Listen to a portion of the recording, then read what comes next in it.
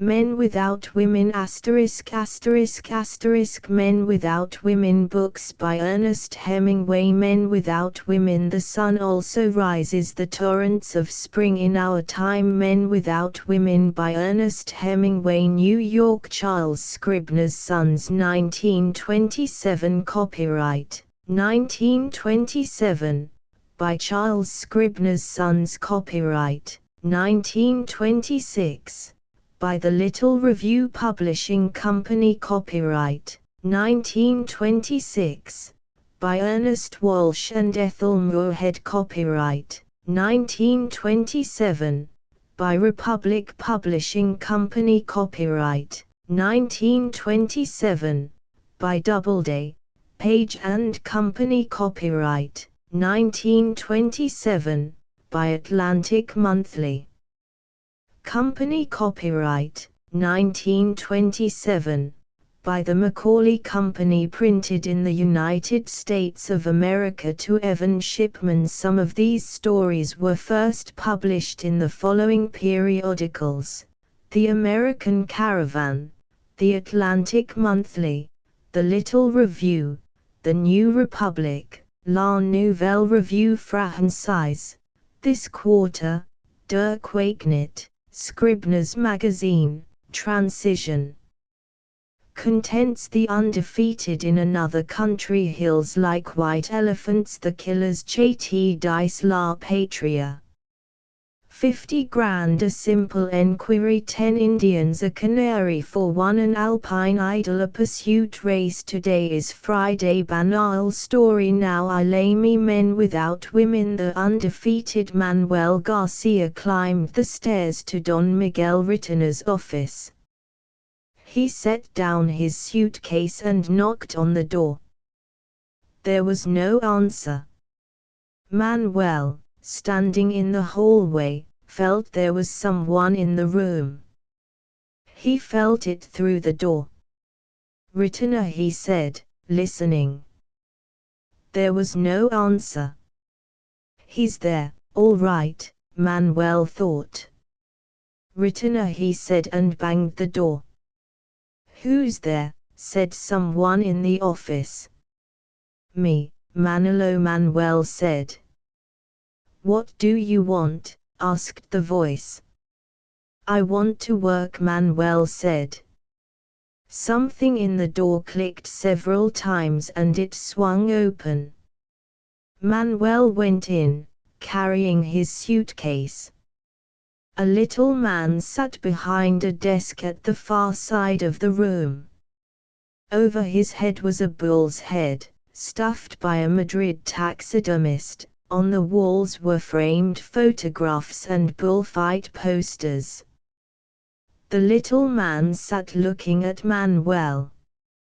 I thought they'd killed you, he said. Manuel knocked with his knuckles on the desk. The little man sat looking at him across the desk. How many corridas you had this year? Ritter asked. One, he answered. Just that one? The little man asked. That's all. I read about it in the papers, Ritter said. He leaned back in the chair and looked at Manuel. Manuel looked up at the stuffed bull. He had seen it often before. He felt a certain family interest in it. It had killed his brother, the promising one, about 9 years ago. Manuel remembered the day. There was a brass plate on the oak shield the bull's head was mounted on. Manuel could not read it, but he imagined it was in memory of his brother. Well, he had been a good kid. The plate said, the bull Mariposa of the Duke of the Ragua, which accepted 9 varas for 7 caballos, and caused the death of Antonio Garcia, Novillo, the 27th of April, 1909. Ritter saw him looking at the stuffed bull's head. The lot the Duke sent me for Sunday will make a scandal, he said. They're all bad in the legs. What do they say about them at the cafe? I don't know, Manuel said. I just got in. Yes, Retina said. You still have your bag. He looked at Manuel, leaning back behind the big desk. Sit down, he said. Take off your cap. Manuel sat down, his cap off, his face was changed. He looked pale, and his collar pinned forward on his head, so that it would not show under the cap, gave him a strange look. You don't look well, Retina said. I just got out of the hospital, Manuel said. I heard they'd cut your leg off, Retina said. No, said Manuel. It got all right. Retina leaned forward across the desk and pushed a wooden box of cigarettes toward Manuel. Have a cigarette, he said. Thanks. Manuel lit it. Smoke, he said, offering the match to Retina. No, Retina waved his hand. I never smoke. Retina watched him smoking. Why don't you get a job and go to work, he said. I don't want to work, Manuel said. I am a bullfighter. There aren't any bullfighters anymore, Retina said. I'm a bullfighter, Manuel said. Yes, while you're in there, Retina said. Manuel laughed. Retina sat, saying nothing and looking at Manuel. I'll put you in a nocturnal if you want, Retina offered. When? Manuel asked. Tomorrow night. I don't like to substitute for anybody, Manuel said. That was the way they all got killed. That was the way Salvador got killed. He tapped with his knuckles on the table. It's all I've got, Retina said. Why don't you put me on next week? Manuel suggested. You wouldn't draw, Retina said. All they want is Litri and Rubito and La Torre. Those kids are good. They'd come to see me get it, Manuel said, hopefully. No, they wouldn't. They don't know who you are anymore. I've got a lot of stuff, Manuel said. I'm offering to put you on tomorrow night, Retina said. You can work with young Hernandez and kill 2 novillos after the chariots. Who's novillos? Manuel asked. I don't know. Whatever stuff they've got in the corrals. What the veterinaries won't pass in the daytime. I don't like to substitute, Manuel said. You can take it or leave it, Retina said. He leaned forward over the papers. He was no longer interested.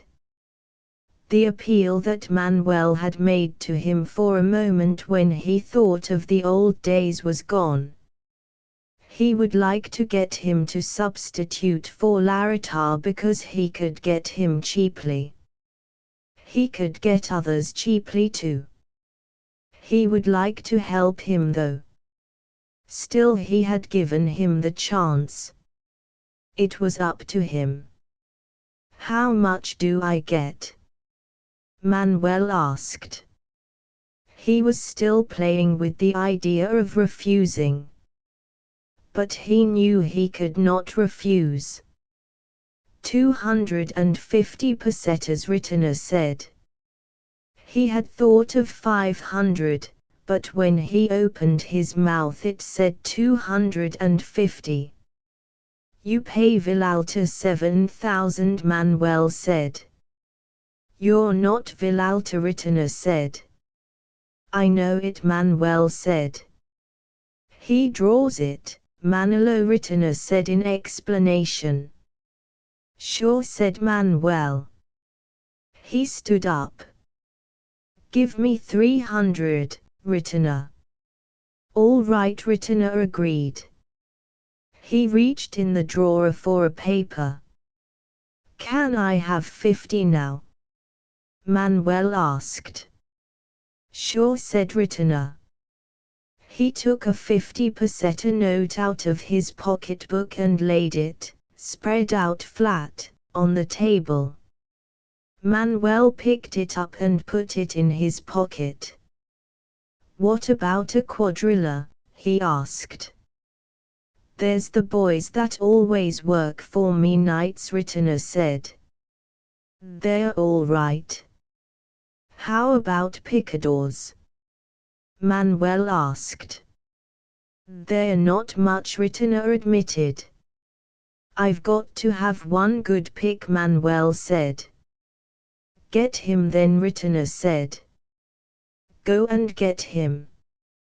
"Not out of this," Manuel said. "I'm not paying for any quadrilla out of 60 euros. Rittner said nothing but looked at Manuel across the big desk. "You know I've got to have one good pick," Manuel said. Rittner said nothing but looked at Manuel from a long way off. "It isn't right," Manuel said. Rittner was still considering him, leaning back in his chair, considering him from a long way away. "There are the regular picks," he offered. "I know," Manuel said. "I know your regular picks." Rittner did not smile. Manuel knew it was over. "All I want is an even break," Manuel said reasoningly. "When I go out there I want to be able to call my shots on the bull. It only takes one good picador." He was talking to a man who was no longer listening. "If you want something extra," Rittner said, "go and get it. There will be a regular quadrilla out there.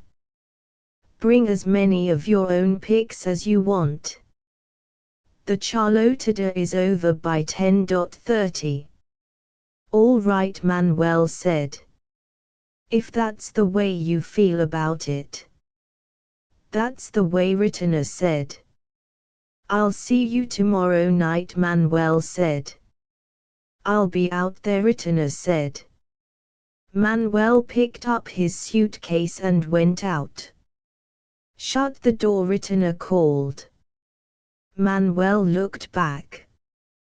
Rittner was sitting forward looking at some papers. Manuel pulled the door tight until it clicked. He went down the stairs and out of the door into the hot brightness of the street. It was very hot in the street and the light on the white buildings was sudden and hard on his eyes. He walked down the shady side of the steep street toward the Porta del Sol. The shade felt solid and cool as running water. The heat came suddenly as he crossed the intersecting streets. Manuel saw no one he knew in all the people he passed. Just before the Porta del Sol he turned into a cafe. It was quiet in the cafe. There were a few men sitting at tables against the wall. At one table 4 men played cards. Most of the men sat against the wall smoking, empty coffee cups and liqueur glasses before them on the tables. Manuel went through the long room to a small room in back. A man sat at a table in the corner asleep. Manuel sat down at one of the tables. A waiter came in and stood beside Manuel's table. "Have you seen Zorito?" Manuel asked him. He was in before lunch, the waiter answered. He won't be back before 5 o'clock. Bring me some coffee and milk and a shot of the ordinary, Manuel said. The waiter came back into the room carrying a tray with a big coffee glass and a liqueur glass on it. In his left hand he held a bottle of brandy. He swung these down to the table and a boy who had followed him poured coffee and milk into the glass from two shiny, spouted pots with long handles. Manuel took off his cap and the waiter noticed his pigtail pinned forward on his head. He winked at the coffee boy as he poured out the brandy into the little glass beside Manuel's coffee. The coffee boy looked at Manuel's pale face curiously. "You fighting here?" asked the waiter, corking up the bottle. "Yes," Manuel said. "Tomorrow." The waiter stood there, holding the bottle on one hip.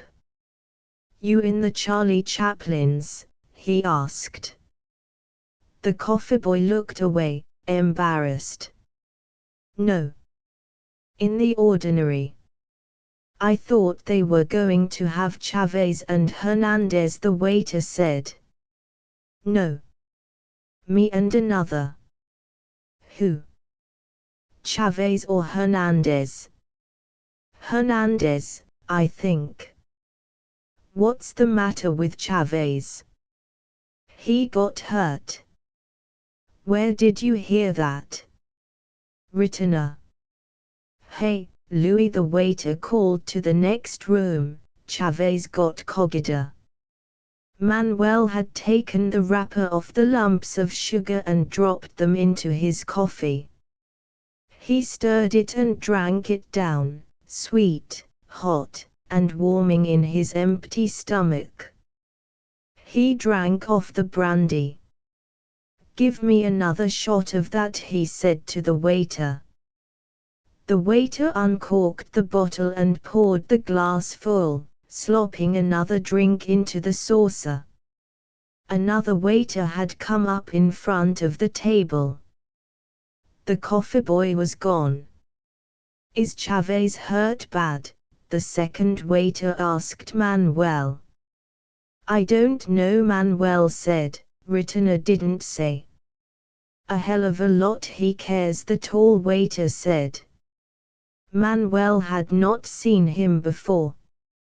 He must have just come up. "If you stand in with Retina in this town, you're a made man," the tall waiter said. "If you aren't in with him, you might just as well go out and shoot yourself." "You said it," the other waiter who had come in said. "You said it then." "You're right, I said it," said the tall waiter. "I know what I'm talking about when I talk about that bird." "Look what he's done for Villalta," the first waiter said. "And that ain't all," the tall waiter said. "Look what he's done for Marcial Lalanda." "Look what he's done for National." "You said it, kid," agreed the short waiter. Manuel looked at them, standing talking in front of his table. He had drunk his second brandy. They had forgotten about him. They were not interested in him. "Look at that bunch of camels," the tall waiter went on. "Did you ever see this National too?" "I seen him last Sunday, didn't I?" the original waiter said. "He's a giraffe," the short waiter said. "What did I tell you?" the tall waiter said. "Those are Retina's boys." "Say, give me another shot of that," Manuel said. He had poured the brandy the waiter had slopped over in the saucer into his glass and drank it while they were talking. The original waiter poured his glass full mechanically, and the three of them went out of the room talking. In the far corner the man was still asleep, snoring slightly on the intaking breath, his head back against the wall. Manuel drank his brandy. He felt sleepy himself. It was too hot to go out into the town. Besides, there was nothing to do. He wanted to see Zorito. He would go to sleep while he waited. He kicked his suitcase under the table to be sure it was there. Perhaps it would be better to put it back under the seat, against the wall. He leaned down and shoved it under. Then he leaned forward on the table and went to sleep. When he woke, there was someone sitting across the table from him. It was a big man with a heavy brown face like an Indian. He had been sitting there some time. He had waved the waiter away and sat reading the paper and occasionally looking down at Manuel, asleep, his head on the table. He read the paper laboriously, forming the words with his lips as he read. When it tired him, he looked at Manuel. He sat heavily in the chair, his black Cordoba hat tipped forward. Manuel sat up and looked at him. "Hello, Zorito," he said. "Hello, kid," the big man said. "I've been asleep." Manuel rubbed his forehead with the back of his fist. "I thought maybe you were. How's everything?" "Good. How is everything with you?" "Not so good." They were both silent. Zorito, the picador, looked at Manuel's white face. Manuel looked down at the picador's enormous hands folding the paper to put away in his pocket. "I got a favor to ask you, Manos," Manuel said. Manos Duros was Zorito's nickname. He never heard it without thinking of his huge hands. He put them forward on the table self-consciously. "Let's have a drink," he said. "Sure," said Manuel. The waiter came and went and came again. He went out of the room looking back at the two men at the table. "What's the matter, Manolo?" Zorito set down his glass. "Would you pick 2 bulls for me tomorrow night?" Manuel asked, looking up at Zorito across the table. "No," said Zorito. "I'm not picking." Manuel looked down at his glass. He had expected that answer, now he had it. Well, he had it. "I'm sorry, Manolo, but I'm not picking." Zorito looked at his hands. "That's all right," Manuel said. "I'm too old," Zorito said. "I just asked you," Manuel said. "Is it the nocturnal tomorrow?" "That's it. I figured if I had just one good pick, I could get away with it." "How much are you getting?" 300 pesetas. "I get more than that for picking." "I know," said Manuel. "I didn't have any right to ask you." "What do you keep on doing it for?" Zorito asked. "Why don't you cut off your coleta, Manolo?" "I don't know," Manuel said. "You're pretty near as old as I am," Zorito said. "I don't know," Manuel said. "I got to do it. If I can fix it so that I get an even break, that's all I want. I got to stick with it, Manos." "No, you don't," Yes, I do. I've tried keeping away from it. I know how you feel. But it isn't right. You ought to get out and stay out. I can't do it. Besides, I've been going good lately. Zorito looked at his face. You've been in the hospital. But I was going great when I got hurt. Zorito said nothing. He tipped the cognac out of his saucer into his glass. The papers said they never saw a better fiend, Manuel said. Zorito looked at him. You know when I get going I'm good, Manuel said. You're too old, the picador said. No, said Manuel.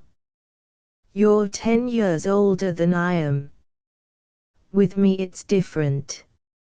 I'm not too old, Manuel said. They sat silent, Manuel watching the picador's face. I was going great till I got hurt, Manuel offered. You ought to have seen me, Manuel said, reproachfully. I don't want to see you, Zorito said. It makes me nervous. You haven't seen me lately. I've seen you plenty. Zorito looked at Manuel, avoiding his eyes. You ought to quit it, Manolo. I can't, Manuel said. I'm going good now, I tell you. Zorito leaned forward, his hands on the table. Listen. I'll pick for you, and if you don't go big tomorrow night, you'll quit. See? Will you do that? Sure. Zorito leaned back, relieved. You got to quit, he said. No monkey business. You got to cut the colata. I won't have to quit, Manuel said. You watch me. I've got the stuff. Zorito stood up. He felt tired from arguing. You got to quit, he said. I'll cut your colata myself. No, you won't, Manuel said.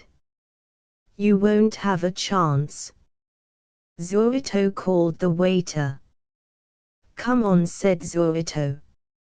Come on up to the house. Manuel reached under the seat for his suitcase. He was happy. He knew Zorito would pick for him. He was the best picador living. It was all simple now. Come on up to the house and we'll eat, Zorito said. Manuel stood in the Patio de Caballos waiting for the Charlie Chaplins to be over. Zorito stood beside him. Where they stood it was dark. The high door that led into the bullring was shut. Above them they heard a shout, then another shout of laughter. Then there was silence. Manuel liked the smell of the stables about the Patio de Caballos. It smelled good in the dark. There was another roar from the arena and then applause, prolonged applause, going on and on. You ever seen these fellows? Zorito asked, big and looming beside Manuel in the dark. No, Manuel said. They're pretty funny. Zorito said. He smiled to himself in the dark. The high, double, tight-fitting door into the bullring swung open and Manuel saw the ring in the hard light of the arc lights. The plaza, dark all the way around, rising high. Around the edge of the ring were running and bowing two men dressed like tramps, followed by a third in the uniform of a hotel bellboy who stooped and picked up the hats and canes thrown down onto the sand and tossed them back up into the darkness. The electric light went on in the patio. "I'll climb onto one of those ponies while you collect the kids," Zorito said. Behind them came the jingle of the mules, coming out to go into the arena and be hitched onto the dead bull. The members of the quadrilla, who had been watching the burlesque from the runway between the barrier and the seats, came walking back and stood in a group talking, under the electric light in the patio. A good-looking lad in a silver and orange suit came up to Manuel and smiled. "I'm Hernandez," he said, and put out his hand. Manuel shook it. "They're regular elephants we've got tonight," the boy said cheerfully. "They're big ones with horns," Manuel agreed. "You drew the worst lot," the boy said. "That's all right," Manuel said. "The bigger they are, the more meat for the poor." "Where did you get that one?" Hernandez grinned. "That's an old one," Manuel said. "You line up your quadrilla, so I can see what I've got." "You've got some good kids," Hernandez said. He was very cheerful. He had been on twice before in nocturnals and was beginning to get a following in Madrid. He was happy the fight would start in a few minutes. "Where are the pigs?"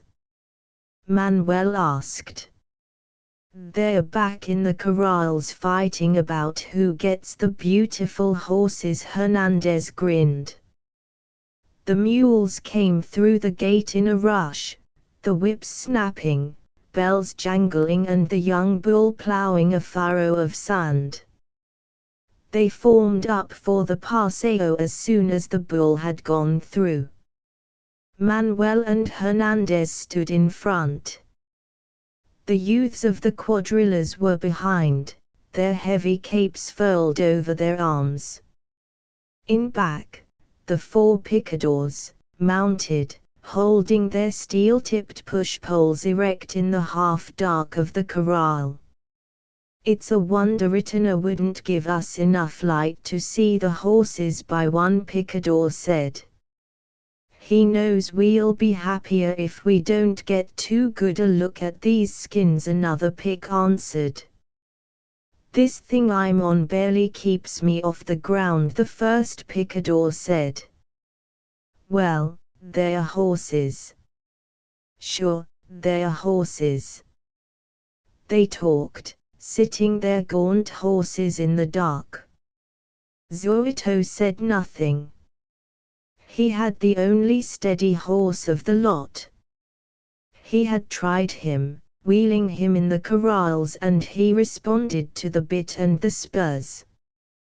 He had taken the bandage off his right eye and cut the strings where they had tied his ears tight shut at the base.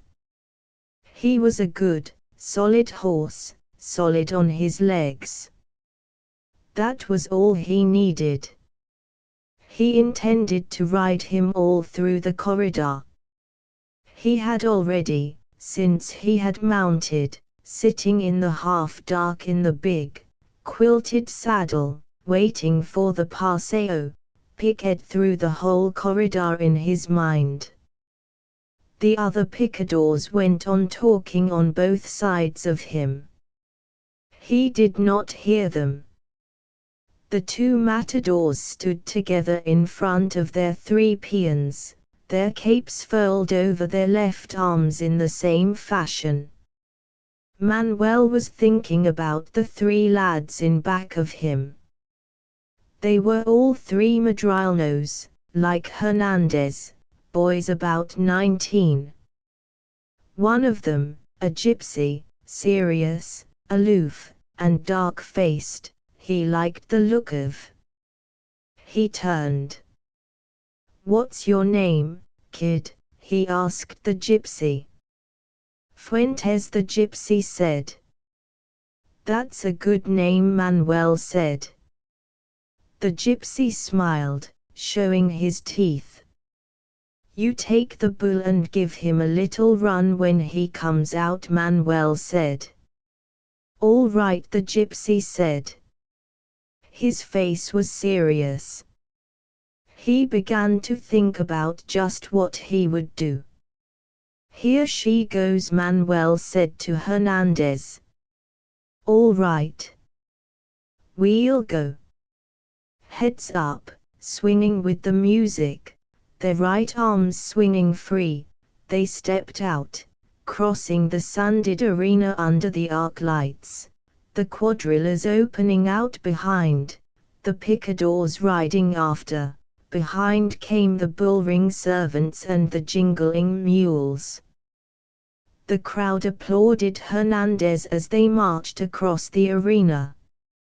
Arrogant, swinging, they looked straight ahead as they marched. They bowed before the president, and the procession broke up into its component parts. The bullfighters went over to the barrier and changed their heavy mantles for the light fighting capes. The mules went out. The picadors galloped jerkily around the ring, and two rode out the gate they had come in by. The servants swept the sand smooth. Manuel drank a glass of water poured for him by one of Ritter's deputies, who was acting as his manager and sword handler. Hernandez came over from speaking with his own manager. "You got a good hand, kid," Manuel complimented him. "They like me," Hernandez said happily.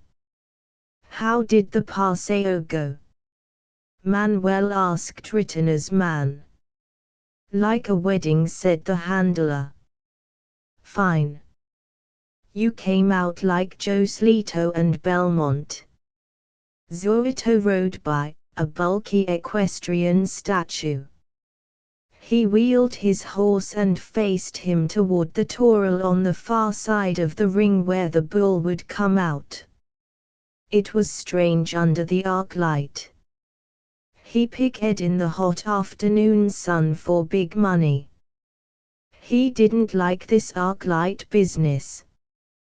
He wished they would get started. Manuel went up to him. "Pick him, Manos," he said. "Cut him down to size for me." "I'll pick him," Kid Zorito spat on the sand. "I'll make him jump out of the ring." "Lean on him, Manos," Manuel said. "I'll lean on him," Zorito said. "What's holding it up?" "He's coming now," Manuel said.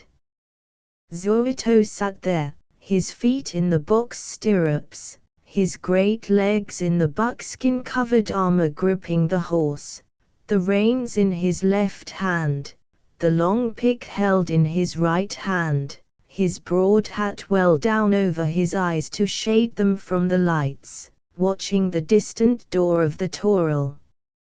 His horse's ears quivered. Zorito patted him with his left hand.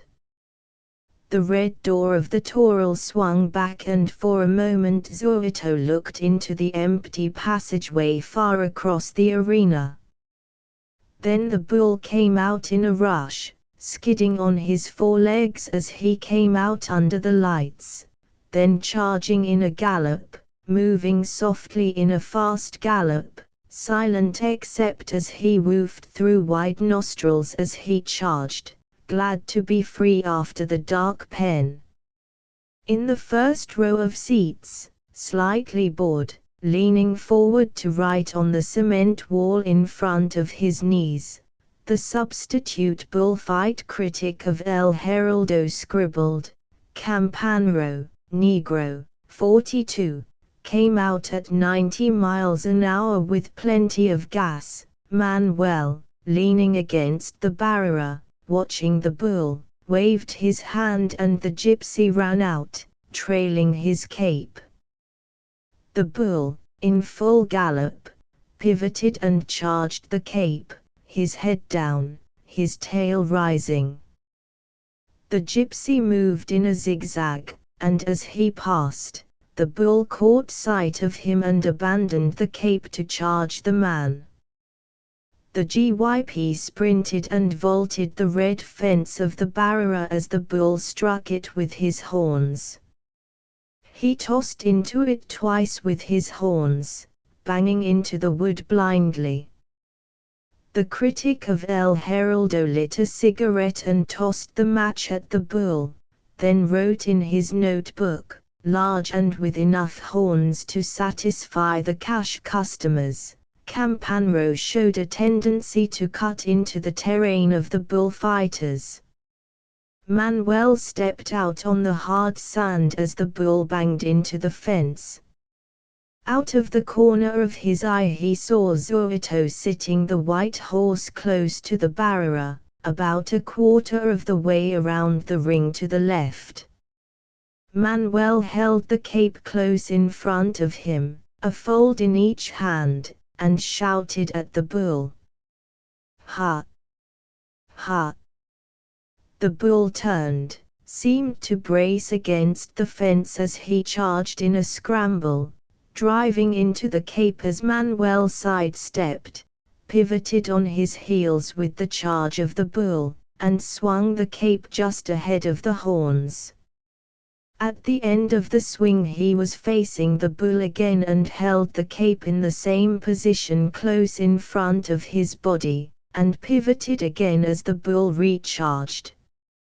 Each time, as he swung, the crowd shouted.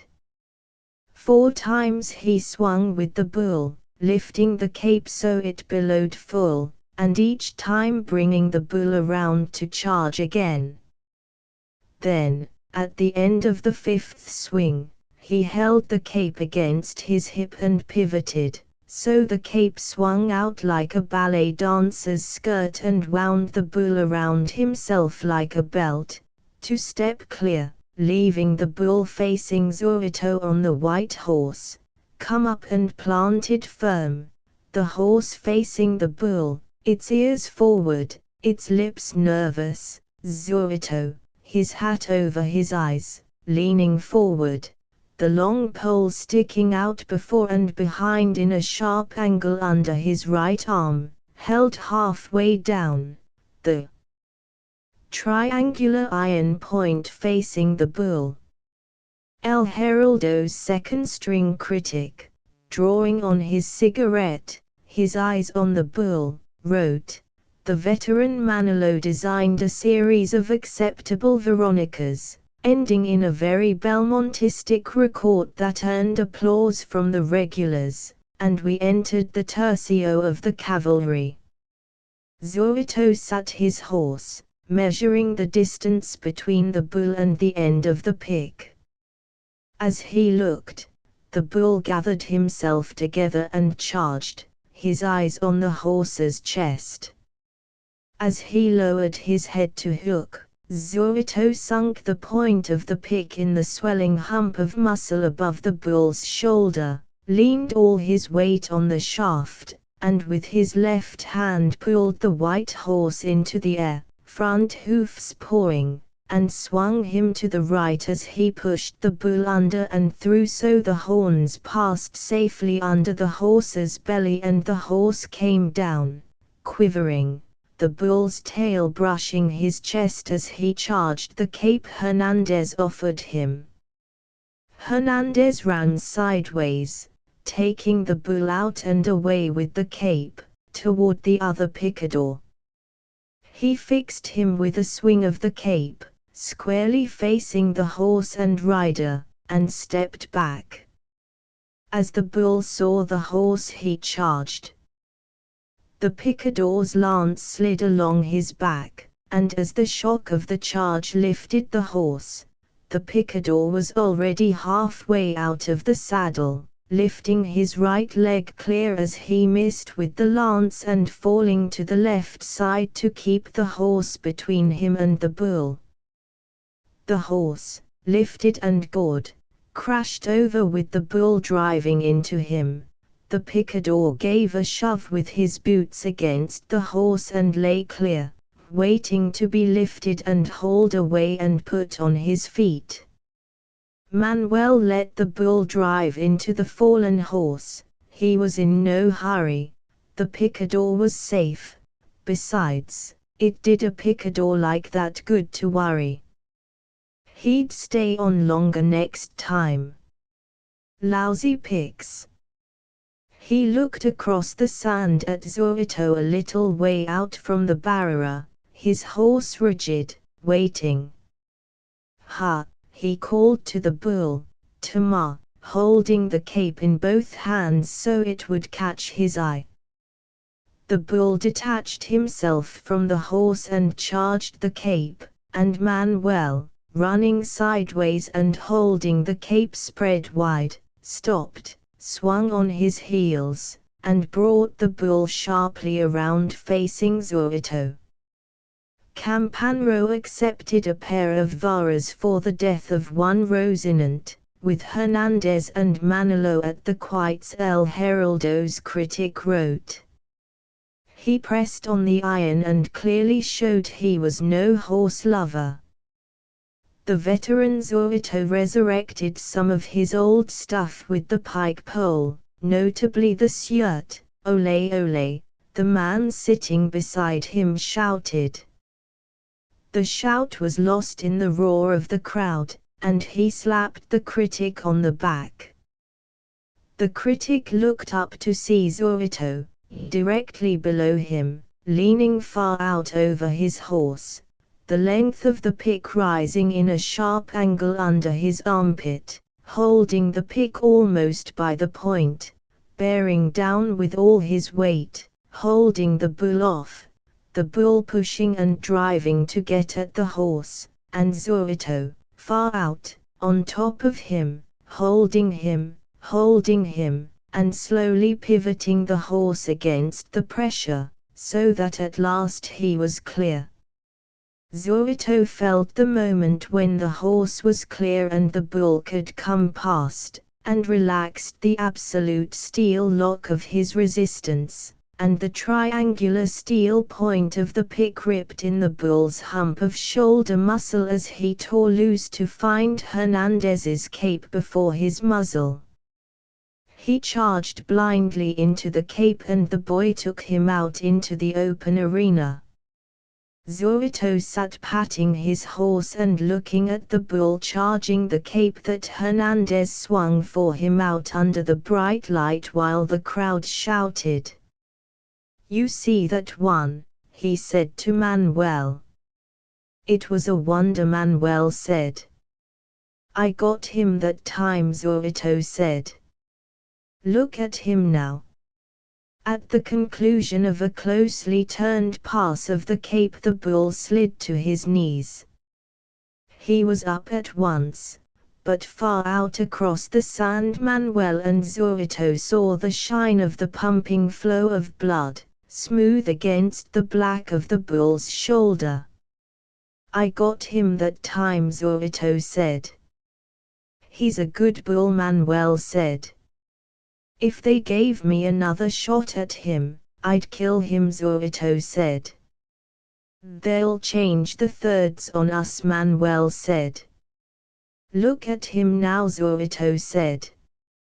"I got to go over there," Manuel said, and started on a run for the other side of the ring, where the monos were leading a horse out by the bridle toward the bull, whacking him on the legs with rods and all, in a procession, trying to get him toward the bull, who stood, dropping his head, pawing, unable to make up his mind to charge.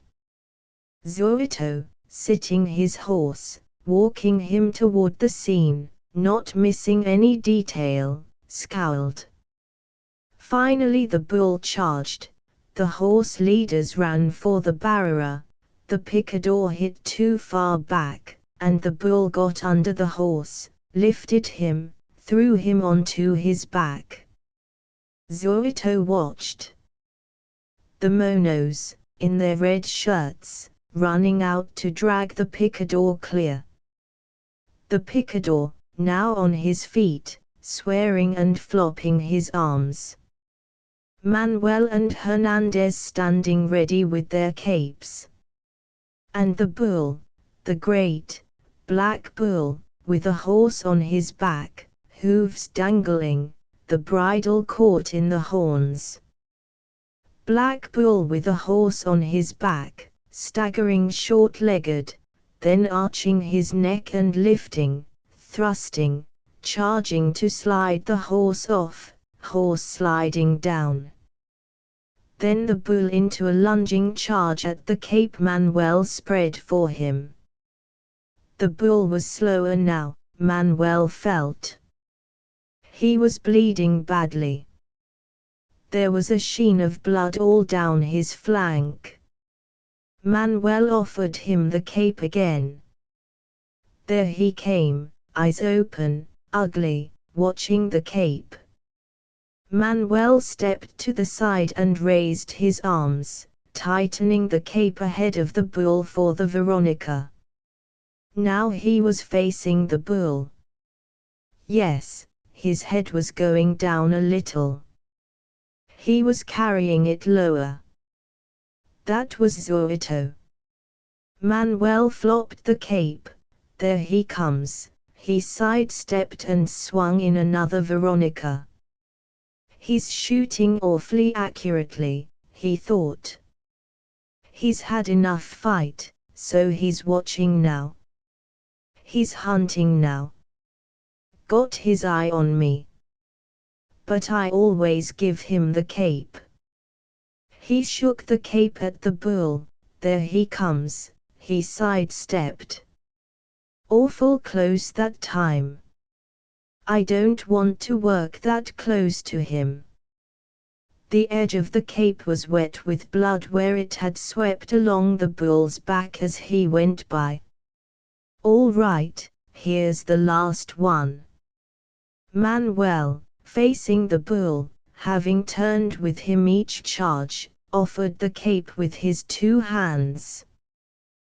The bull looked at him.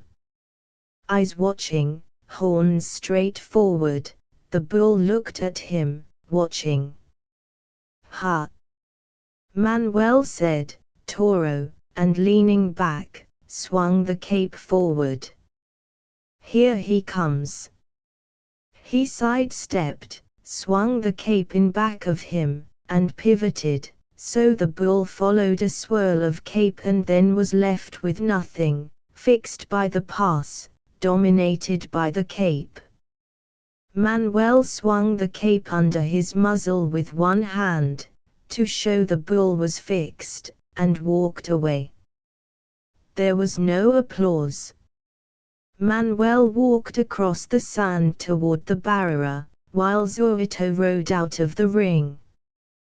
The trumpet had blown to change the act to the planting of the banderillos while Manuel had been working with the bull. He had not consciously noticed it. The monos were spreading canvas over the two dead horses and sprinkling sawdust around them. Manuel came up to the barrier for a drink of water. Ritter's man handed him the heavy porous jug. Fuentes, the tall gypsy, was standing holding a pair of banderillos, holding them together, slim, red sticks, fishhook points out. He looked at Manuel. Go on out there, Manuel said. The gypsy trotted out. Manuel set down the jug and watched. He wiped his face with his handkerchief. The critic of El Heraldo reached for the bottle of warm champagne that stood between his feet, took a drink, and finished his paragraph. The aged Manolo rated no applause for a vulgar series of lances with the cape, and we entered the third of the palings. Alone in the center of the ring the bull stood, still fixed. Fuentes, tall, flat-backed, walking toward him arrogantly, his arms spread out, the two slim, red sticks, one in each hand, held by the fingers, points straight forward. Fuentes walked forward. Back of him and to one side was a peon with a cape. The bull looked at him and was no longer fixed. His eyes watched Fuentes, now standing still. Now he leaned back, calling to him. Fuentes twitched the two banderillos and the light on the steel points caught the bull's eye. His tail went up and he charged. He came straight, his eyes on the man. Fuentes stood still, leaning back, the banderillos pointing forward. As the bull lowered his head to hook, Fuentes leaned backward. His arms came together and rose, his two hands touching, the banderillo's two descending red lines, and leaning forward drove the points into the bull's shoulder, leaning far in over the bull's horns and pivoting on the two upright sticks, his legs tight together, his body curving to one side to let the bull pass. "Ole!" from the crowd. The bull was hooking wildly, jumping like a trout, all 4 feet off the ground. The red shaft of the banderillos tossed as he jumped. Manuel, standing at the barrera, noticed that he hooked always to the right. "Tell him to drop the next pair on the right," he said to the kid who started to run out to Fuentes with the new banderillos. A heavy hand fell on his shoulder. It was Zorito. "How do you feel, kid?" he asked. Manuel was watching the bull. Zorito leaned forward on the barrera, leaning the weight of his body on his arms. Manuel turned to him. "You're going good," Zorito said. Manuel shook his head. He had nothing to do now until the next third. The gypsy was very good with the banderillos. The bull would come to him in the next third in good shape. He was a good bull. It had all been easy up to now. The final stuff with the sword was all he worried over. He did not really worry. He did not even think about it. But standing there he had a heavy sense of apprehension. He looked out at the bull, planning his fina, his work with the red cloth that was to reduce the bull, to make him manageable. The gypsy was walking out toward the bull again, walking heel and toe, insultingly, like a ballroom dancer, the red shafts of the banderillos twitching with his walk. The bull watched him, not fixed now, hunting him, but waiting to get close enough so he could be sure of getting him, getting the horns into him. As Fuentes walked forward, the bull charged. Fuentes ran across the quarter of a circle as the bull charged and, as he passed running backward, stopped, swung forward, rose on his toes, arms straight out, and sunk the banderillos straight down into the tight of the big shoulder muscles as the bull missed him. The crowd were wild about it. "That kid won't stay in this night stuff long," Ritter's man said to Zorito. "He's good," Zorito said. "Watch him now." They watched. Fuentes was standing with his back against the barrera. Two of the quadrilla were back of him, with their capes ready to flop over the fence to distract the bull. The bull, with his tongue out, his barrel heaving, was watching the gypsy. He thought he had him now. Back against the red planks. Only a short charge away. The bull watched him. The gypsy bent back, drew back his arms, the banderillos pointing at the bull. He called to the bull, stamped one foot. The bull was suspicious. He wanted the man. No more barbs in the shoulder. Fuentes walked a little closer to the bull. Bent back. Called again. Somebody in the crowd shouted a warning. He's too damn close, Zorito said. Watch him, Ritter's man said. Leaning back, inciting the bull with the banderillos, Fuentes jumped, both feet off the ground.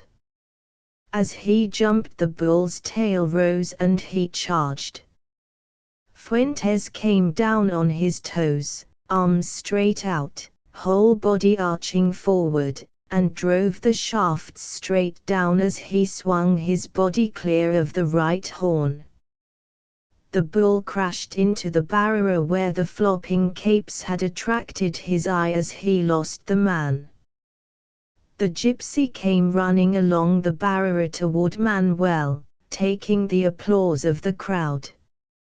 His vest was ripped where he had not quite cleared the point of the horn. He was happy about it, showing it to the spectators. He made the tour of the ring. Zorito saw him go by, smiling, pointing at his vest. He smiled. Somebody else was planting the last pair of banderillos. Nobody was paying any attention. Ritter's man tucked a baton inside the red cloth of a muleta, folded the cloth over it, and handed it over the barrier to Manuel. He reached in the leather sword case, took out a sword, and holding it by its leather scabbard, reached it over the fence to Manuel. Manuel pulled the blade out by the red hilt and the scabbard fell limp. He looked at Zorito. The big man saw he was sweating. Now you get him, kid, Zorito said. Manuel nodded. He's in good shape, Zorito said. Just like you want him, Ritter's man assured him. Manuel nodded. The trumpeter, up under the roof, blew for the final act, and Manuel walked across the arena toward where, up in the dark boxes, the president must be. In the front row of seats, the substitute bullfight critic of El Heraldo took a long drink of the warm champagne. He had decided it was not worthwhile to write a running story and would write up the corridor back in the office. What the hell was it anyway? Only a nocturnal. If he missed anything, he would get it out of the morning papers. He took another drink of the champagne. He had a date at Maxim's at 12. Who were these bullfighters anyway? Kids and bums. A bunch of bums. He put his pad of paper in his pocket and looked over toward Manuel, standing very much alone in the ring, gesturing with his hat in a salute toward a box he could not see high up in the dark plaza. Out in the ring the bull stood quiet, looking at nothing. I dedicate this bull to you, Mr. President, and to the public of Madrid. The most intelligent and generous of the world, was what Manuel was saying. It was a formula. He said it all. It was a little long for nocturnal use. He bowed at the dark, straightened, tossed his hat over his shoulder, and, carrying the muleta in his left hand and the sword in his right, walked out toward the bull. Manuel walked toward the bull. The bull looked at him, his eyes were quick. Manuel noticed the way the banderillos hung down on his left shoulder and the steady sheen of blood from Zorito's picking. He noticed the way the bull's feet were. As he walked forward, holding the muleta in his left hand and the sword in his right, he watched the bull's feet. The bull could not charge without gathering his feet together. Now he stood square on them, dully. Manuel walked toward him, watching his feet. This was all right. He could do this. He must work to get the bull's head down, so he could go in past the horns and kill him. He did not think about the sword, not about killing the bull. He thought about one thing at a time. The coming things oppressed him, though. Walking forward, watching the bull's feet, he saw successively his eyes, his wet muzzle, and the wide, forward-pointing spread of his horns. The bull had light circles about his eyes. His eyes watched Manuel. He felt he was going to get this little one with the white face. Standing still now and spreading the red cloth of the muleta with the sword, pricking the point into the cloth so that the sword, now held in his left hand, spread the red flannel like the jib of a boat. Manuel noticed the points of the bull's horns. One of them was splintered from banging against the barrier. The other was sharp as a porcupine quill. Manuel noticed while spreading the muleta that the white base of the horn was stained red. While he noticed these things, he did not lose sight of the bull's feet. The bull watched Manuel steadily. He's on the defensive now, Manuel thought. He's reserving himself. I've got to bring him out of that and get his head down. Always get his head down. Zorito had his head down once, but he's come back. He'll bleed when I start him going, and that will bring it down. Holding the muleta, with the sword in his left hand widening it in front of him, he called to the bull. The bull looked at him. He leaned back insultingly and shook the widespread flannel. The bull saw the muleta. It was a bright scarlet under the arc light. The bull's legs tightened. Here he comes. Whoosh! Manuel turned as the bull came and raised the muleta so that it passed over the bull's horns and swept down his broad back from head to tail. The bull had gone clean up in the air with the charge. Manuel had not moved. At the end of the pass, the bull turned like a cat coming around a corner and faced Manuel. He was on the offensive again. His heaviness was gone. Manuel noted the fresh blood shining down the black shoulder and dripping down the bull's leg. He drew the sword out of the muleta and held it in his right hand. The muleta held low down in his left hand, leaning toward the left. He called to the bull. The bull's legs tightened, his eyes on the muleta. Here he comes, Manuel thought. Yeah. He swung with the charge, sweeping the muleta ahead of the bull, his feet firm, the sword following the curve, a point of light under the ox. The bull recharged as the passe natural finished and Manuel raised the muleta for a passe de peco. Firmly planted, the bull came by his chest under the raised muleta. Manuel leaned his head back to avoid the clattering banderillo shafts. The hot, black bull body touched his chest as it passed. Too damn close, Manuel thought. Zorito, leaning on the barriera, spoke rapidly to the gypsy, who trotted out toward Manuel with a cape. Zorito pulled his hat down low and looked out across the arena at Manuel. Manuel was facing the bull again, the muleta held low and to the left. The bull's head was down as he watched the muleta. If it was Belmont doing that stuff, they'd go crazy, Ritterner's man said. Zorito said nothing. He was watching Manuel out in the center of the arena.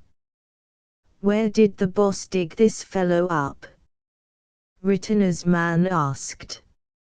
Out of the hospital, Zorito said. That's where he's going damn quick, Ritterner's man said. Zorito turned on him. Knock on that, he said, pointing to the barriera.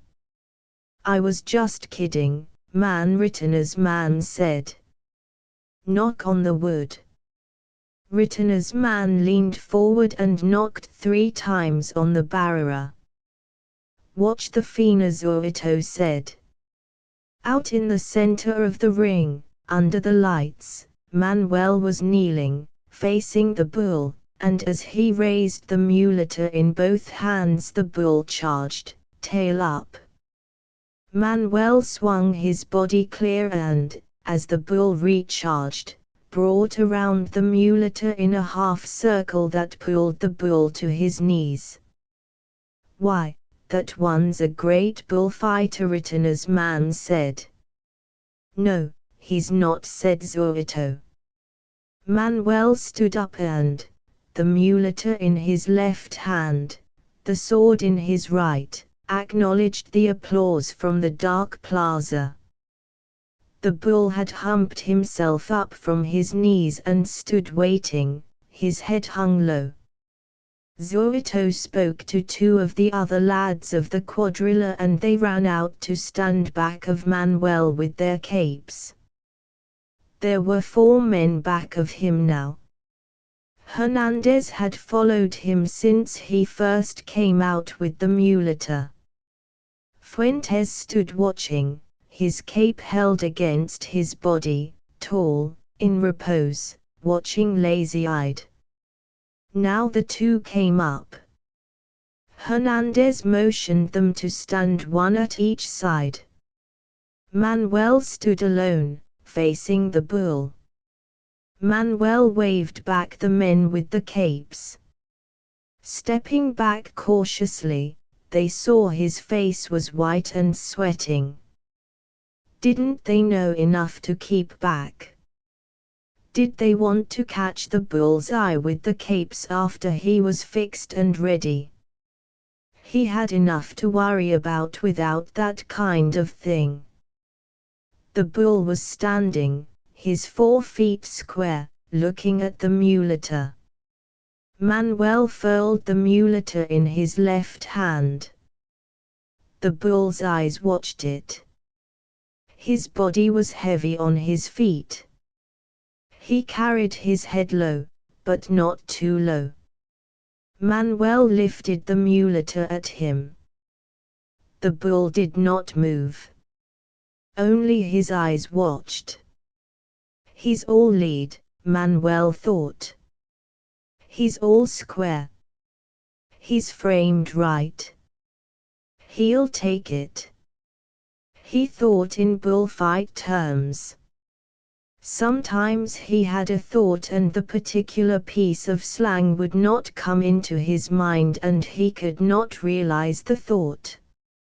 His instincts and his knowledge worked automatically, and his brain worked slowly and in words. He knew all about bulls. He did not have to think about them. He just did the right thing. His eyes noted things and his body performed the necessary measures without thought. If he thought about it, he would be gone. Now, facing the bull, he was conscious of many things at the same time. There were the horns, the one splintered, the other smoothly sharp, the need to profile himself toward the left horn, lance himself short and straight, lower the mulator so the bull would follow it, and, going in over the horns, put the sword all the way into a little spot about as big as a 5 peseta piece straight in back of the neck, between the sharp pitch of the bull's shoulders. He must do all this and must then come out from between the horns. He was conscious he must do all this, but his only thought was in words, Corto Wideco. Corto Wideco, he thought, furling the mulator. Short and straight. Corto Wideco, he drew the sword out of the mulator, profiled on the splintered left horn, dropped the mulator across his body, so his right hand with the sword on the level with his eye made the sign of the cross, and, rising on his toes, sighted along the dipping blade of the sword at the spot high up between the bull's shoulders. Corto Wideco, he lanced himself on the bull. There was a shock, and he felt himself go up in the air. He pushed on the sword as he went up and over, and it flew out of his hand. He hit the ground and the bull was on him. Manuel, lying on the ground, kicked at the bull's muzzle with his slippered feet. Kicking, the bull after him, missing him in his excitement, bumping him with his head, driving the horns into the sand. Kicking like a man keeping a ball in the air, Manuel kept the bull from getting a clean thrust at him.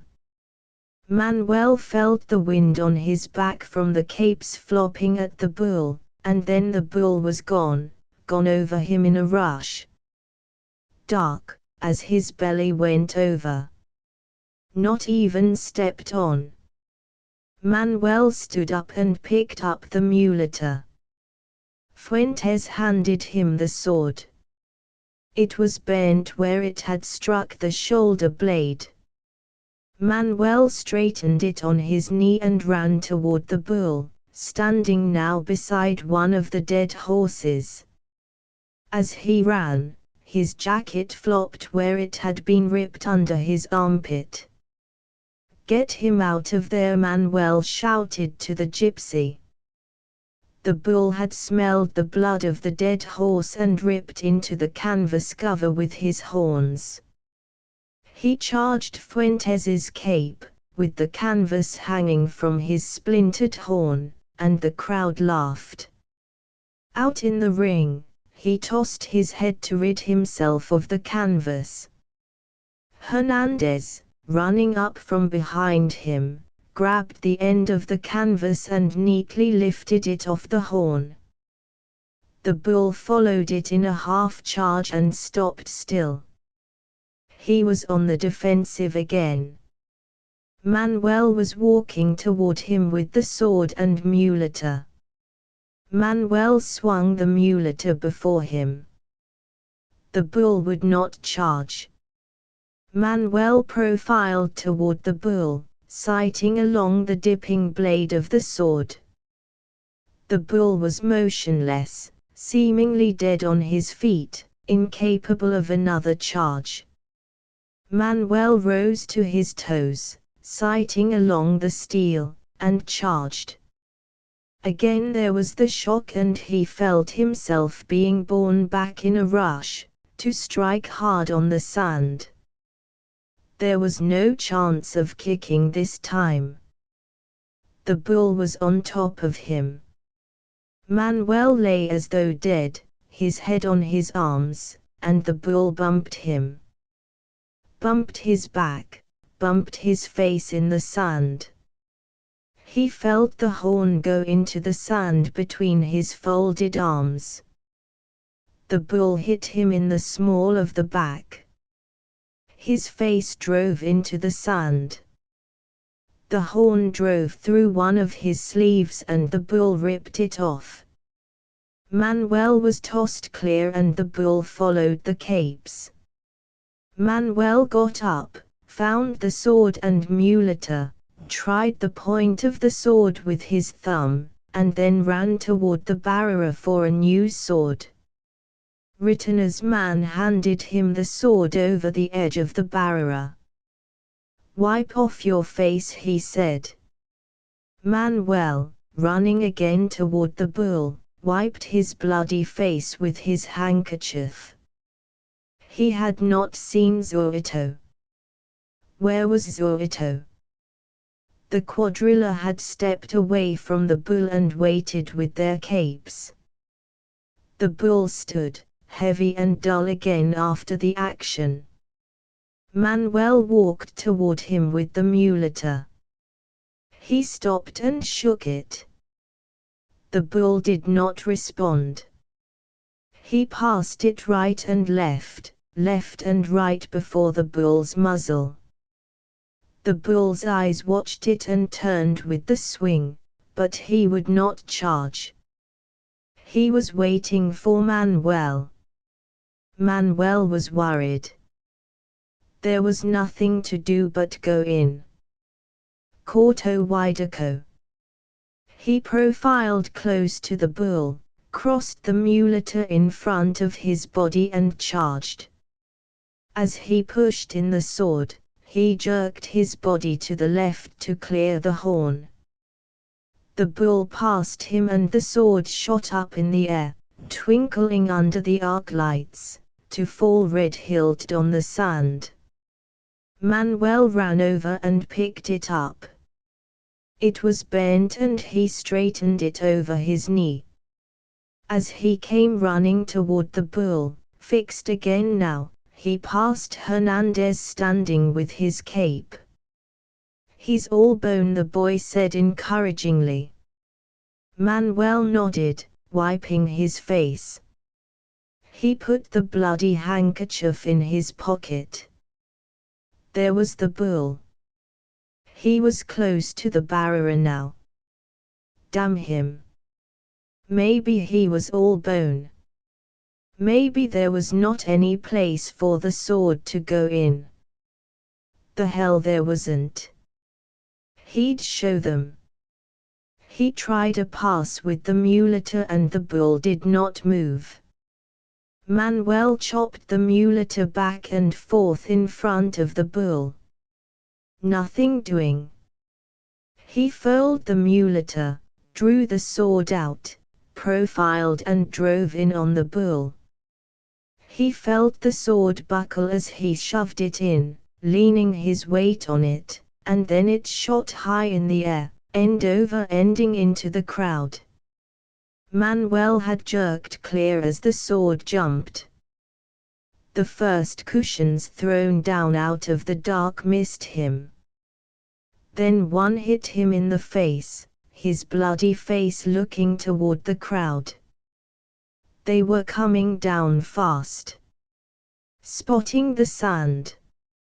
Somebody threw an empty champagne bottle from close range.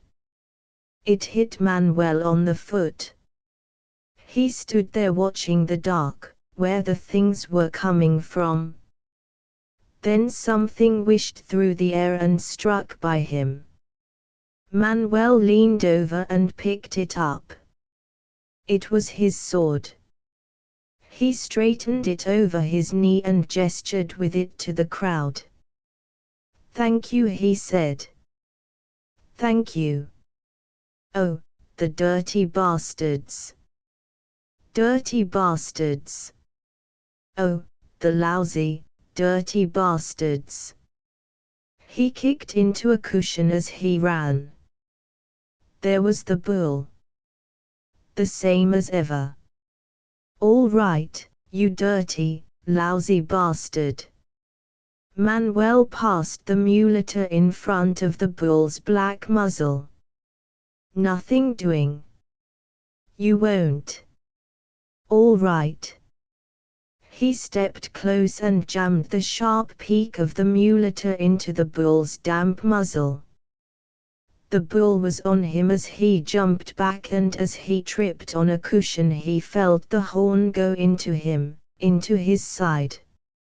He grabbed the horn with his 2 hands and rode backward, holding tight onto the place. The bull tossed him and he was clear. He lay still. It was all right.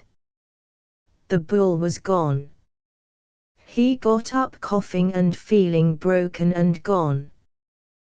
The dirty bastards! Give me the sword, he shouted. Give me the stuff. Fuentes came up with the mulator and the sword. Hernandez put his arm around him. Go on to the infirmary, man, he said. Don't be a damn fool. Get away from me, Manuel said. Get to hell away from me. He twisted free. Hernandez shrugged his shoulders. Manuel ran toward the bull. There was the bull standing, heavy, firmly planted. All right, you bastard.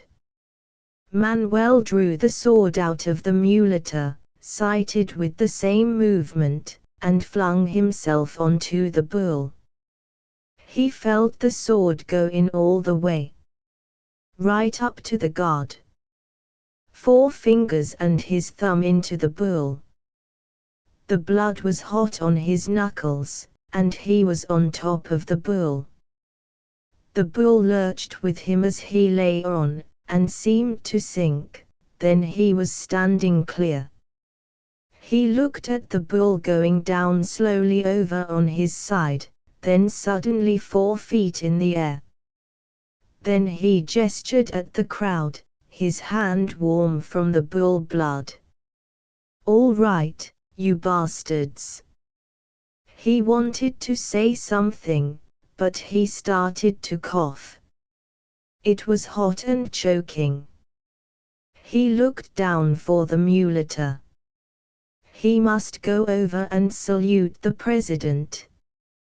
President hell. He was sitting down looking at something. It was the bull. His 4 feet up. Thick tongue out. Things crawling around on his belly and under his legs. Crawling where the hair was thin. Dead bull. To hell with the bull. To hell with them all. He started to get to his feet and commenced to cough. He sat down again, coughing. Somebody came and pushed him up. They carried him across the ring to the infirmary, running with him across the sand, standing blocked at the gate as the mules came in, then around under the dark passageway, men grunting as they took him up the stairway, and then laid him down. The doctor and 2 men in white were waiting for him. They laid him out on the table. They were cutting away his shirt. Manuel felt tired. His whole chest felt scalding inside. He started to cough and they held something to his mouth. Everybody was very busy. There was an electric light in his eyes. He shut his eyes. He heard someone coming very heavily up the stairs. Then he did not hear it. Then he heard a noise far off. That was the crowd. Well, Somebody would have to kill his other bull. They had cut away all his shirt. The doctor smiled at him. There was Ritena. "Hello, Ritena," Manuel said. He could not hear his voice. Ritena smiled at him and said something. Manuel could not hear it. Zorito stood beside the table, bending over where the doctor was working. He was in his picador clothes, without his hat. Zorito said something to him.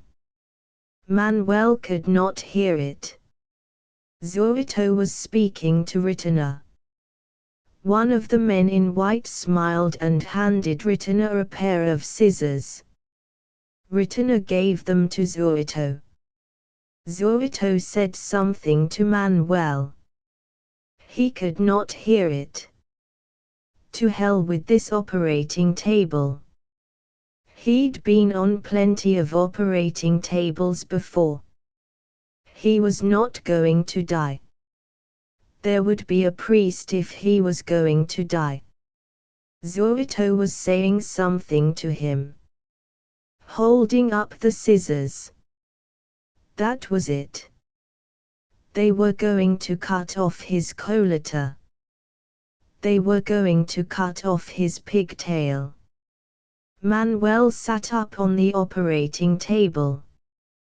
The doctor stepped back, angry. Someone grabbed him and held him. "You couldn't do a thing like that, Manos," he said. He heard suddenly, clearly, Zorito's voice. "That's all right," Zorito said.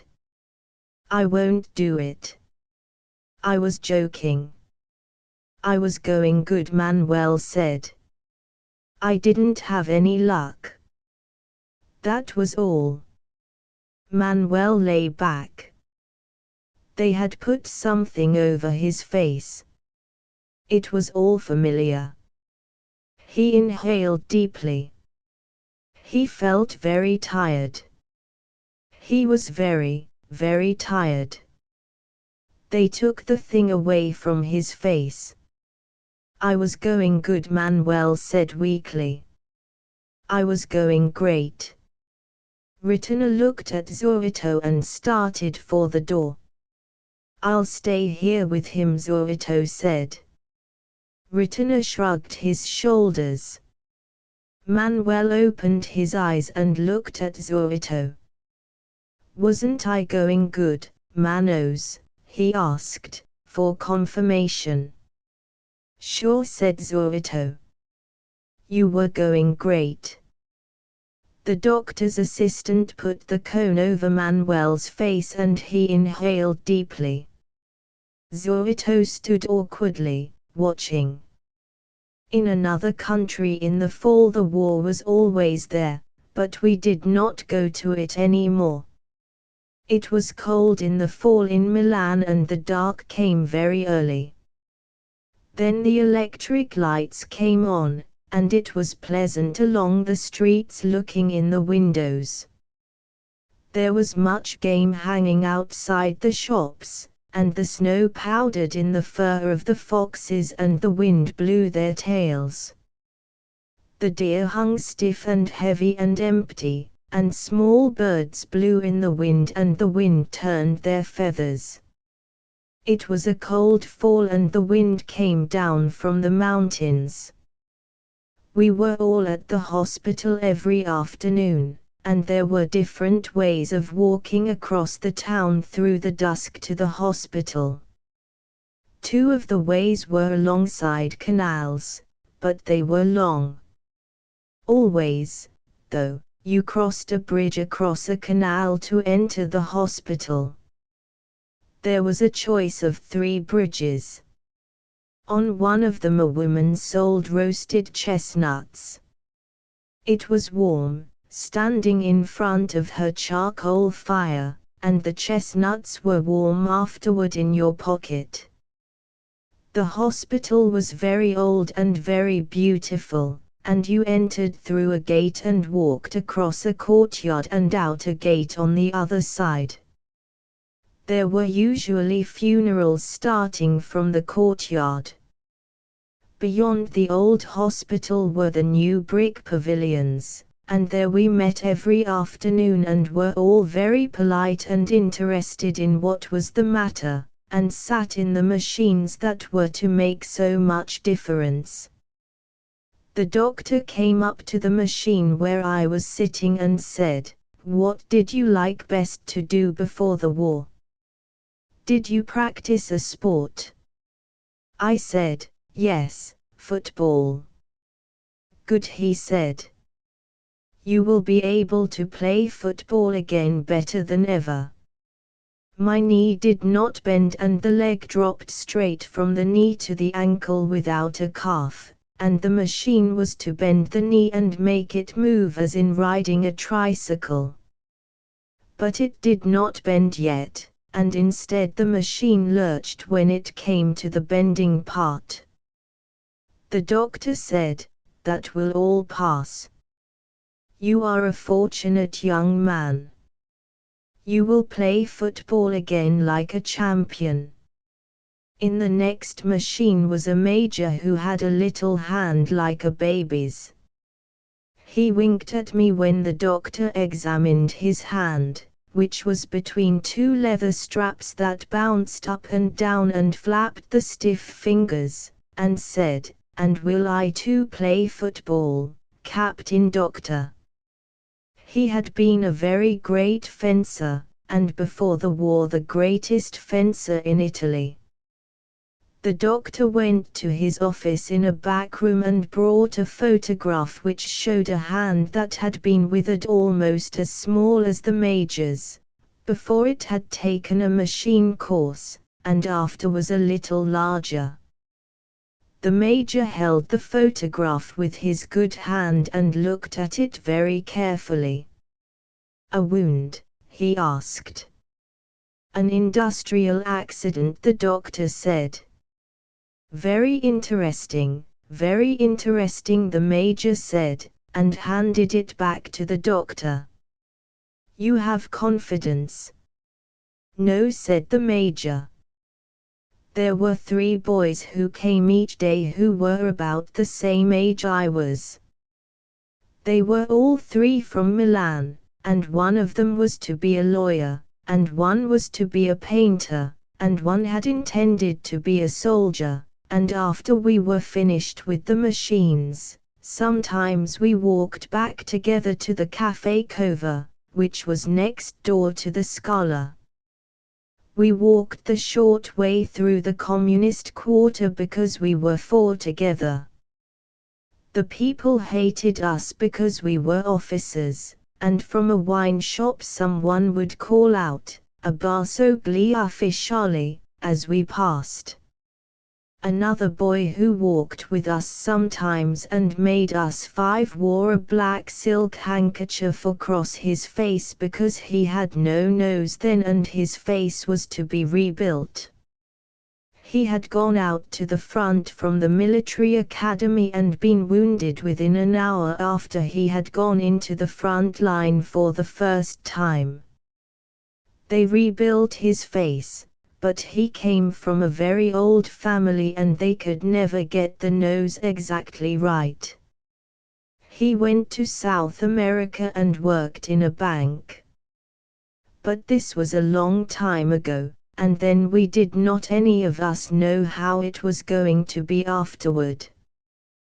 We only knew then that there was always the war, but that we were not going to it anymore. We all had the same medals, except the boy with the black silk bandage across his face, and he had not been at the front long enough to get any medals. The tall boy with a very pale face who was to be a lawyer had been a lieutenant of Arditi and had 3 medals of the sort we each had only 1 of. He had lived a very long time with death and was a little detached. We were all a little detached, and there was nothing that held us together except that we met every afternoon at the hospital. Although, as we walked to the cover through the tough part of town, walking in the dark, with light and singing coming out of the wine shops, and sometimes having to walk into the street when the men and women would crowd together on the sidewalk so that we would have had to jostle them to get by, we felt held together by there being something that had happened that they, the people who disliked us, did not understand.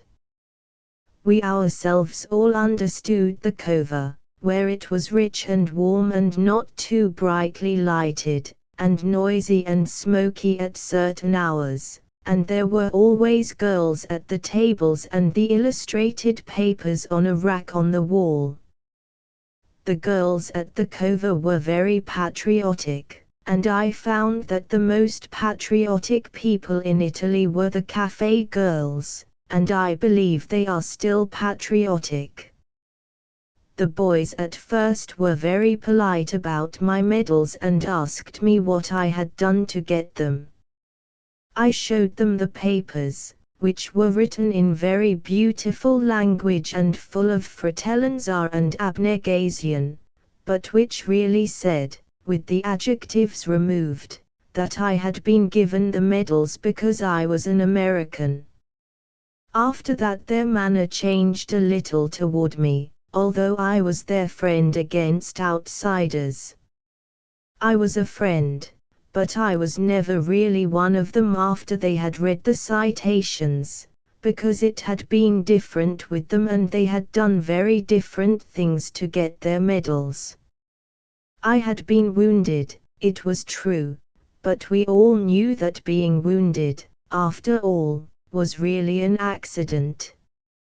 I was never ashamed of the ribbons, though, and sometimes, after the cocktail hour, I would imagine myself having done all the things they had done to get their medals, but walking home at night through the empty streets with the cold wind and all the shops closed, trying to keep near the street lights, I knew that I would never have done such things, and I was very much afraid to die, and often lay in bed at night by myself, afraid to die and wondering how I would be when I went back to the front again.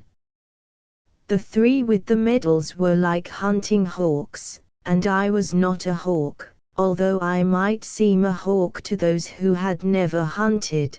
They, the three, knew better, and so we drifted apart.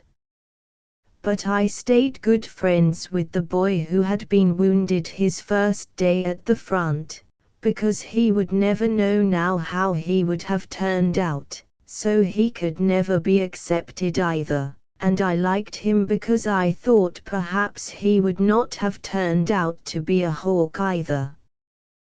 The major, who had been the great fencer, did not believe in bravery, and spent much time while we sat in the machines correcting my grammar. He had complimented me on how I spoke Italian, and we talked together very easily. One day I had said that Italian seemed such an easy language to me that I could not take a great interest in it, everything was so easy to say. "Ah, yes," the major said. "Why, then, do you not take up the use of grammar?" So we took up the use of grammar, and soon Italian was such a difficult language that I was afraid to talk to him until I had the grammar straight in my mind. The major came very regularly to the hospital. I do not think he ever missed a day, although I am sure he did not believe in the machines. There was a time when none of us believed in the machines, and one day the major said it was all nonsense. The machines were new then, and it was we who were to prove them. It was an idiotic idea, he said, a theory, like another. I had not learned my grammar, and he said I was a stupid impossible disgrace, and he was a fool to have bothered with me.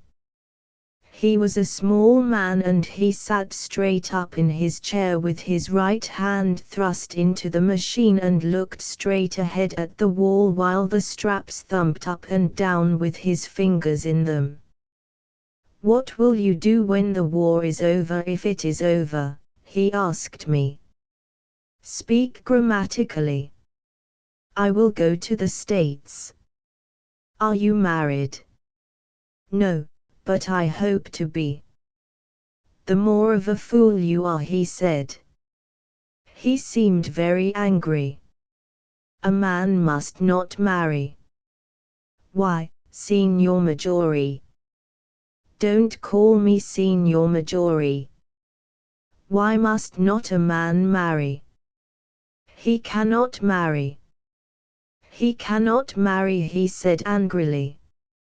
"If he is to lose everything, he should not place himself in a position to lose that.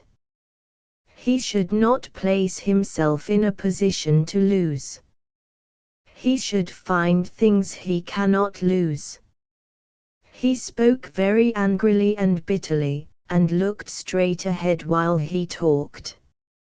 "But why should he necessarily lose it?"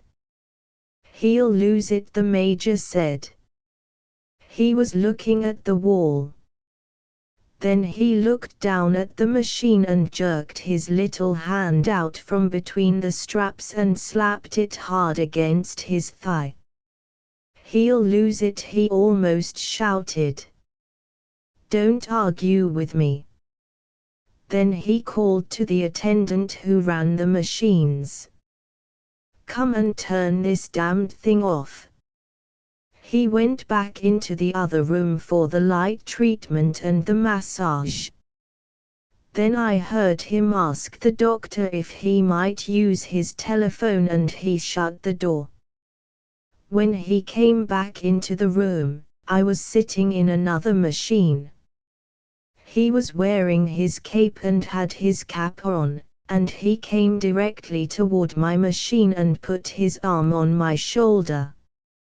"I am so sorry," he said, and patted me on the shoulder with his good hand. "I would not be rude. My wife has just died. You must forgive me." "Oh," I said, feeling sick for him. "I am so sorry." He stood there biting his lower lip. "It is very difficult," he said. "I cannot resign myself." He looked straight past me and out through the window. Then he began to cry. "I am utterly unable to resign myself," he said, and choked. And then crying, his head up, looking at nothing, carrying himself straight and soldierly, with tears on both his cheeks and biting his lips, he walked past the machines and out the door. The doctor told me that the major's wife, who was very young and whom he had not married until he was definitely invalided out of the war, had died of pneumonia. She had been sick only a few days. No one expected her to die. The major did not come to the hospital for 3 days. Then he came at the usual hour, wearing a black band on the sleeve of his uniform. When he came back, there were large framed photographs around the wall, of all sorts of wounds before and after they had been cured by the machines. In front of the machine the major used were 3 photographs of hands like his that were completely restored. I do not know where the doctor got them. I always understood we were the first to use the machines. The photographs did not make much difference to the major because he only looked out of the window. Hills like white elephants, the hills across the valley of the Ebro were long and white. On this side there was no shade and no trees, and the station was between two lines of rails in the sun. Close against the side of the station there was the warm shadow of the building, and a curtain, made of strings of bamboo beads, hung across the open door into the bar, to keep out flies. The American and the girl with him sat at a table in the shade, outside the building. It was very hot, and the express from Barcelona would come in 40 minutes.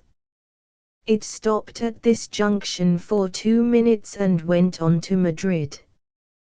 "What should we drink?" the girl asked. She had taken off her hat and put it on the table. "It's pretty hot," the man said. "Let's drink beer." "Dos cervezas," the man said into the curtain. "Big ones?" a woman asked from the doorway. "Yes. 2 big ones." The woman brought 2 glasses of beer and 2 felt pads. She put the felt pads and the beer glasses on the table and looked at the man and the girl. The girl was looking off at the line of hills. They were white in the sun and the country was brown and dry. "They look like white elephants," she said. "I've never seen one." The man drank his beer. "No, you wouldn't have." "I might have," the man said. "Just because you say I wouldn't have doesn't prove anything." The girl looked at the bead curtain. "They've painted something on it," she said. "What does it say?" "Anís del Toro." "It's a drink. Could we try it?" The man called. "Listen," through the curtain. The woman came out from the bar. "4 reales. We want 2 Anís del Toro. With water." "Do you want it with water?" "I don't know," the girl said. "Is it good with water?" "It's all right." "You want them with water?" asked the woman. "Yes, with water." "It tastes like licorice," the girl said and put the glass down. "That's the way with everything." "Yes," said the girl. "Everything tastes of licorice. Especially all the things you've waited so long for, like absinthe." "Oh, cut it out. You started it," the girl said. "I was being amused. I was having a fine time." "Well, let's try and have a fine time." "All right." "I was trying. I said the mountains looked like white elephants." "Wasn't that bright?" "That was bright. I wanted to try this new drink." "That's all we do, isn't it? Look at things and try new drinks." "I guess so." The girl looked across at the hills. "They're lovely hills," she said. "They don't really look like white elephants. I just meant the coloring of their skin through the trees." "Should we have another drink?" "All right." The warm wind blew the bead curtain against the table. "The beer's nice and cool," the man said. "It's lovely," the girl said. "It's really an awfully simple operation, Jig," the man said. "It's not really an operation at all." The girl looked at the ground the table legs rested on. "I know you wouldn't mind it, Jig. It's really not anything. It's just to let the air in." The girl did not say anything. "I'll go with you and I'll stay with you all the time." They just let the air in and then it's all perfectly natural. Then what will we do afterward? We'll be fine afterward. Just like we were before. What makes you think so? That's the only thing that bothers us. It's the only thing that's made us unhappy. The girl looked at the bead curtain, put her hand out and took hold of two of the strings of beads. And you think then we'll be all right and be happy? I know we will. You don't have to be afraid. I've known lots of people that have done it. So have I, said the girl. And afterward they were all so happy. Well, the man said, if you don't want to, you don't have to. I wouldn't have you do it if you didn't want to. But I know it's perfectly simple. And you really want to. I think it's the best thing to do. But I don't want you to do it if you don't really want to. And if I do it, you'll be happy and things will be like they were and you'll love me. I love you now. You know I love you. I know. But if I do it, then it will be nice again if I say things are like white elephants, and you'll like it. I'll love it. I love it now, but I just can't think about it. You know how I get when I worry. If I do it, you won't ever worry. I won't worry about that because it's perfectly simple. Then I'll do it. Because I don't care about me. What do you mean? I don't care about me. Well, I care about you. Oh, yes. But I don't care about me. And I'll do it and then everything will be fine. I don't want you to do it if you feel that way. The girl stood up and walked to the end of the station. Across, on the other side, were fields of grain and trees along the banks of the Ebro. Far away, beyond the river, were mountains. The shadow of a cloud moved across the field of grain and she saw the river through the trees. And we could have all this, she said. And we could have everything, and every day we make it more impossible. What did you say? I said we could have everything. We can have everything. No, we can't. We can have the whole world. No, we can't. We can go everywhere. No, we can't.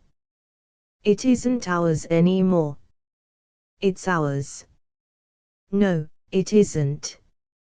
And once they take it away, you never get it back. But they haven't taken it away. We'll wait and see.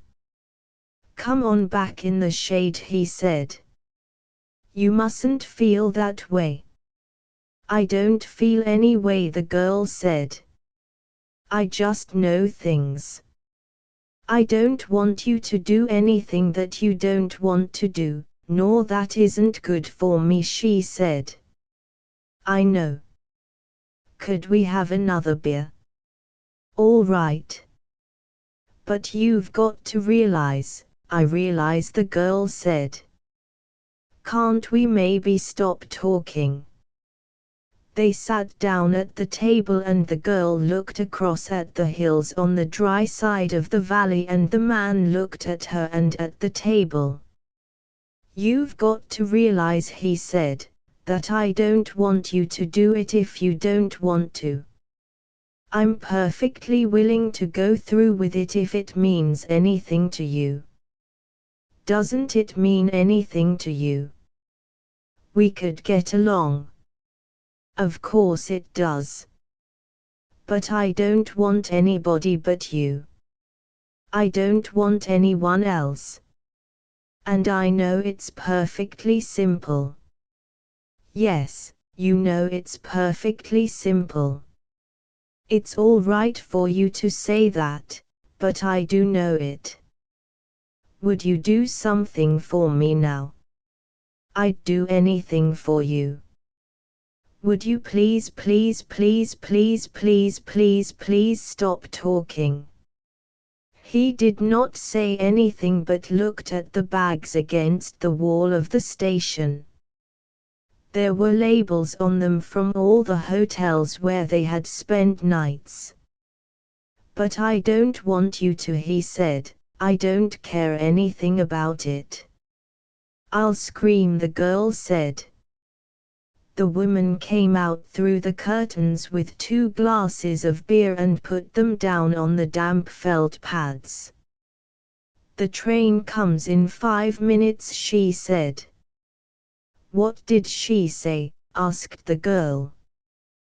That the train is coming in 5 minutes. The girl smiled brightly at the woman, to thank her. I'd better take the bags over to the other side of the station, the man said. She smiled at him. All right. Then come back and we'll finish the beer. He picked up the 2 heavy bags and carried them around the station to the other tracks. He looked up the tracks but could not see the train. Coming back, he walked through the barroom, where people waiting for the train were drinking. He drank an anise at the bar and looked at the people. They were all waiting reasonably for the train. He went out through the bead curtain. She was sitting at the table and smiled at him. Do you feel better? He asked. I feel fine, she said. There's nothing wrong with me. I feel fine. The door of Henry's lunchroom opened and 2 men came in. They sat down at the counter. What's yours? George asked them. I don't know, one of the men said. What do you want to eat, Al? I don't know, said Al. I don't know what I want to eat. Outside it was getting dark. The street light came on outside the window. The 2 men at the counter read the menu. From the other end of the counter Nick Adams watched them. He had been talking to George when they came in. I'll have a roast pork tenderloin with apple sauce and mashed potatoes, the first man said. It isn't ready yet. What the hell do you put it on the card for? That's the dinner, George explained. You can get that at 6 o'clock. George looked at the clock on the wall behind the counter. It's 5 o'clock. The clock says 20 minutes past 5, the second man said. It's 20 minutes fast. Oh, to hell with the clock, the first man said. What have you got to eat? I can give you any kind of sandwiches, George said. You can have ham and eggs, bacon and eggs, liver and bacon, or a steak. Give me chicken croquettes with green peas and cream sauce and mashed potatoes. That's the dinner. Everything we want's the dinner, eh? That's the way you work it. I can give you ham and eggs, bacon and eggs, liver. I'll take ham and eggs, the man called Al said. He wore a derby hat and a black overcoat buttoned across the chest. His face was small and white and he had tight lips. He wore a silk muffler and gloves. Give me bacon and eggs, said the other man. He was about the same size as Al. Their faces were different, but they were dressed like twins. Both wore overcoats too tight for them. They sat leaning forward, their elbows on the counter. "Got anything to drink?" Al asked. "Silver beer, bevo, ginger ale," George said. "I mean, you got anything to drink?" "Just those," I said. "This is a hot town," said the other. "What do they call it?" "Summit." "Ever hear of it?" Al asked his friend. "No," said the friend. "What do you do here nights?" Al asked. "They eat the dinner," his friend said. "They all come here and eat the big dinner." "That's right," George said. "So you think that's right?" Al asked George. "Sure. You're a pretty bright boy, aren't you?" "Sure," said George. "Well, you're not," said the other little man. "Is he, Al?" "He's dumb," said Al. He turned to Nick. "What's your name?" "Adams." "Another bright boy," Al said. "Ain't he a bright boy, Max?" "The town's full of bright boys," Max said. George put the two platters, one of ham and eggs, the other of bacon and eggs, on the counter. He set down two side dishes of fried potatoes and closed the wicket into the kitchen. "Which is yours?" he asked Al. "Don't you remember?" "Ham and eggs." "Just a bright boy," Max said. He leaned forward and took the ham and eggs.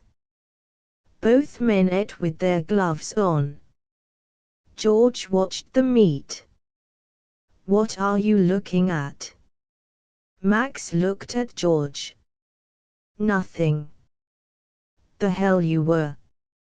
You were looking at me." "Maybe the boy meant it for a joke," Max Al said. George laughed. "You don't have to laugh," Max said to him. "You don't have to laugh at all, see?" "All right," said George. "So he thinks it's all right." Max turned to Al. "He thinks it's all right. That's a good one." "Oh, he's a thinker," Al said. They went on eating. "What's the bright boy's name down the counter?" Al asked Maximum. "Hey, bright boy," Max said to Nick. "You go around on the other side of the counter with your boyfriend." "What's the idea?" Nick asked. "There isn't any idea. You better go around, bright boy," Al said. Nick went around behind the counter. "What's the idea?" George asked. "None of your damn business," Al said. "Who's out in the kitchen?" "The nigger." "What do you mean, the nigger?" "The nigger that cooks." "Tell him to come in." "What's the idea?" "Tell him to come in." "Where do you think you are?" "We know damn well where we are," the man called Max said. "Do we look silly?" "You talk silly," Al said to him.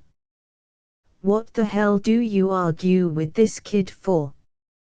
"Listen," he said to George, "tell the nigger to come out here." "What are you going to do to him?" "Nothing." "Use your head, bright boy." "What would we do to a nigger?" George opened the slit that opened back into the kitchen. "Sam," he called. "Come in here a minute." The door to the kitchen opened and the nigger came in. "What was it?" he asked. The two men at the counter took a look at him. "All right, nigger. You stand right there," Al said. Sam, the nigger, standing in his apron, looked at the two men sitting at the counter. "Yes, sir," he said. Al got down from his stool. "I'm going back to the kitchen with the nigger and bright boy," he said. "Go on back to the kitchen, nigger. You go with him, bright boy." The little man walked after Nick and Sam, the cook, back into the kitchen. The door shut after them. The man called Max sat at the counter opposite George. He didn't look at George but looked in the mirror that ran along back of the counter.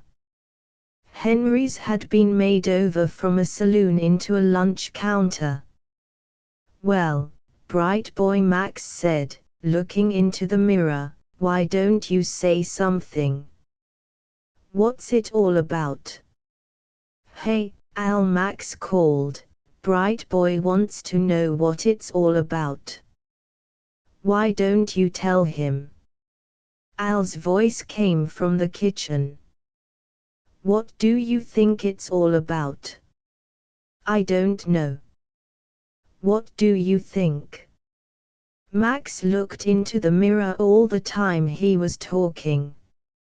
"I wouldn't say." "Hey, Al, bright boy says he wouldn't say what he thinks it's all about." "I can hear you, all right," Al said from the kitchen. He had propped open the slit that dishes passed through into the kitchen with a ketchup bottle. "Listen, bright boy," he said from the kitchen to George.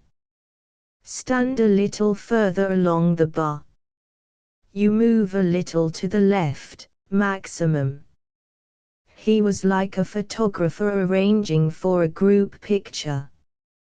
"Talk to me, bright boy," Max said.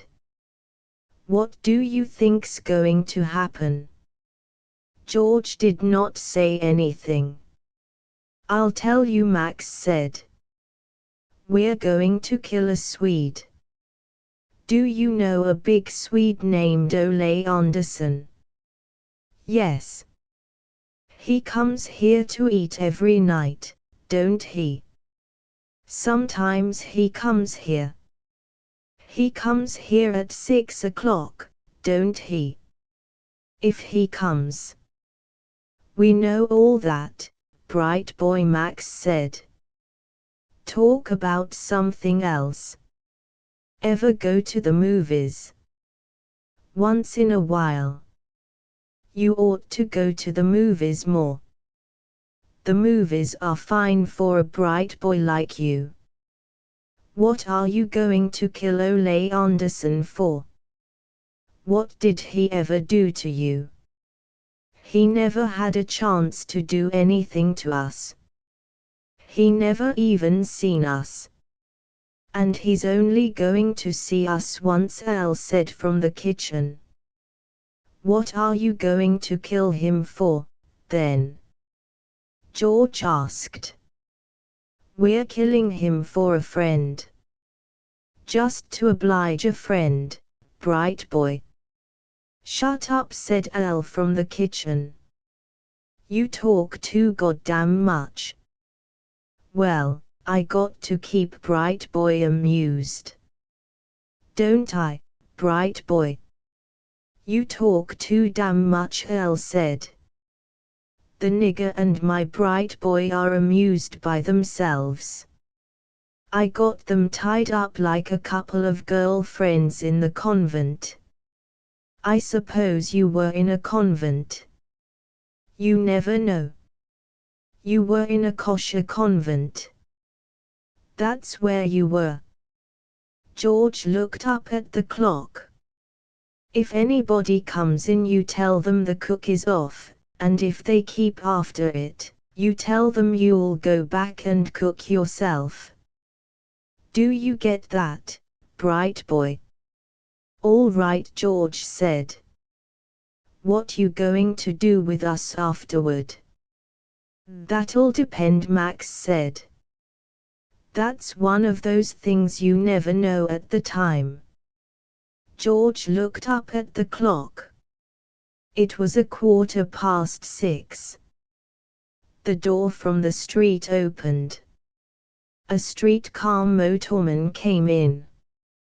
"Hello, George," he said. "Can I get supper?" "Sam's gone out," George said.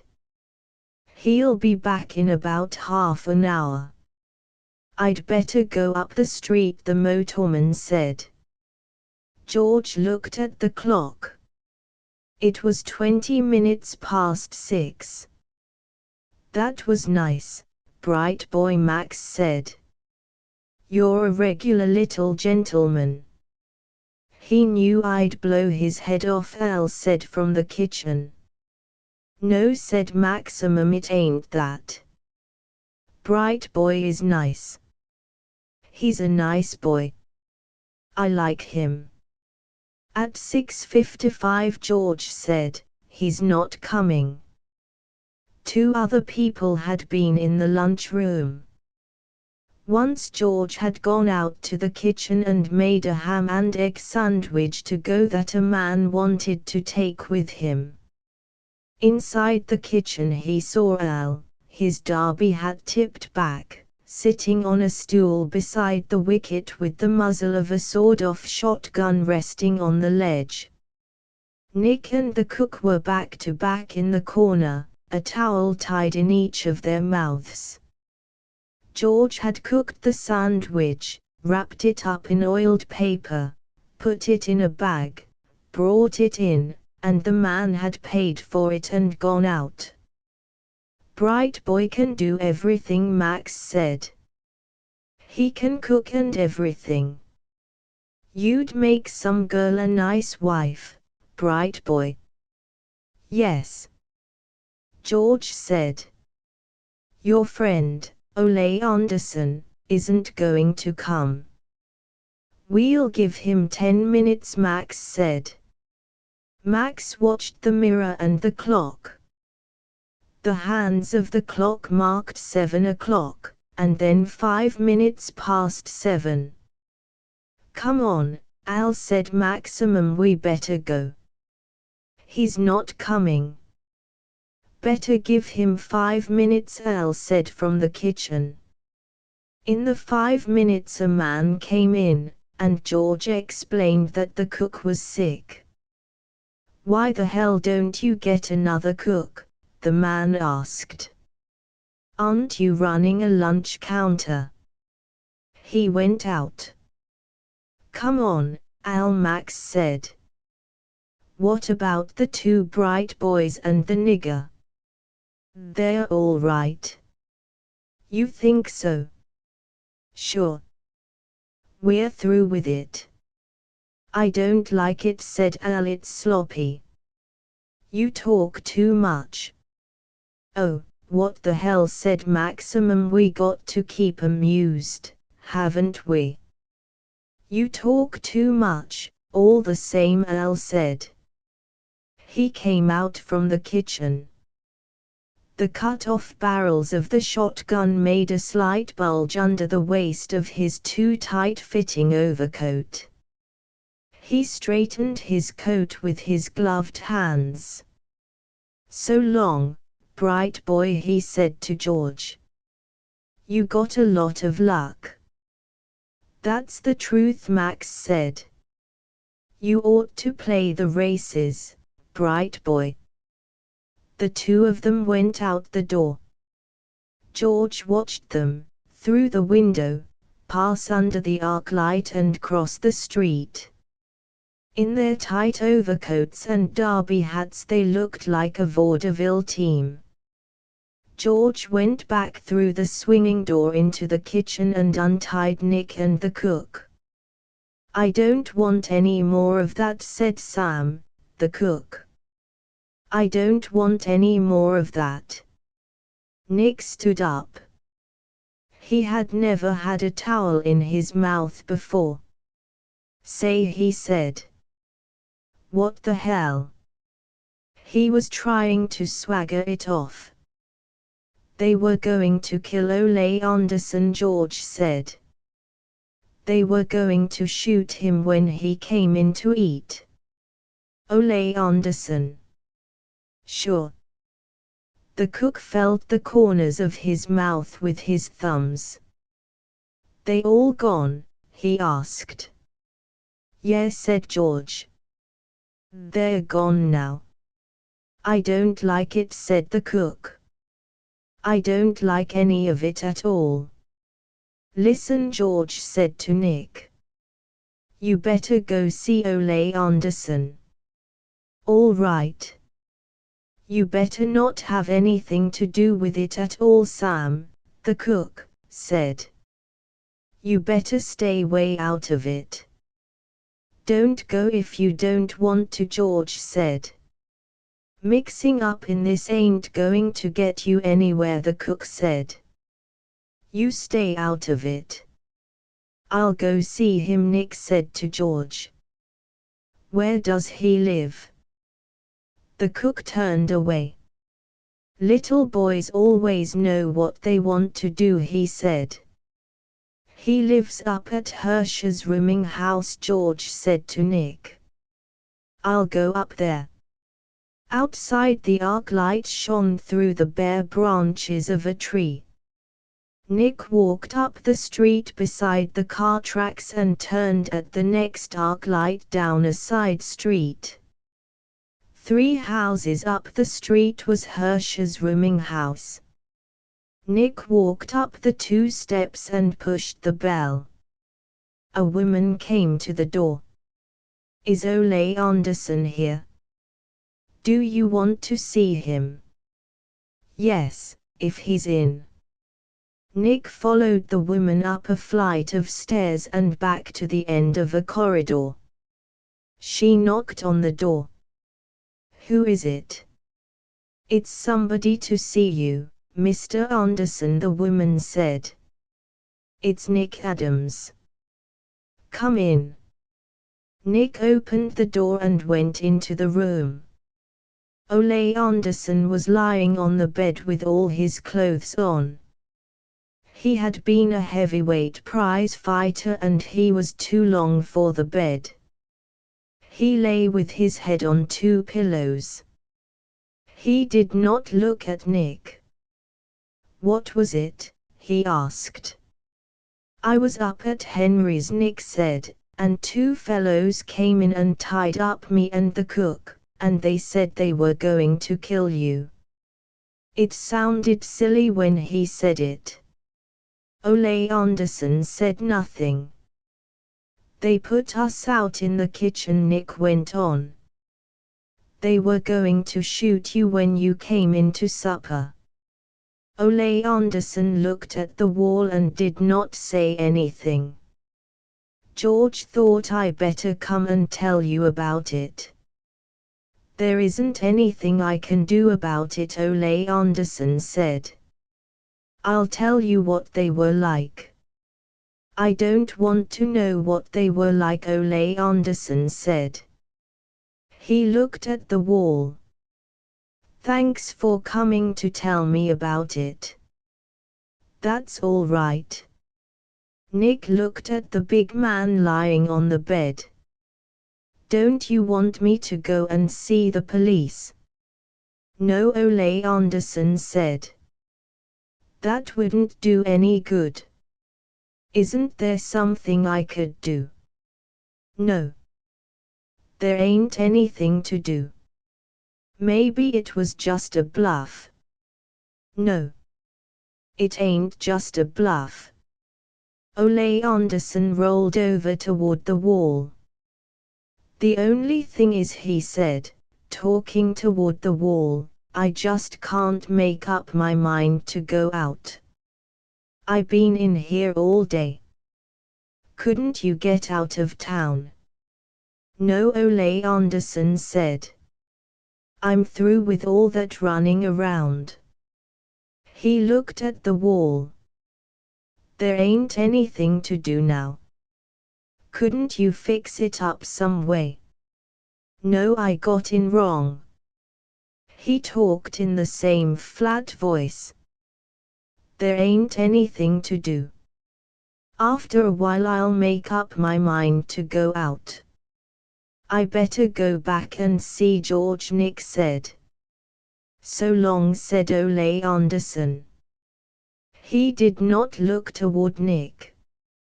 Thanks for coming around. Nick went out.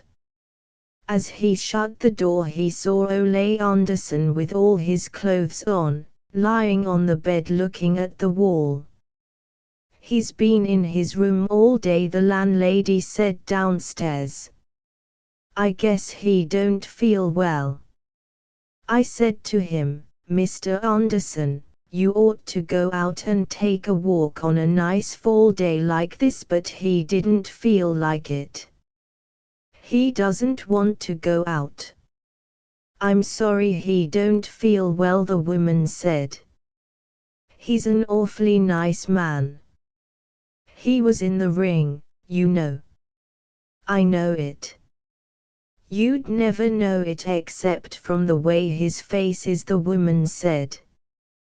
They stood talking just inside the street door. He's just as gentle. Well, good night, Mrs. Hirsch, Nick said. I'm not Mrs. Hirsch, the woman said. She owns the place. I just look after it for her. I'm Mrs. Bell. Well, good night, Mrs. Bell, Nick said. Good night, the woman said. Nick walked up the dark street to the corner under the arc light, and then along the car tracks to Henry's eating house. George was inside, back of the counter. Did you see Ole? Yes, said Nick. He's in his room and he won't go out. The cook opened the door from the kitchen when he heard Nick's voice. I don't even listen to it, he said, and shut the door. Did you tell him about it? George asked. Sure. I told him, but he knows what it's all about. What's he going to do? Nothing. They'll kill him. I guess they will. He must have got mixed up in something in Chicago. I guess so, said Nick. It's a hell of a thing. It's an awful thing, Nick said. They did not say anything. George reached down for a towel and wiped the counter. I wonder what he did. Nick said. Double-crossed somebody. That's what they kill them for. I'm going to get out of this town, Nick said. Yes, said George. That's a good thing to do. I can't stand to think about him waiting in the room and knowing he's going to get it. It's too damned awful. Well, said George, you better not think about it. Chati dice la patria. The road of the pass was hard and smooth and not yet dusty in the early morning. Below were the hills with oak and chestnut trees, and far away below was the sea. On the other side were snowy mountains. We came down from the pass through wooded country. There were bags of charcoal piled beside the road, and through the trees we saw charcoal burners' huts. It was Sunday and the road, rising and falling, but always dropping away from the altitude of the pass, went through the scrub woods and through villages. Outside the villages there were fields with vines. The fields were brown and the vines coarse and thick. The houses were white, and in the streets the men, in their Sunday clothes, were playing bowls.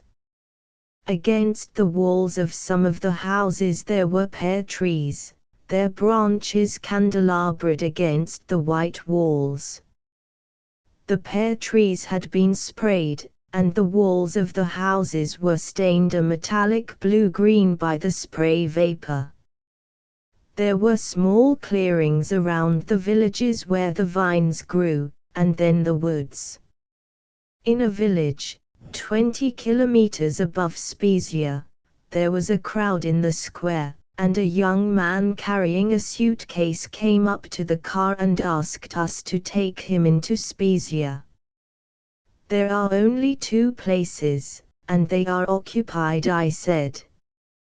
We had an old Ford coupe. I will ride on the outside. You will be uncomfortable. That makes nothing. I must go to Spezia. Should we take him? I asked Guy. He seems to be going anyway, Guy said. The young man handed in a parcel through the window. Look after this, he said. 2 men tied his suitcase on the back of the car, above our suitcases. He shook hands with everyone, explained that to a fascist and a man as used to traveling as himself there was no discomfort, and climbed up on the running board on the left-hand side of the car, holding on inside, his right arm through the open window. You can start, he said. The crowd waved. He waved with his free hand. What did he say? Guy asked me. That we could start. Isn't he nice? Guy said. The road followed a river. Across the river were mountains. The sun was taking the frost out of the grass. It was bright and cold, and the air came cold through the open windshield. How do you think he likes it out there? Guy was looking up the road. His view out of his side of the car was blocked by our guest. The young man projected from the side of the car like the figurehead of a ship. He had turned his coat collar up and pulled his hat down, and his nose looked cold in the wind. Maybe he'll get enough of it, Guy said. That's the side our bum tire's on. Oh, he'd leave us if we blew out, I said. He wouldn't get his traveling clothes dirty. Well, I don't mind him, Guy said, except the way he leans out on the turns. The woods were gone, the road had left the river to climb, the radiator was boiling. The young man looked annoyedly and suspiciously at the steam and rusty water. The engine was grinding, with both Guy's feet on the first speed pedal, up and up, back and forth and up, and, finally, out level. The grinding stopped, and in the new quiet there was a great churning bubbling in the radiator. We were at the top of the last range above Spezia and the sea. The road descended with short, barely rounded turns. Our guest hung out on the turns and nearly pulled the top-heavy car over. You can't tell him not to, I said to Guy. It's his sense of self-preservation. The great Italian sense. The greatest Italian sense. We came down around curves, through deep dust, the dust powdering the olive trees. Spezia spread below along the sea. The road flattened outside the town. Our guest put his head in the window. I want to stop. Stop it, I said to Guy.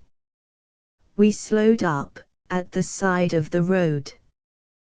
The young man got down, went to the back of the car and untied the suitcase. I stop here, so you won't get into trouble carrying passengers, he said. My package. I handed him the package. He reached in his pocket.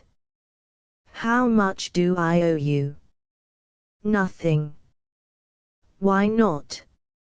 I don't know, I said. Then thanks, the young man said. Not thank you or thank you very much or thank you 1,000 times, all of which you formerly said in Italy to a man when he handed you a timetable or explained about a direction. The young man uttered the lowest form of the word thanks and looked after us suspiciously as Guy started the car. I waved my hand at him. He was too dignified to reply. We went on into Spezia. That's a young man that will go a long way in Italy, I said to Guy. Well, said Guy, he went 20 kilometers with us. A meal in Spezia. We came into Spezia looking for a place to eat. The street was wide and the houses high and yellow. We followed the tram track into the center of town. On the walls of the houses were stenciled eye-bugging portraits of Mussolini, with hand-painted vivas, the double V in black paint with drippings of paint down the wall. Side streets went down to the harbor. It was bright and the people were all out for Sunday. The stone paving had been sprinkled and there were damp stretches in the dust. We went close to the curb to avoid a tram. Let's eat somewhere simple, Guy said. We stopped opposite 2 restaurant signs. We were standing across the street and I was buying the papers. The 2 restaurants were side by side. A woman standing in the doorway of one smiled at us and we crossed the street and went in. It was dark inside and at the back of the room 3 girls were sitting at a table with an old woman. Across from us, at another table, sat a sailor. He sat there neither eating nor drinking. Further back, a young man in a blue suit was writing at a table. His hair was pomaded and shining and he was very smartly dressed and clean-cut looking. The light came through the doorway, and through the window where vegetables, fruit, steaks, and chops were arranged in a showcase. A girl came and took our order and another girl stood in the doorway. We noticed that she wore nothing under her house dress. The girl who took our order put her arm around Guy's neck while we were looking at the menu. There were 3 girls in all, and they all took turns going and standing in the doorway. The old woman at the table in the back of the room spoke to them and they sat down again with her. There was no doorway leading from the room except into the kitchen. A curtain hung over it. The girl who had taken our order came in from the kitchen with spaghetti. She put it on the table and brought a bottle of red wine and sat down at the table. Well, I said to Guy, you wanted to eat someplace simple. This isn't simple. This is complicated. What do you say? Asked the girl. Are you Germans? South Germans, I said. The South Germans are a gentle, lovable people. Don't understand, she said. What's the mechanics of this place? Guy asked. Do I have to let her put her arm around my neck? Certainly, I said. Mussolini has abolished the brothels. This is a restaurant. The girl wore a one-piece dress. She leaned forward against the table and put her hands on her breasts and smiled. She smiled better on one side than on the other and turned the good side toward us. The charm of the good side had been enhanced by some event which had smoothed the other side of her nose in, as warm wax can be smoothed. Her nose, however, did not look like warm wax. It was very cold and firmed, only smoothed in. "You like me?" she asked Guy. "He adores you," I said. "But he doesn't speak Italian." "Ich spreche Deutsch," she said, and stroked Guy's hair. "Speak to the lady in your native tongue, Guy." "Where do you come from?" asked the lady. "Potsdam." "And you will stay here now for a little while? In this so dear Spezia?" I asked. "Tell her we have to go," said Guy. "Tell her we are very ill, and have no money." "My friend is a misogynist," I said, "an old German misogynist. Tell him I love him." I told him. "Will you shut your mouth and get us out of here?" Guy said. The lady had placed another arm around his neck. "Tell him he is mine," she said. I told him.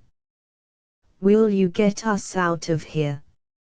"You are quarreling," the lady said. "You do not love one another." "We are Germans," I said proudly, "old South Germans." "Tell him he is a beautiful boy," the lady said.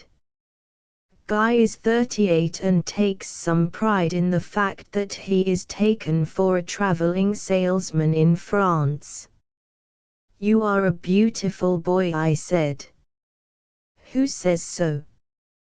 Guy asked. "You or her?" "She does. I'm just your interpreter." "Isn't that what you got me in on this trip for?" "I'm glad it's her," said Guy. "I didn't want to have to leave you here too." "I don't know. Spezia's a lovely place." "Spezia," the lady said. "You are talking about Spezia." "Lovely place," I said. "It is my country," she said. "Spezia is my home and Italy is my country." "She says that Italy is her country." "Tell her it looks like her country," Guy said. "What have you for dessert?" I asked. "Fruit," she said. "We have bananas." "Bananas are all right," Guy said. "They've got skins on." "Oh, he takes bananas," the lady said. She embraced Guy. "What does she say?" he asked, keeping his face out of the way. "She is pleased because you take bananas." "Tell her I don't take bananas." "The señor does not take bananas." "Ah," said the lady, crestfallen, "he doesn't take bananas." "Tell her I take a cold bath every morning," Guy said. "The señor takes a cold bath every morning." "No understand," the lady said. Across from us, the property sailor had not moved. No one in the place paid any attention to him. "We want the bill," I said. "Oh, no. You must stay." "Listen," the clean-cut young man said from the table where he was writing, "let them go. These two are worth nothing." The lady took my hand. "You won't stay? You won't ask him to stay?" "We have to go," I said. "We have to get to Pisa," or if possible, firearms, tonight. We can amuse ourselves in those cities at the end of the day. It is now the day. In the day we must cover distance. To stay a little while is nice. To travel is necessary during the light of day. Listen, the clean-cut young man said. Don't bother to talk with these two. I tell you they are worth nothing, and I know. Bring us the bill, I said. She brought the bill from the old woman and went back and sat at the table. Another girl came in from the kitchen. She walked the length of the room and stood in the doorway. Don't bother with these two, the clean-cut young man said in a wearied voice. Come and eat. They are worth nothing. We paid the bill and stood up. All the girls, the old woman, and the clean-cut young man sat down at table together. The property sailor sat with his head in his hands. No one had spoken to him all the time we were at lunch. The girl brought us our change that the old woman counted out for her and went back to her place at the table. We left a tip on the table and went out. When we were seated in the car ready to start, the girl came out and stood in the door. We started and I waved to her. She did not wave, but stood there looking after us. After the rain, it was raining hard when we passed through the suburbs of Genoa, and, even going very slowly behind the tram cars and the motor trucks, liquid mud splashed onto the sidewalks, so that people stepped into doorways as they saw us coming. In San Piediarena, the industrial suburb outside of Genoa, there is a wide street with 2 car tracks, and we drove down the center to avoid sending the mud onto the men going home from work. On our left was the Mediterranean. There was a big sea running and waves broke and the wind blew the spray against the car. A riverbed that, when we had passed, going into Italy, had been wide, stony and dry, was running brown, and up to the banks. The brown water discolored the sea, and as the waves thinned and cleared in breaking, the light came through the yellow water, and the crests, detached by the wind, blew across the road. A big car passed us, going fast, and a sheet of muddy water rose up and over our windshield and radiator. The automatic windshield cleaner moved back and forth, spreading the film over the glass. We stopped and ate lunch at Sistri. There was no heat in the restaurant and we kept our hats and coats on. We could see the car outside, through the window. It was covered with mud and was stopped beside some boats that had been pulled up beyond the waves. In the restaurant you could see your breath. The pasta asciutta was good, the wine tasted of alum, and we poured water in it. Afterward the waiter brought beefsteak and fried potatoes. A man and a woman sat at the far end of the restaurant. He was middle-aged and she was young and wore black. All during the meal she would blow out her breath in the cold damp air. The man would look at it and shake his head. They ate without talking and the man held her hand under the table. She was good-looking and they seemed very sad. They had a traveling bag with them. We had the papers and I read the account of the Shanghai fighting aloud to Guy. After the meal, he left with the waiter in search for a place which did not exist in the restaurant, and I cleaned off the windshield, the lights and the license plates with a rag. Guy came back and we backed the car out and started. The waiter had taken him across the road and into an old house. The people in the house were suspicious and the waiter had remained with Guy to see nothing was stolen. Although I don't know how, me not being a plumber, they expected me to steal anything, Guy said. As we came up on a headland beyond the town, the wind struck the car and nearly tipped it over. It's good it blows us away from the sea, Guy said. Well, I said, they drowned Shelley somewhere along here. That was down by Viareggio, Guy said. Do you remember what we came to this country for? Yes, I said, but we didn't get it. We'll be out of it tonight. If we can get past Ventimiglia. We'll see. I don't like to drive this coast at night. It was early afternoon and the sun was out. Below, the sea was blue with white caps running towards Savannah. Back, beyond the cape, the brown and blue waters joined. Out ahead of us, a tramp steamer was going up the coast. Can you still see Genoa? Guy asked.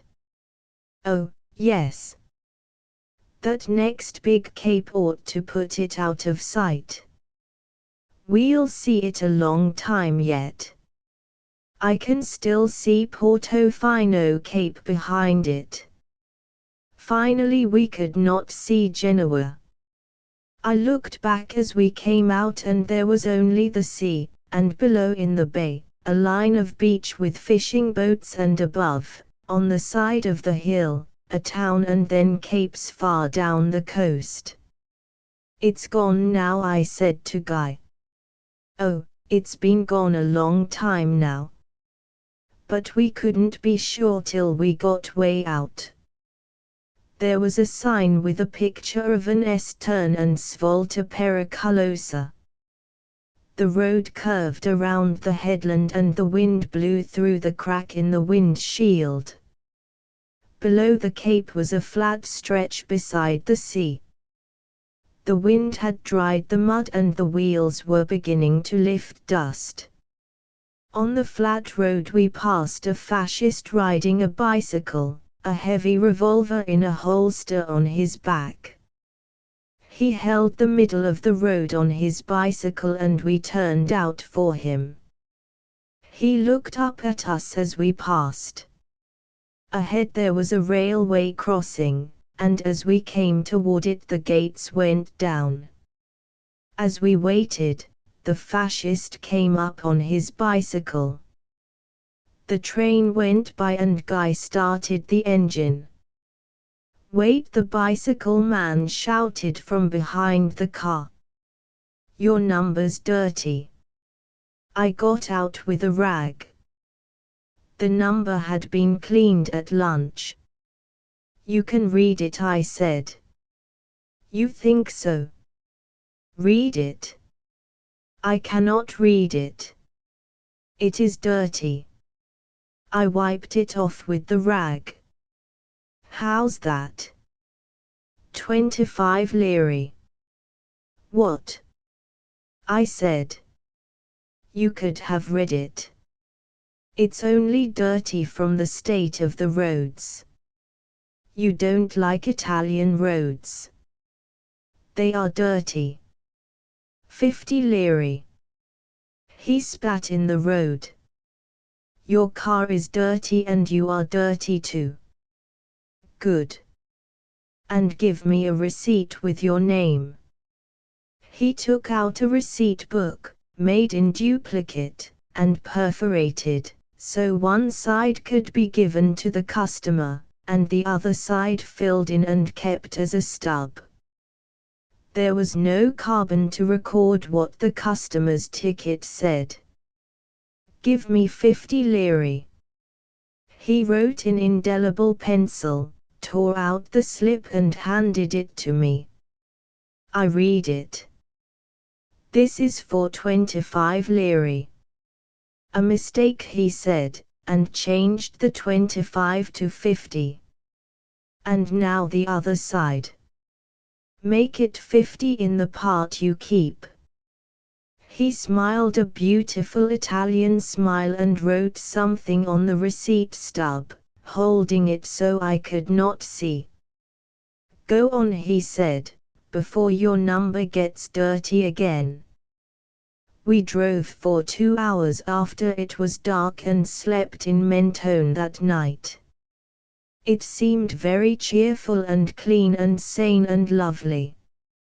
We had driven from Ventimiglia to Pisa and Florence, across the Romagna to Rimini, back through Forli, Imola, Bologna, Parma, Piacenza and Genoa, to Ventimiglia again.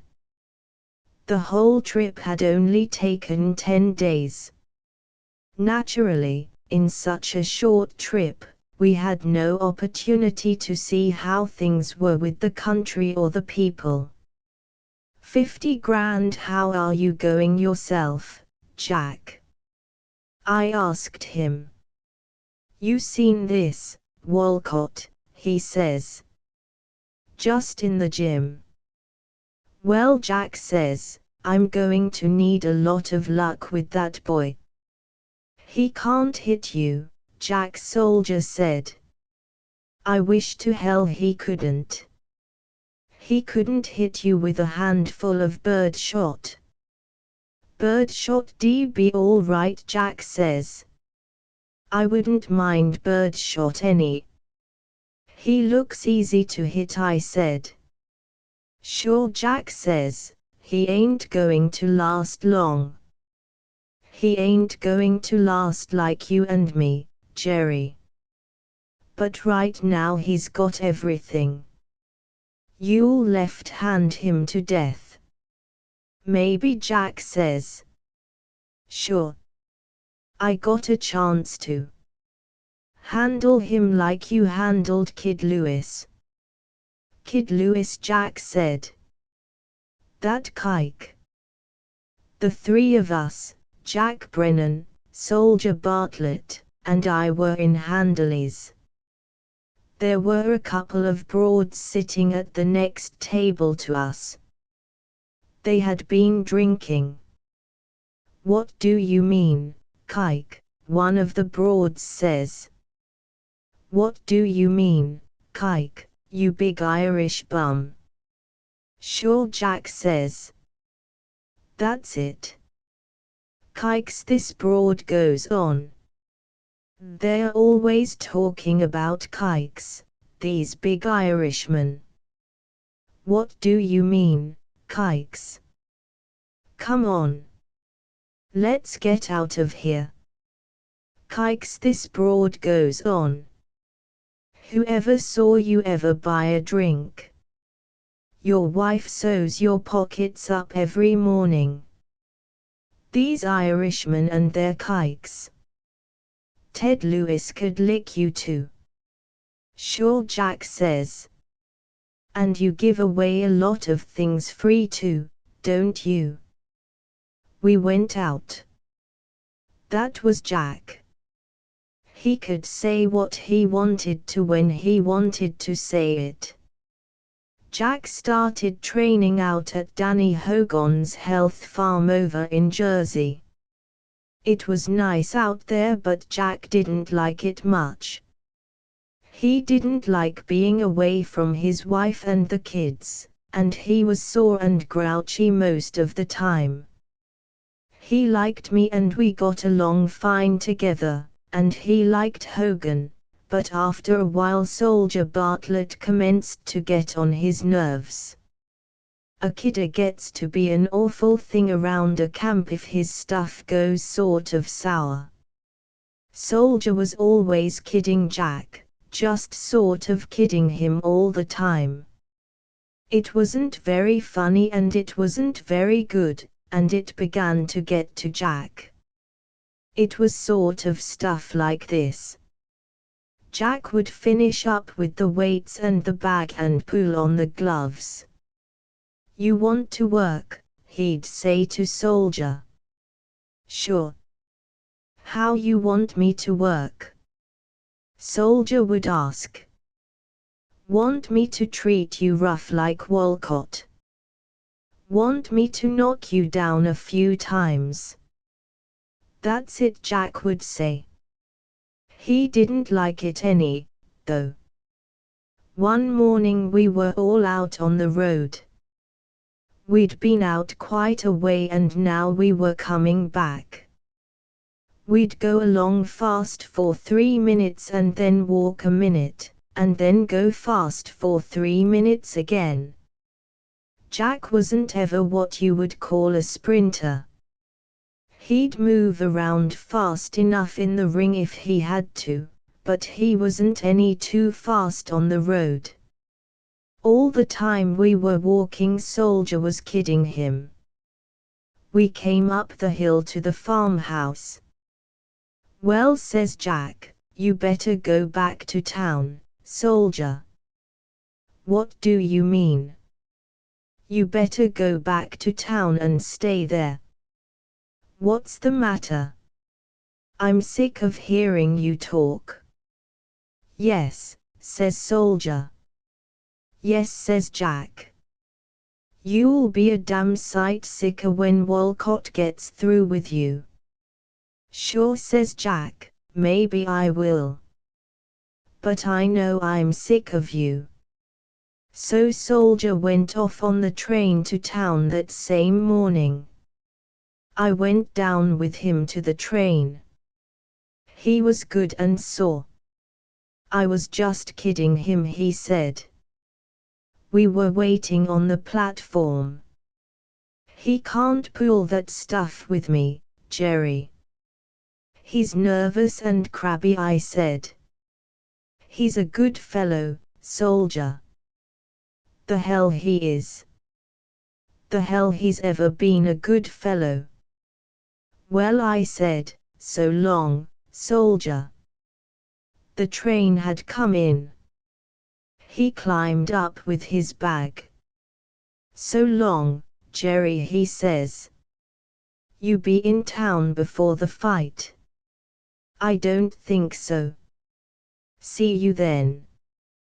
He went in and the conductor swung up and the train went out. I rode back to the farm in the cart.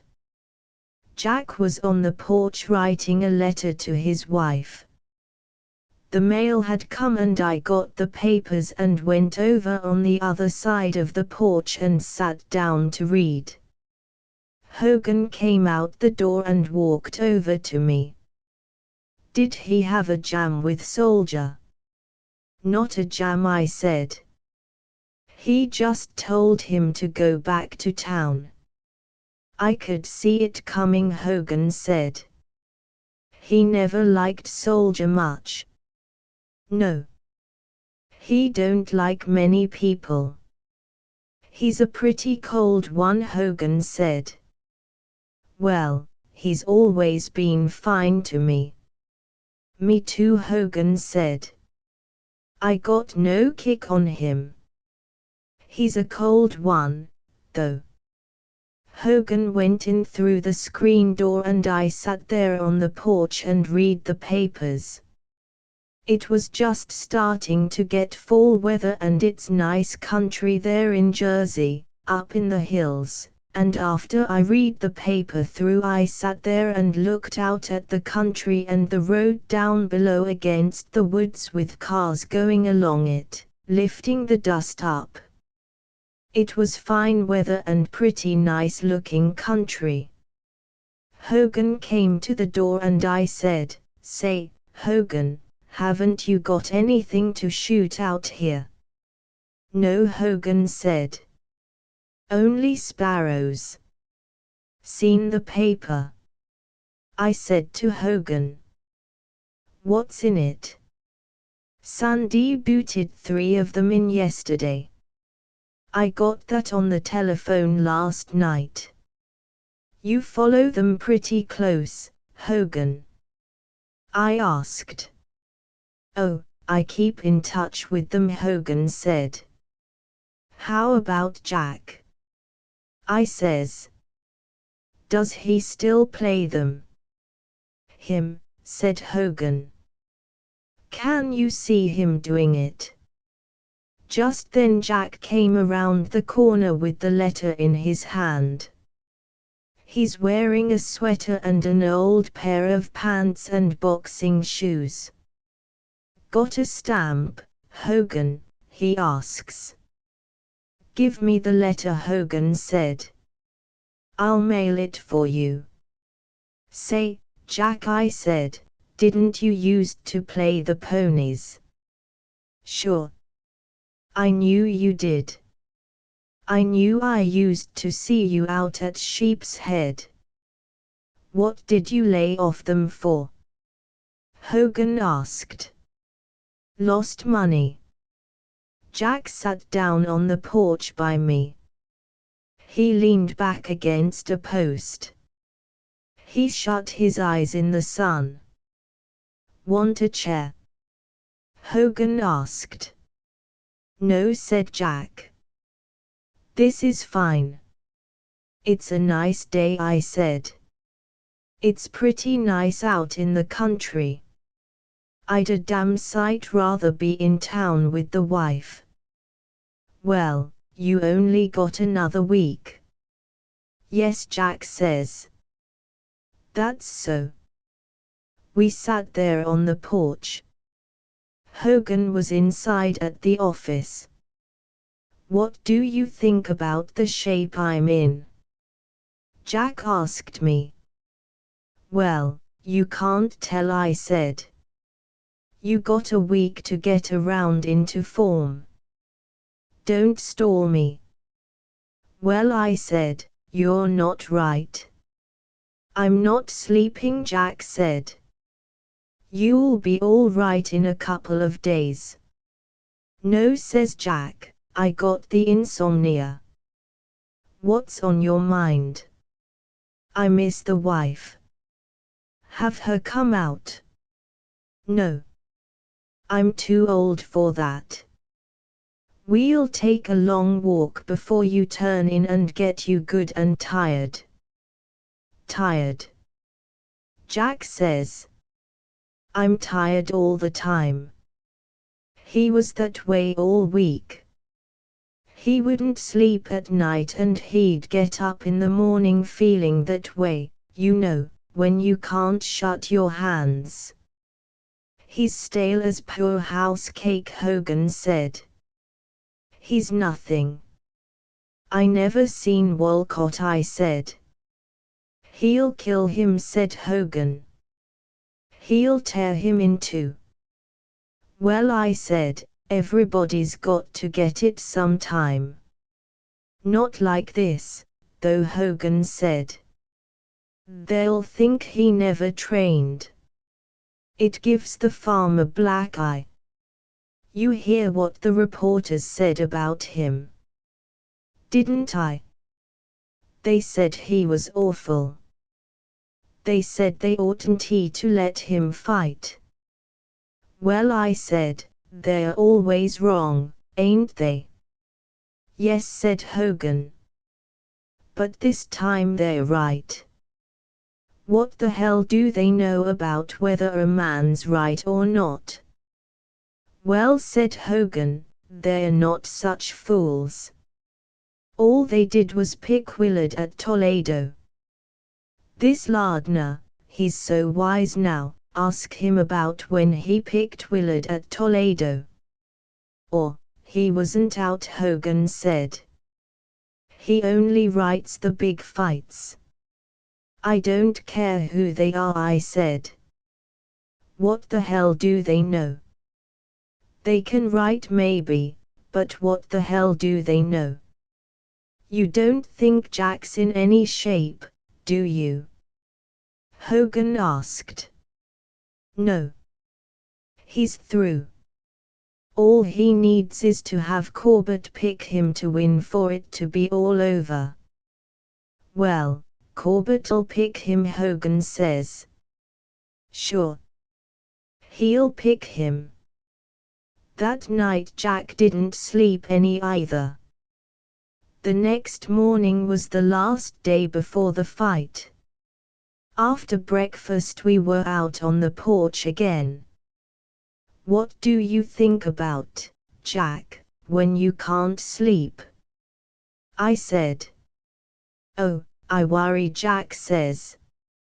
I worry about property I got up in the Bronx. I worry about property I got in Florida. I worry about the kids. I worry about the wife. Sometimes I think about fights. I think about that kike Ted Lewis and I get sore. I got some stocks and I worry about them.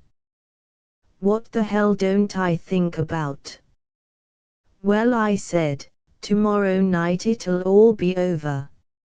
Sure, said Jack. That always helps a lot, don't it? That just fixes everything all up, I suppose. Sure. He was sore all day.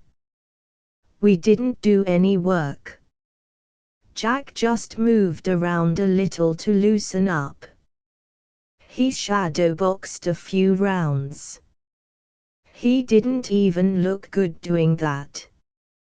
He skipped the rope a little while. He couldn't sweat. He'd be better not to do any work at all, Hogan said. We were standing watching him skip rope.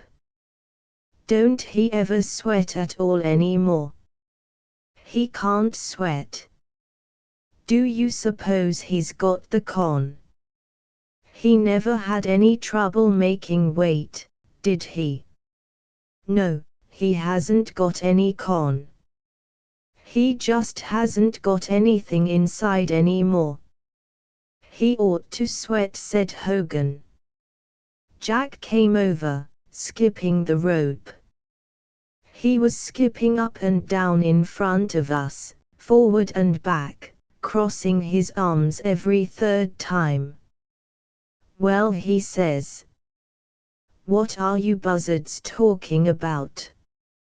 I don't think you ought to work any more, Hogan says. You'll be stale. Wouldn't that be awful? Jack says and skips away down the floor, slapping the rope hard. That afternoon John Collins showed up out at the farm. Jack was up in his room. John came out in a car from town. He had a couple of friends with him. The car stopped and they all got out. Where's Jack? John asked me. Up in his room, lying down. Lying down. Yes, I said. How is he? I looked at the two fellows that were with John. They're friends of his, John said. He's pretty bad, I said. What's the matter with him? He don't sleep. Hell, said John. That Irishman could never sleep. He isn't right, I said.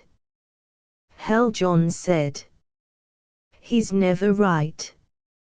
I've had him for 10 years and he's never been right yet.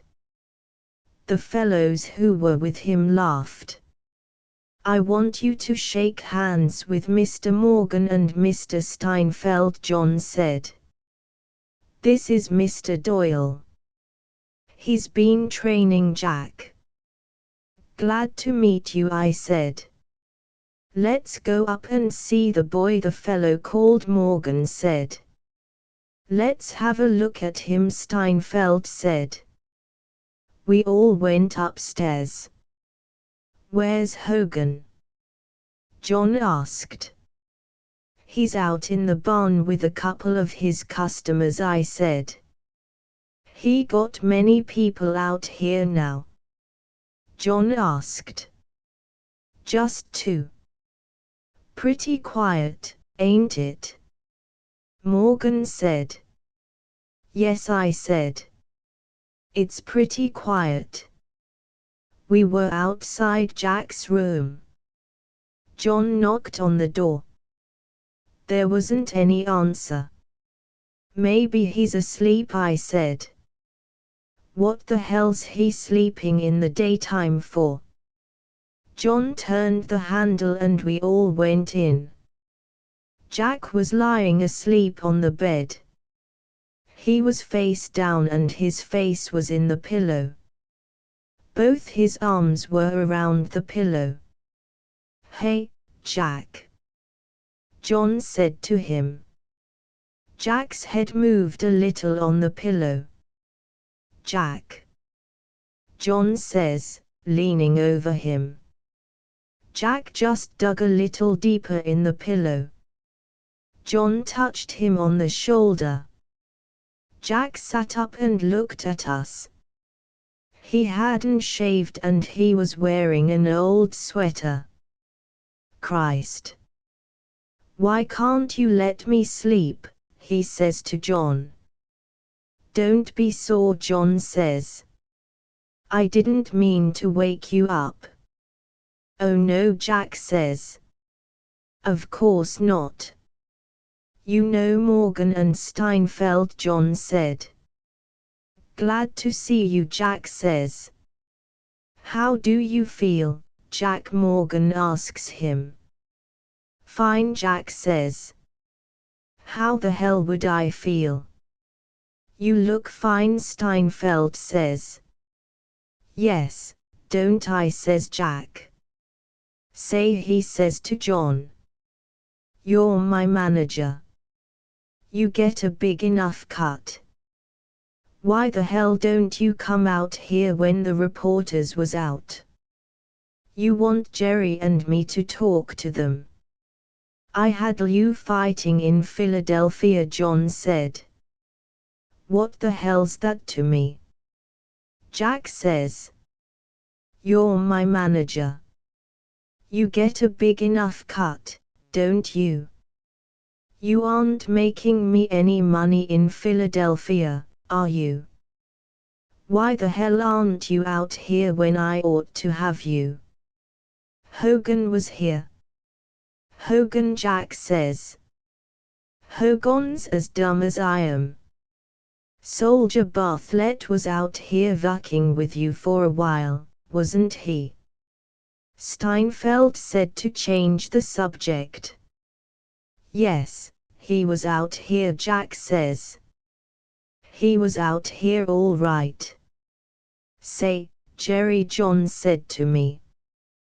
Would you go and find Hogan and tell him we want to see him in about half an hour? Sure, I said. Why the hell can't he stick around? Jack says. Stick around, Jerry. Morgan and Steinfeld looked at each other. Quiet down, Jack, John said to him. I better go find Hogan, I said. All right, if you want to go, Jack says. None of these guys are going to send you away, though. I'll go find Hogan, I said. Hogan was out in the gym in the barn. He had a couple of his health farm patients with the gloves on. They neither one wanted to hit the other, for fear the other would come back and hit him. That'll do, Hogan said when he saw me come in. You can stop the slaughter. You gentlemen take a shower and Bruce will rub you down. They climbed out through the ropes and Hogan came over to me. John Collins is out with a couple of friends to see Jack, I said. I saw them come up in the car. Who are the two fellows with John? They're what you call wise boys, Hogan said. Don't you know them too? No, I said. That's Happy Steinfeld and Lew Morgan. They got a pool room. "I've been away a long time," I said. "Sure," said Hogan. "That Happy Steinfeld's a big operator." "I've heard his name," I said. "He's a pretty smooth boy," Hogan said. "They're a couple of sharpshooters." "Well," I said, "they want to see us in half an hour." "You mean they don't want to see us until a half an hour?" "That's it." "Come on in the office," Hogan said. "To hell with those sharpshooters." After about 30 minutes or so, Hogan and I went upstairs. We knocked on Jack's door. They were talking inside the room. "Wait a minute," somebody said. "To hell with that stuff," Hogan said. "When you want to see me, I'm down in the office." We heard the door unlock. Steinfeld opened it. "Come on in, Hogan," he says. "We're all going to have a drink." "Well," says Hogan. "That's something." We went in. Jack was sitting on the bed. John and Morgan were sitting on a couple of chairs. Steinfeld was standing up. "You're a pretty mysterious lot of boys," Hogan said. "Hello, Danny," John says. "Hello, Danny," Morgan says and shakes hands. Jack doesn't say anything. He just sits there on the bed. He ain't with the others. He's all by himself. He was wearing an old blue jersey and pants and had on boxing shoes. He needed a shave. Steinfeld and Morgan were dressers. John was quite a dresser too. Jack sat there looking Irish and tough.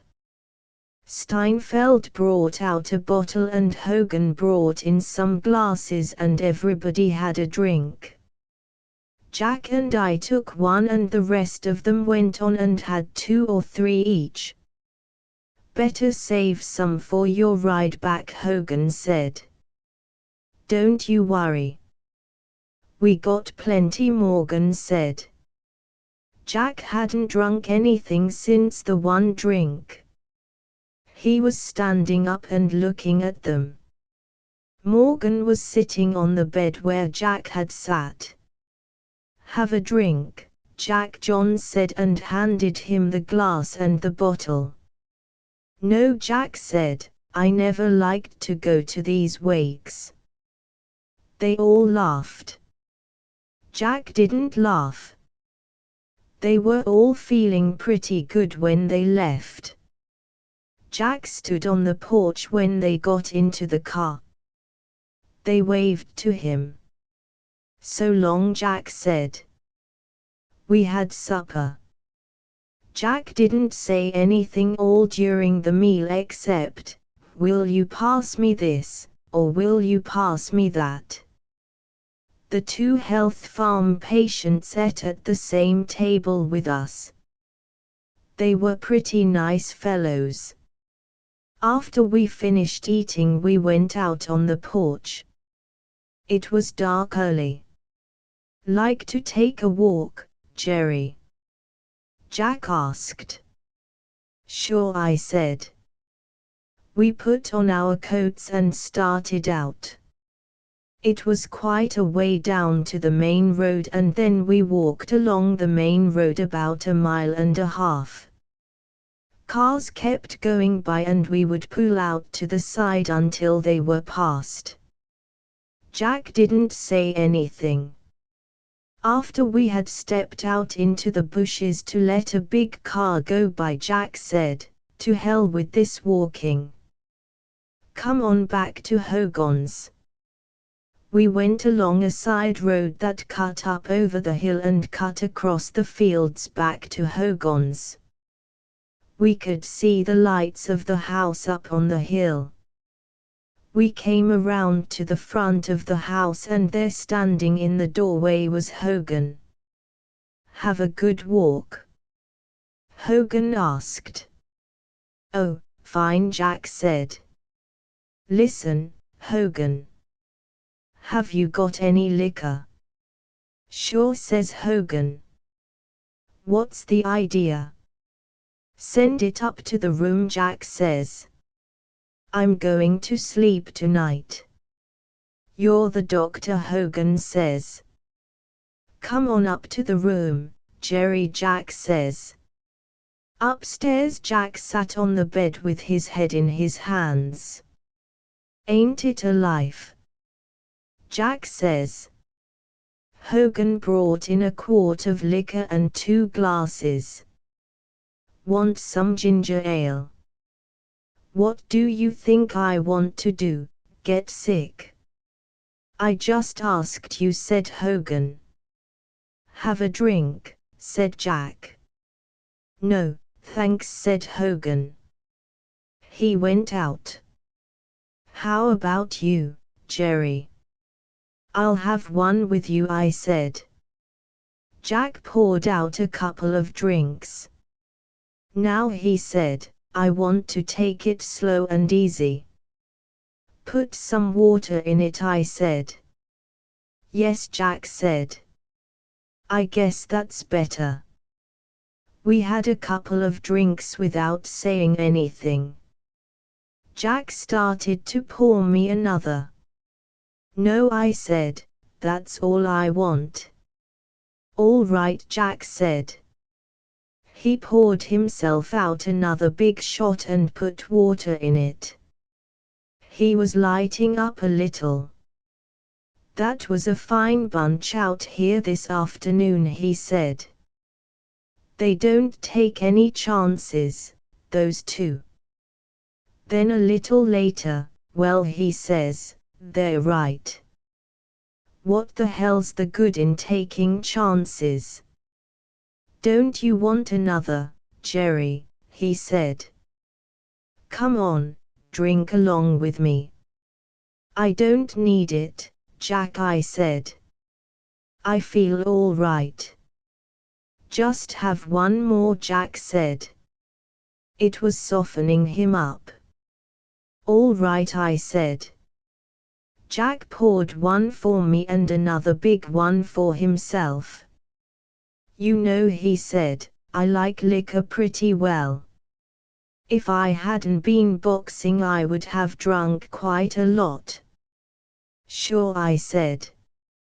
"You know," he said, "I missed a lot, boxing." "You made plenty of money." "Sure, that's what I'm after." "You know I miss a lot, Jerry." "How do you mean?"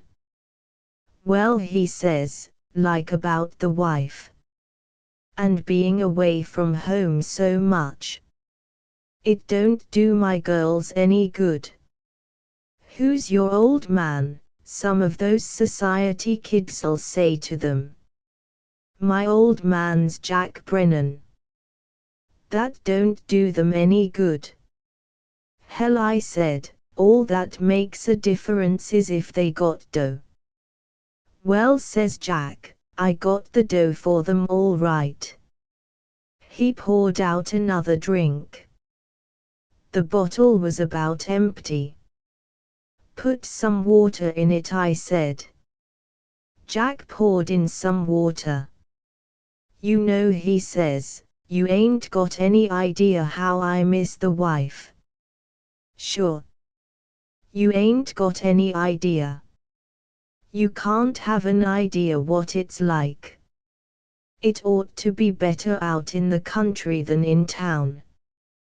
"With me now," Jack said, "it don't make any difference where I am. You can't have an idea what it's like." "Have another drink." "Am I getting soused? Do I talk funny?" "You're coming on all right. You can't have an idea what it's like." "They ain't anybody can have an idea what it's like." Except the wife, I said. She knows, Jack said. She knows all right. She knows. You bet she knows. Put some water in that, I said. Jerry says, Jack, you can't have an idea what it gets to be like. He was good and drunk. He was looking at me steady. His eyes were sort of too steady. You'll sleep all right, I said. Listen, Jerry, Jack says. You want to make some money. Get some money down on Walcott. Yes. Listen, Jerry, Jack put down the glass. I'm not drunk now, see. You know what I'm betting on him. 50 grand. That's a lot of dough. 50 grand, Jack says, at 2 to 1. I'll get $25,000. Get some money on him, Jerry. It sounds good, I said. How can I beat him? Jack says. It ain't crooked. How can I beat him? Why not make money on it? Put some water in that, I said. I'm through after this fight, Jack says. I'm through with it. I got to take a beating. Why shouldn't I make money on it? Sure. I ain't slept for a week, Jack says. All night I lay awake and worry my can off. I can't sleep, Jerry. You ain't got an idea what it's like when you can't sleep. Sure. I can't sleep. That's all. I just can't sleep. What's the use of taking care of yourself all these years when you can't sleep? It's bad. You ain't got an idea what it's like, Jerry, when you can't sleep. Put some water in that, I said. Well, about 11 o'clock Jack passes out and I put him to bed. Finally he's so he can't keep from sleeping. I helped him get his clothes off and got him into bed.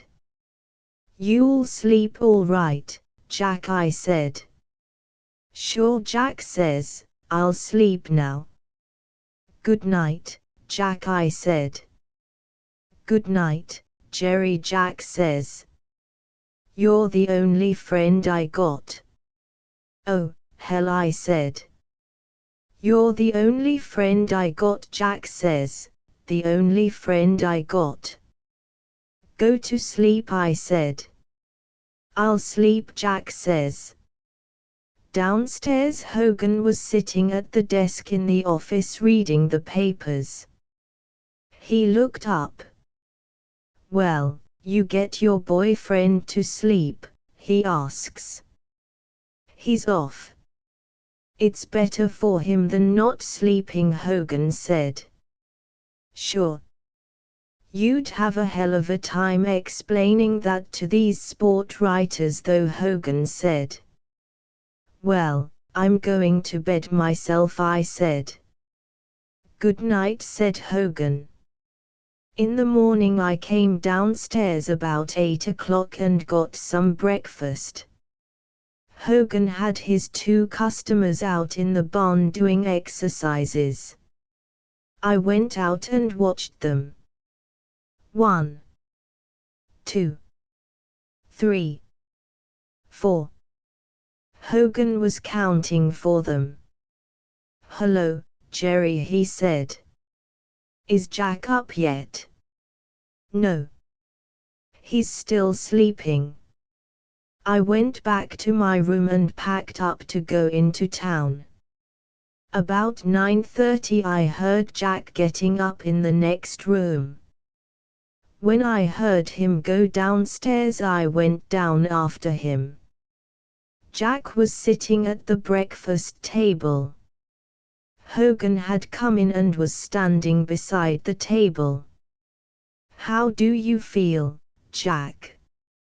I asked him. "Not so bad." "Sleep well?" Hogan asked. "I slept all right," Jack said. "I got a thick tongue but I ain't got a head." "Good," said Hogan. "That was good liquor." "Put it on the bill," Jack says. "What time you want to go into town?" Hogan asked. "Before lunch," Jack says. "The 11 o'clock train."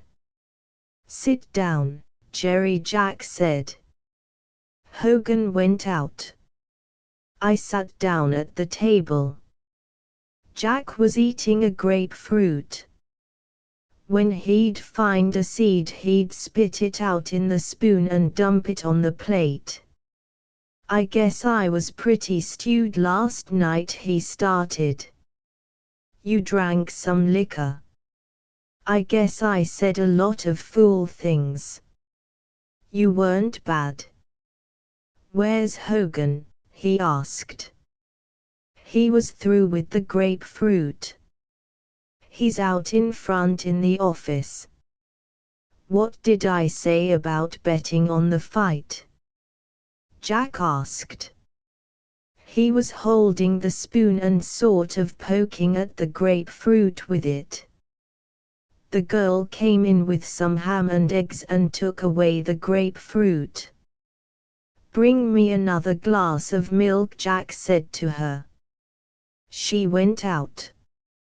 "You said you had 50 grand on Walcott," I said. "That's right," Jack said. "That's a lot of money." "I don't feel too good about it," Jack said. "Something might happen." "No," Jack said. "He wants the title bad. They'll be shooting with him all right.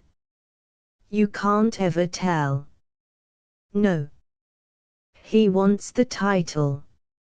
It's worth a lot of money to him." 50 grand is a lot of money," I said. "It's business," said Jack. "I can't win." "You know I can't win anyway. As long as you're in there you got a chance." "No," Jack says. "I'm all through. It's just business." "How do you feel?" "Pretty good," Jack said. "The sleep was what I needed."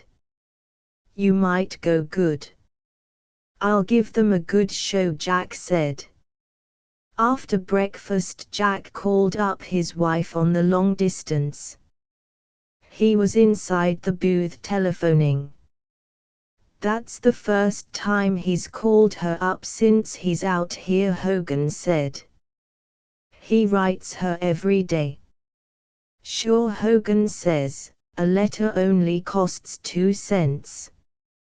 Hogan said goodbye to us and Bruce, the nigger rubber, drove us down to the train in the cart.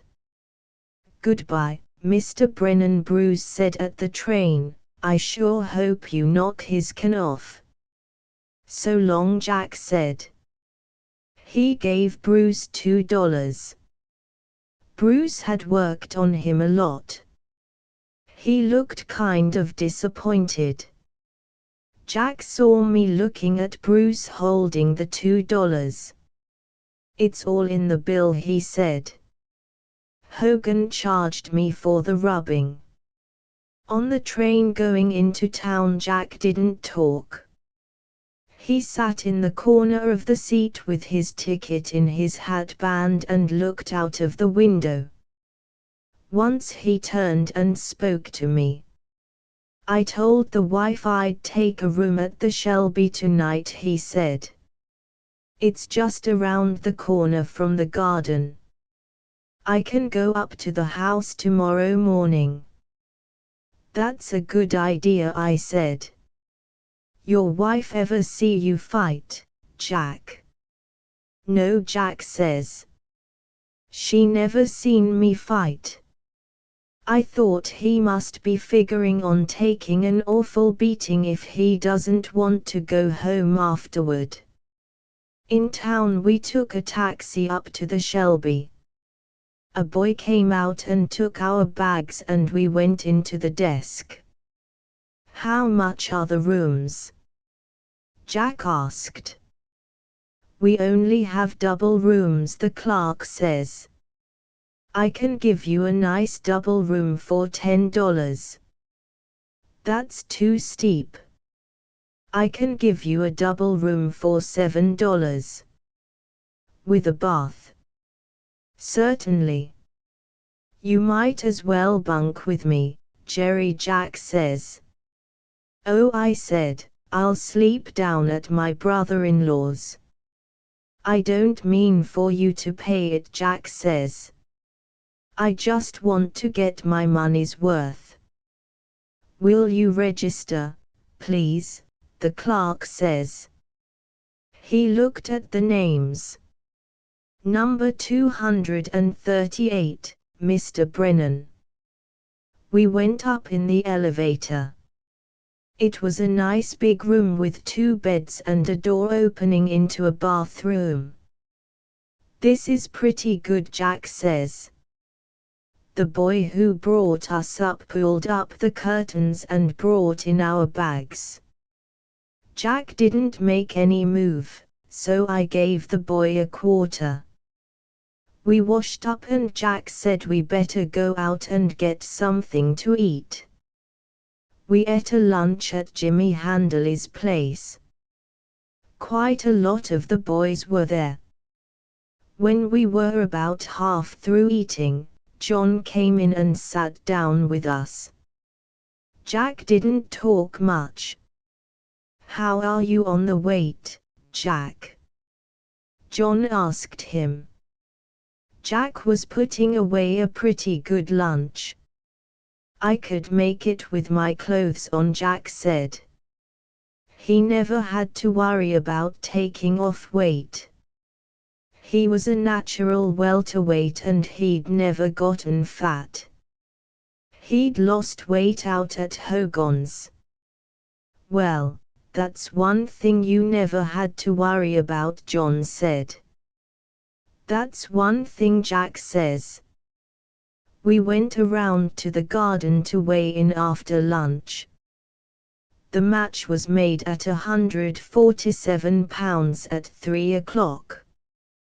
Jack stepped on the scales with a towel around him. The bar didn't move. Walcott had just weighed and was standing with a lot of people around him. "Let's see what you weigh, Jack Friedman," Walcott's manager said. "All right, weigh him then." Jack jerked his head toward Walcott. "Drop the towel," Friedman said. "What do you make it?" Jack asked the fellows who were weighing. 143 pounds, the fat man who was weighing said. "You're down fine," Jack Friedman says. "Weigh him," Jack says. Walcott came over. He was a blonde with wide shoulders and arms like a heavyweight. He didn't have much legs. Jack stood about half a head taller than he did. "Hello, Jack," he said. His face was plenty marked up. "Hello," said Jack. "How you feel?" "Good," Walcott says. He dropped the towel from around his waist and stood on the scales. He had the widest shoulders and back you ever saw. 146 pounds and 12 ounces. Walcott stepped off and grinned at Jack. "Well," John says to him, "Jack's spotting you about 4 pounds. More than that when I come in, kid," Walcott says. "I'm going to go and eat now." We went back and Jack got dressed. He's a pretty tough-looking boy, Jack says to me. He looks as though he'd been hit plenty of times. Oh, yes, Jack says. He ain't hard to hit. Where are you going? John asked when Jack was dressed. Back to the hotel, Jack says. You looked after everything. Yes, John says. It's all looked after. I'm going to lie down a while, Jack says. I'll come around for you about 6:45 and we'll go and eat. All right. Up at the hotel, Jack took off his shoes and his coat and lay down for a while. I wrote a letter. I looked over a couple of times and Jack wasn't sleeping. He was lying perfectly still, but every once in a while his eyes would open. Finally he sits up. Want to play some cribbage, Jerry, he says. Sure, I said. He went over to his suitcase and got out the cards and the cribbage board. We played cribbage and he won $3 off me. John knocked at the door and came in. Want to play some cribbage, John? Jack asked him. John put his Kelly down on the table. It was all wet. His coat was wet too. Is it raining? Jack asks. It's pouring, John says. The taxi I had got tied up in the traffic and I got out and walked. Come on, play some cribbage, Jack says. You ought to go and eat. No, says Jack. I don't want to eat yet. So they played cribbage for about half an hour and Jack won $1.50 off him. Well, I suppose we got to go eat, Jack says. He went to the window and looked out. Is it still raining? Yes. Let's eat in the hotel, John says. All right, Jack says. I'll play you once more to see who pays for the meal.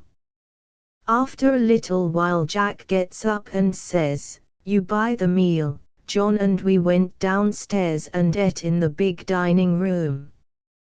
After we ate we went upstairs and Jack played cribbage with John again and won $2.50 off him.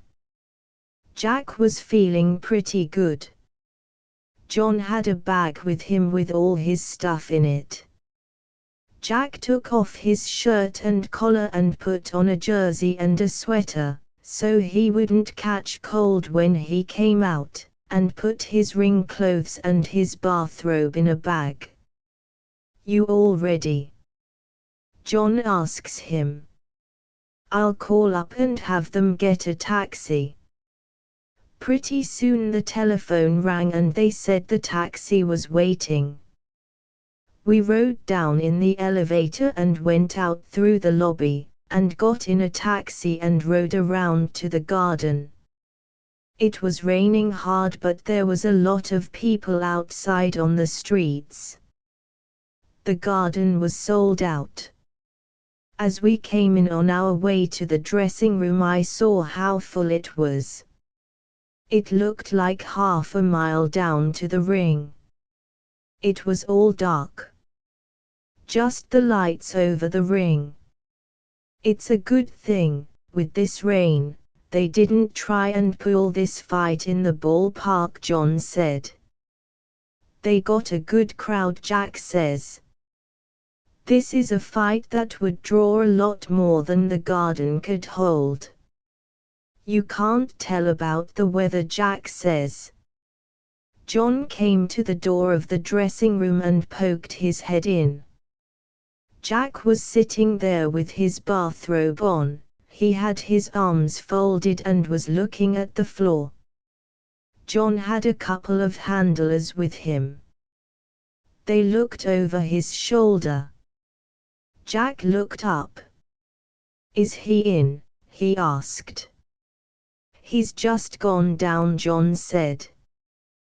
We started down. Walcott was just getting into the ring. The crowd gave him a big hand. He climbed through between the ropes and put his two fists together and smiled, and shook them at the crowd, first at one side of the ring, then at the other, and then sat down.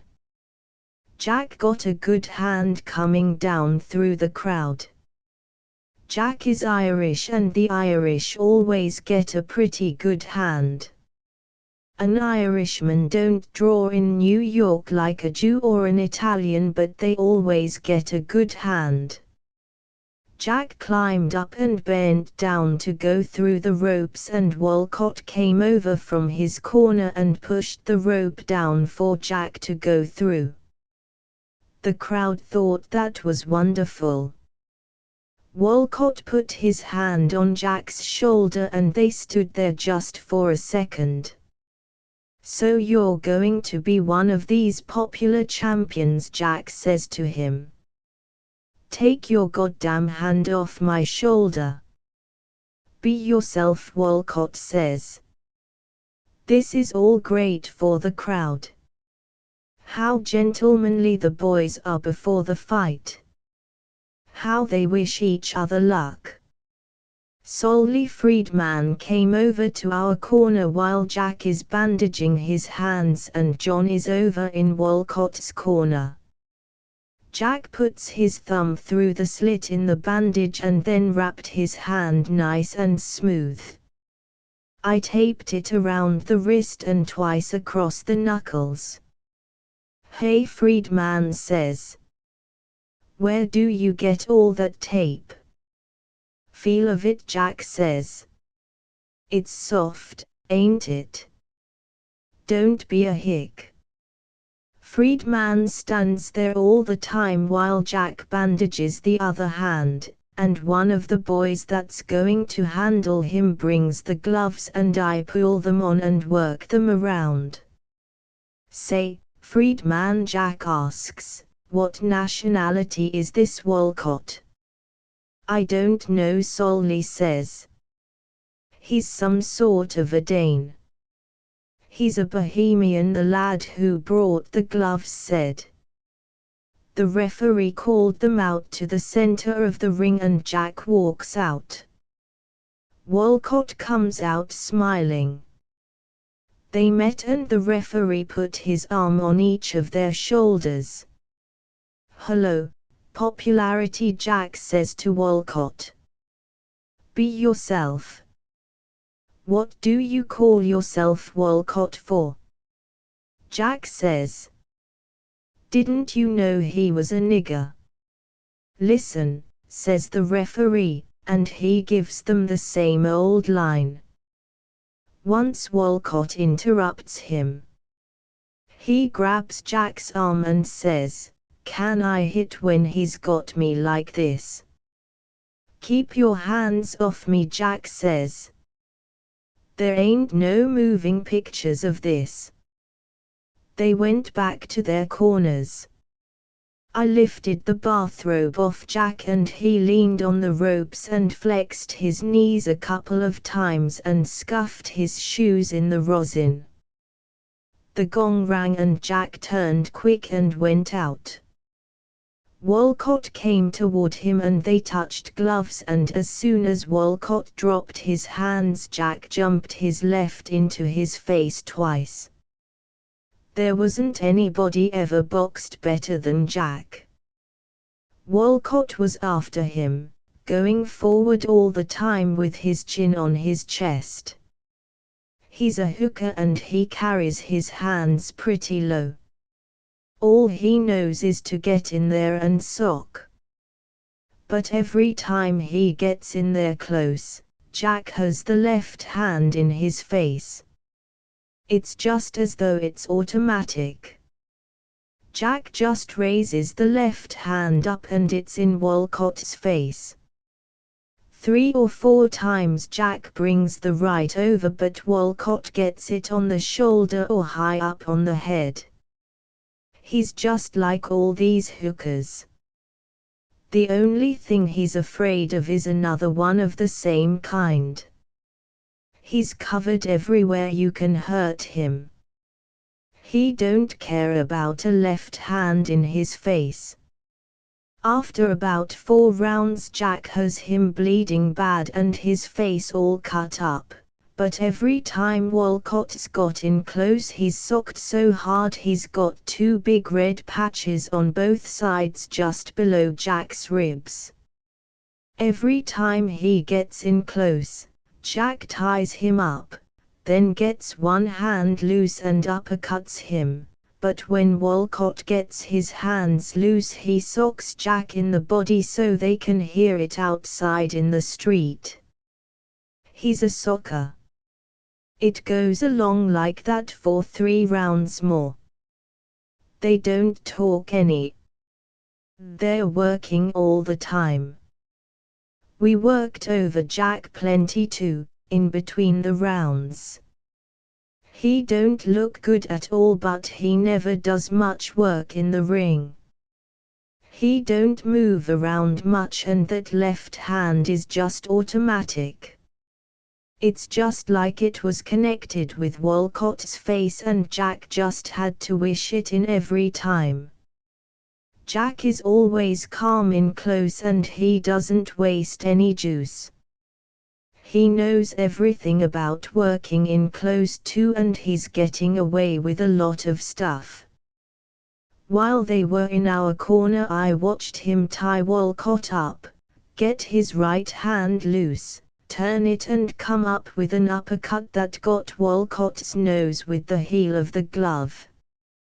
Walcott was bleeding bad and leaned his nose on Jack's shoulder so as to give Jack some of it too, and Jack sort of lifted his shoulder sharp and caught him against the nose, and then brought down the right hand and did the same thing again.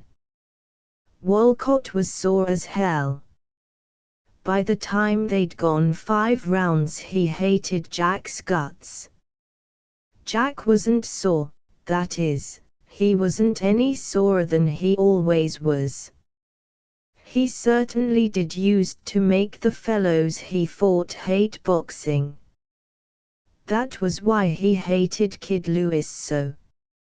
He never got the kid's goat. Kid Lewis always had about 3 new dirty things Jack couldn't do. Jack was as safe as a church all the time he was in there, as long as he was strong. He certainly was treating Walcott rough. The funny thing was it looked as though Jack was an open classic boxer. That was because he had all that stuff too. After the 7th round Jack says, "My left's getting heavy." From then he started to take a beating. It didn't show at first. But instead of him running the fight it was Walcott was running it. Instead of being safe all the time now he was in trouble. He couldn't keep him out with the left hand now.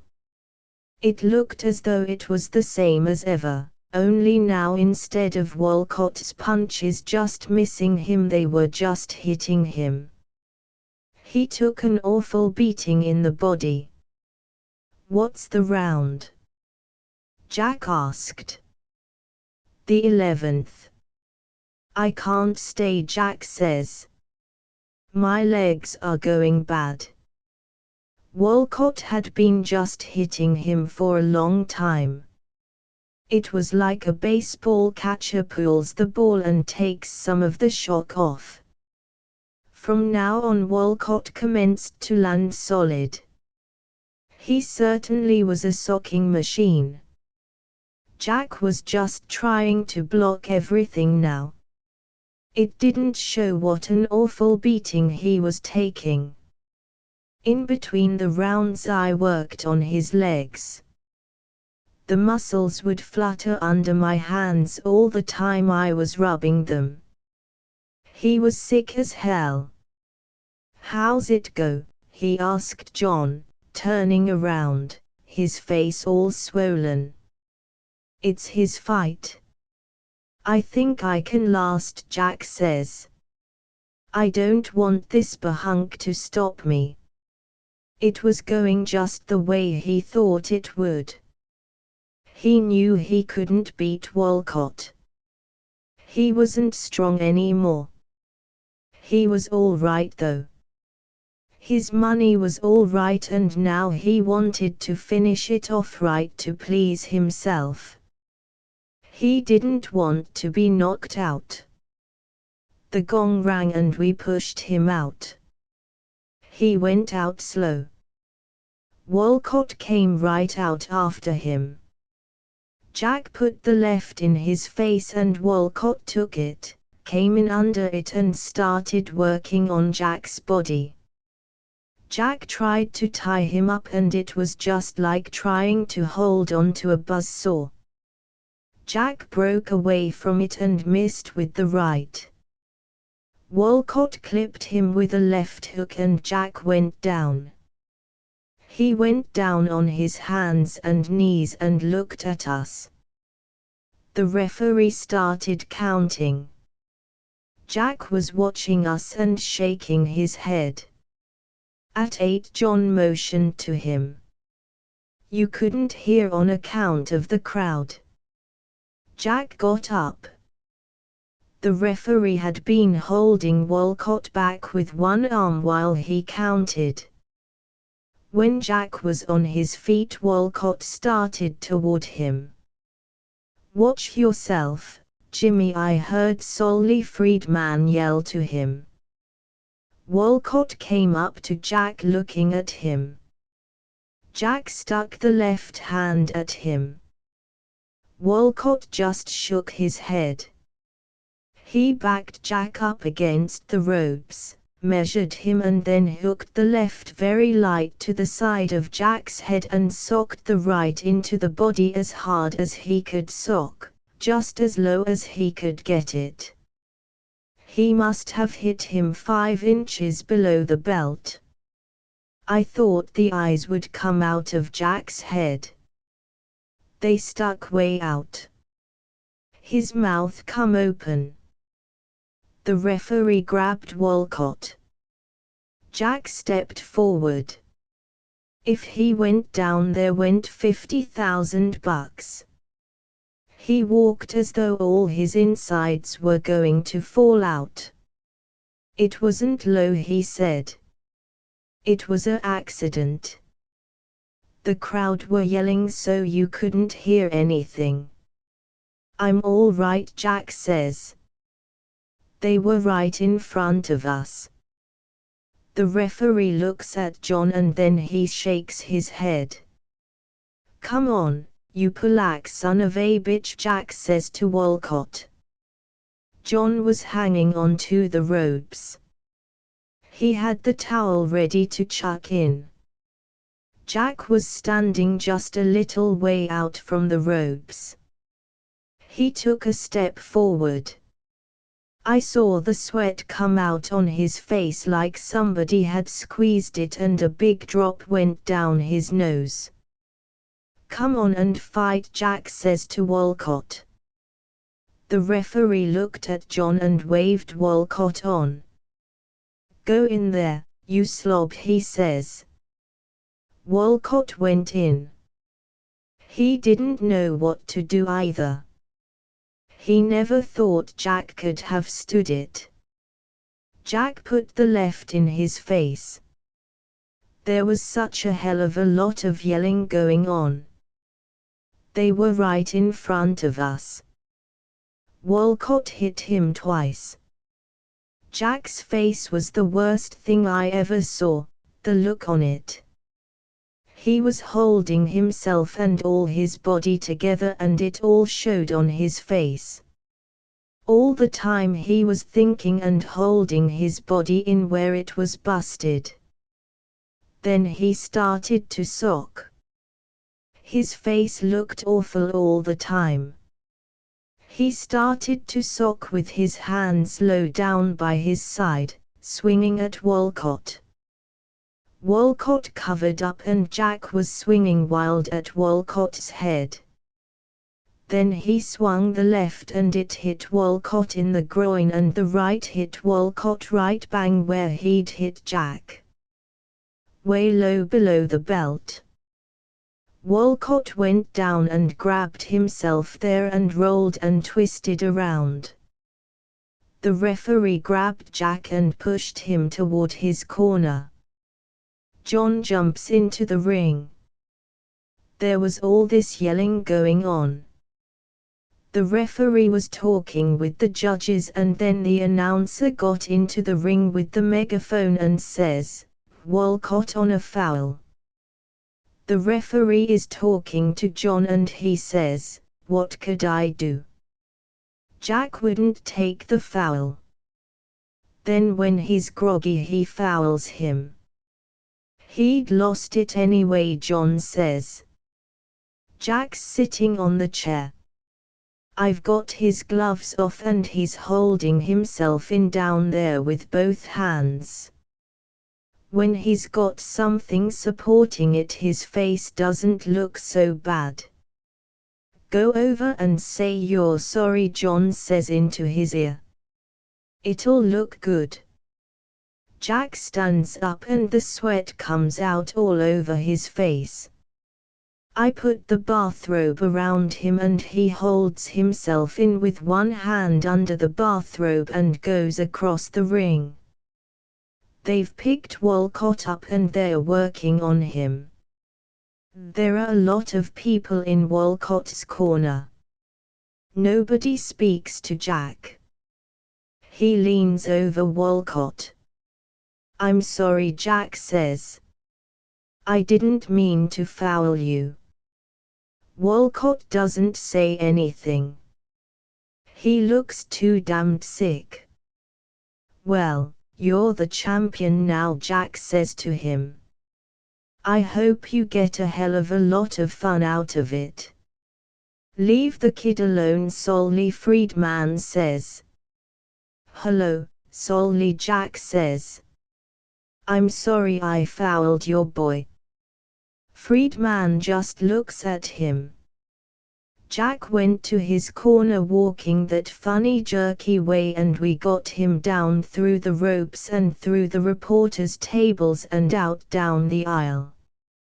A lot of people want to slap Jack on the back. He goes out through all that mob in his bathrobe to the dressing room. It's a popular win for Walcott. That's the way the money was bet in the garden. Once we got inside the dressing room, Jack lay down and shut his eyes. We want to get to the hotel and get a doctor, John says. I'm all busted inside, Jack says. I'm sorry as hell, Jack, John says. It's all right, Jack says. He lies there with his eyes shut. They certainly tried a nice double cross, John said. Your friends Morgan and Steinfeld, Jack said. You got nice friends. He lies there, his eyes are open now. His face has still got that awful drawn look. It's funny how fast you can think when it means that much money, Jack says. You're some boy, Jack, John says. No, Jack says. It was nothing. A simple enquiry outside. The snow was higher than the window. The sunlight came in through the window and shone on a map on the pine-board wall of the hut. The sun was high and the light came in over the top of the snow. A trench had been cut along the open side of the hut, and each clear day the sun, shining on the wall, reflected heat against the snow and widened the trench. It was late March.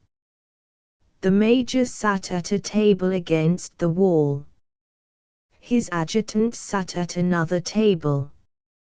Around the Major's eyes were 2 white circles where his snow glasses had protected his face from the sun on the snow.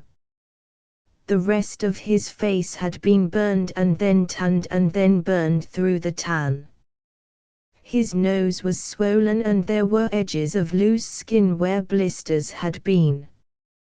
While he worked at the papers, he put the fingers of his left hand into a saucer of oil and then spread the oil over his face, touching it very gently with the tips of his fingers. He was very careful to drain his fingers on the edge of the saucer so there was only a film of oil on them, and after he had stroked his forehead and his cheeks, he stroked his nose very delicately between his fingers. When he had finished, he stood up, took the saucer of oil and went into the small room of the hut where he slept. "I'm going to take a little sleep," he said to the adjutant. In that army an adjutant is not a commissioned officer. "You will finish up?"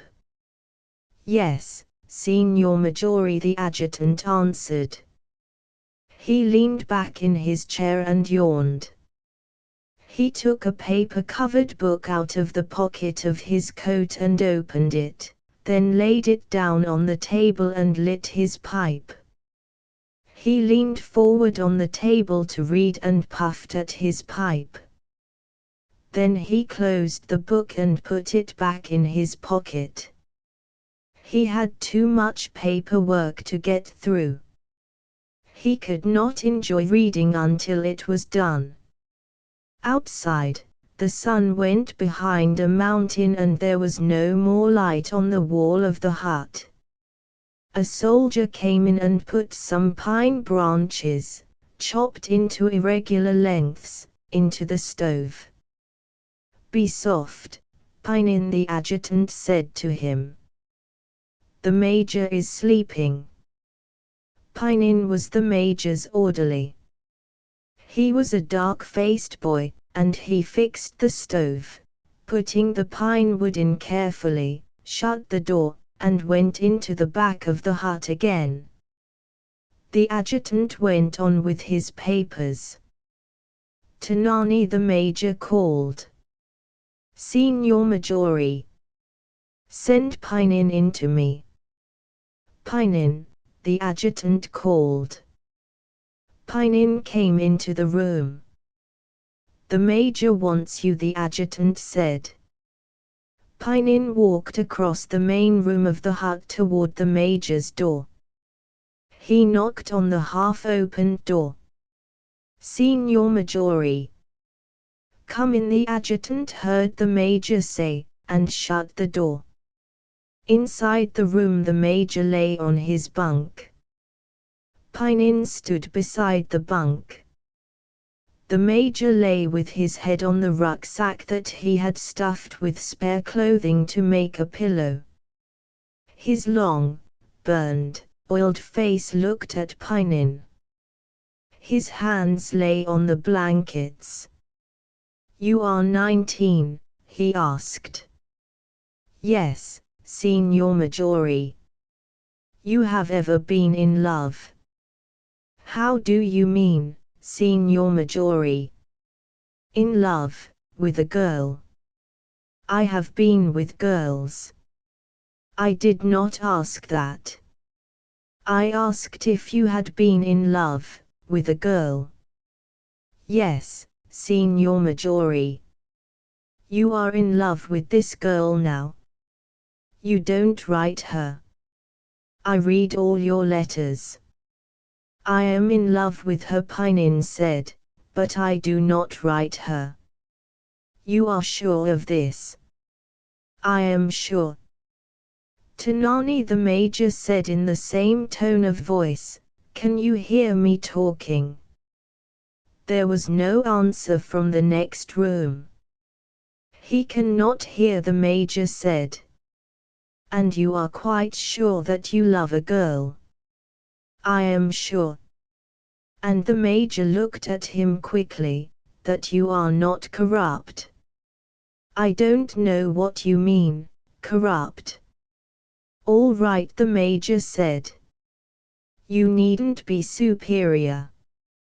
Pinin looked at the floor. The Major looked at his brown face, down and up him, and at his hands. Then he went on, not smiling, and you don't really want, the Major paused.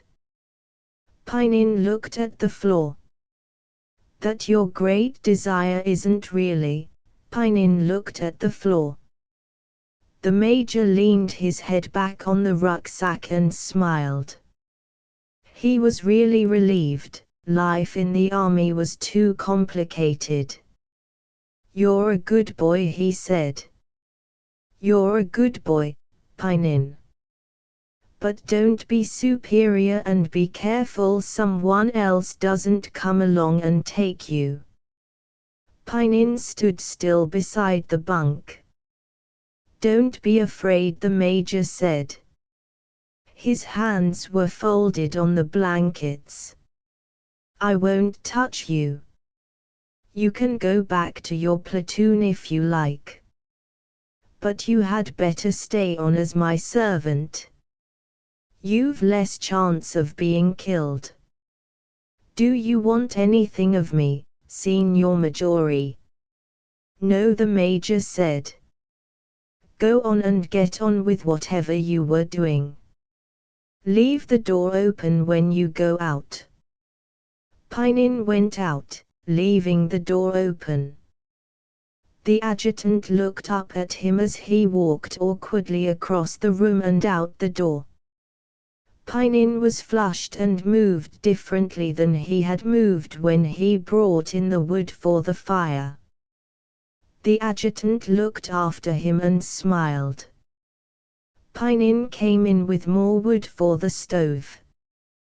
The Major, lying on his bunk, looking at his cloth-covered helmet and his snow glasses that hung from a nail on the wall, heard him walk across the floor. The little devil, he thought, I wonder if he lied to me. 10 Indians after 1/4 of July, Nick, driving home late from town in the big wagon with Joe Garner and his family, passed 9 drunken Indians along the road. He remembered there were 9 because Joe Garner, driving along in the dusk, pulled up the horses, jumped down into the road and dragged an Indian out of the wheel rut. The Indian had been asleep, face down in the sand. Joe dragged him into the bushes and got back up on the wagon box. That makes 9 of them, Joe said, just between here and the edge of town. Them Indians, said Mrs. Garner. Nick was on the back seat with the 2 Garner boys. He was looking out from the back seat to see the Indian where Joe had dragged him alongside of the road. Was it Billy Tabshaw? Carl asked. No, his pants looked mighty like Billy. All Indians wear the same kind of pants. I didn't see him at all, Frank said. Pa was down into the road and back up again before I seen a thing. I thought he was killing a snake. Plenty of Indians'll kill snakes tonight, I guess, Joe Garner said. Them Indians, said Mrs. Garner. They drove along. The road turned off from the main highway and went up into the hills. It was hard pulling for the horses and the boys got down and walked. The road was sandy. Nick looked back from the top of the hill by the schoolhouse. He saw the lights of Petoskey and, off across Little Traverse Bay, the lights of Harbor Springs. They climbed back in the wagon again. They ought to put some gravel on that stretch, Joe Garner said. The wagon went along the road through the woods. Joe and Mrs. Garner sat close together on the front seat. Nick sat between the two boys. The road came out into a clearing. Right here was where Pa ran over the skunk. It was further on. It don't make no difference where it was, Joe said without turning his head.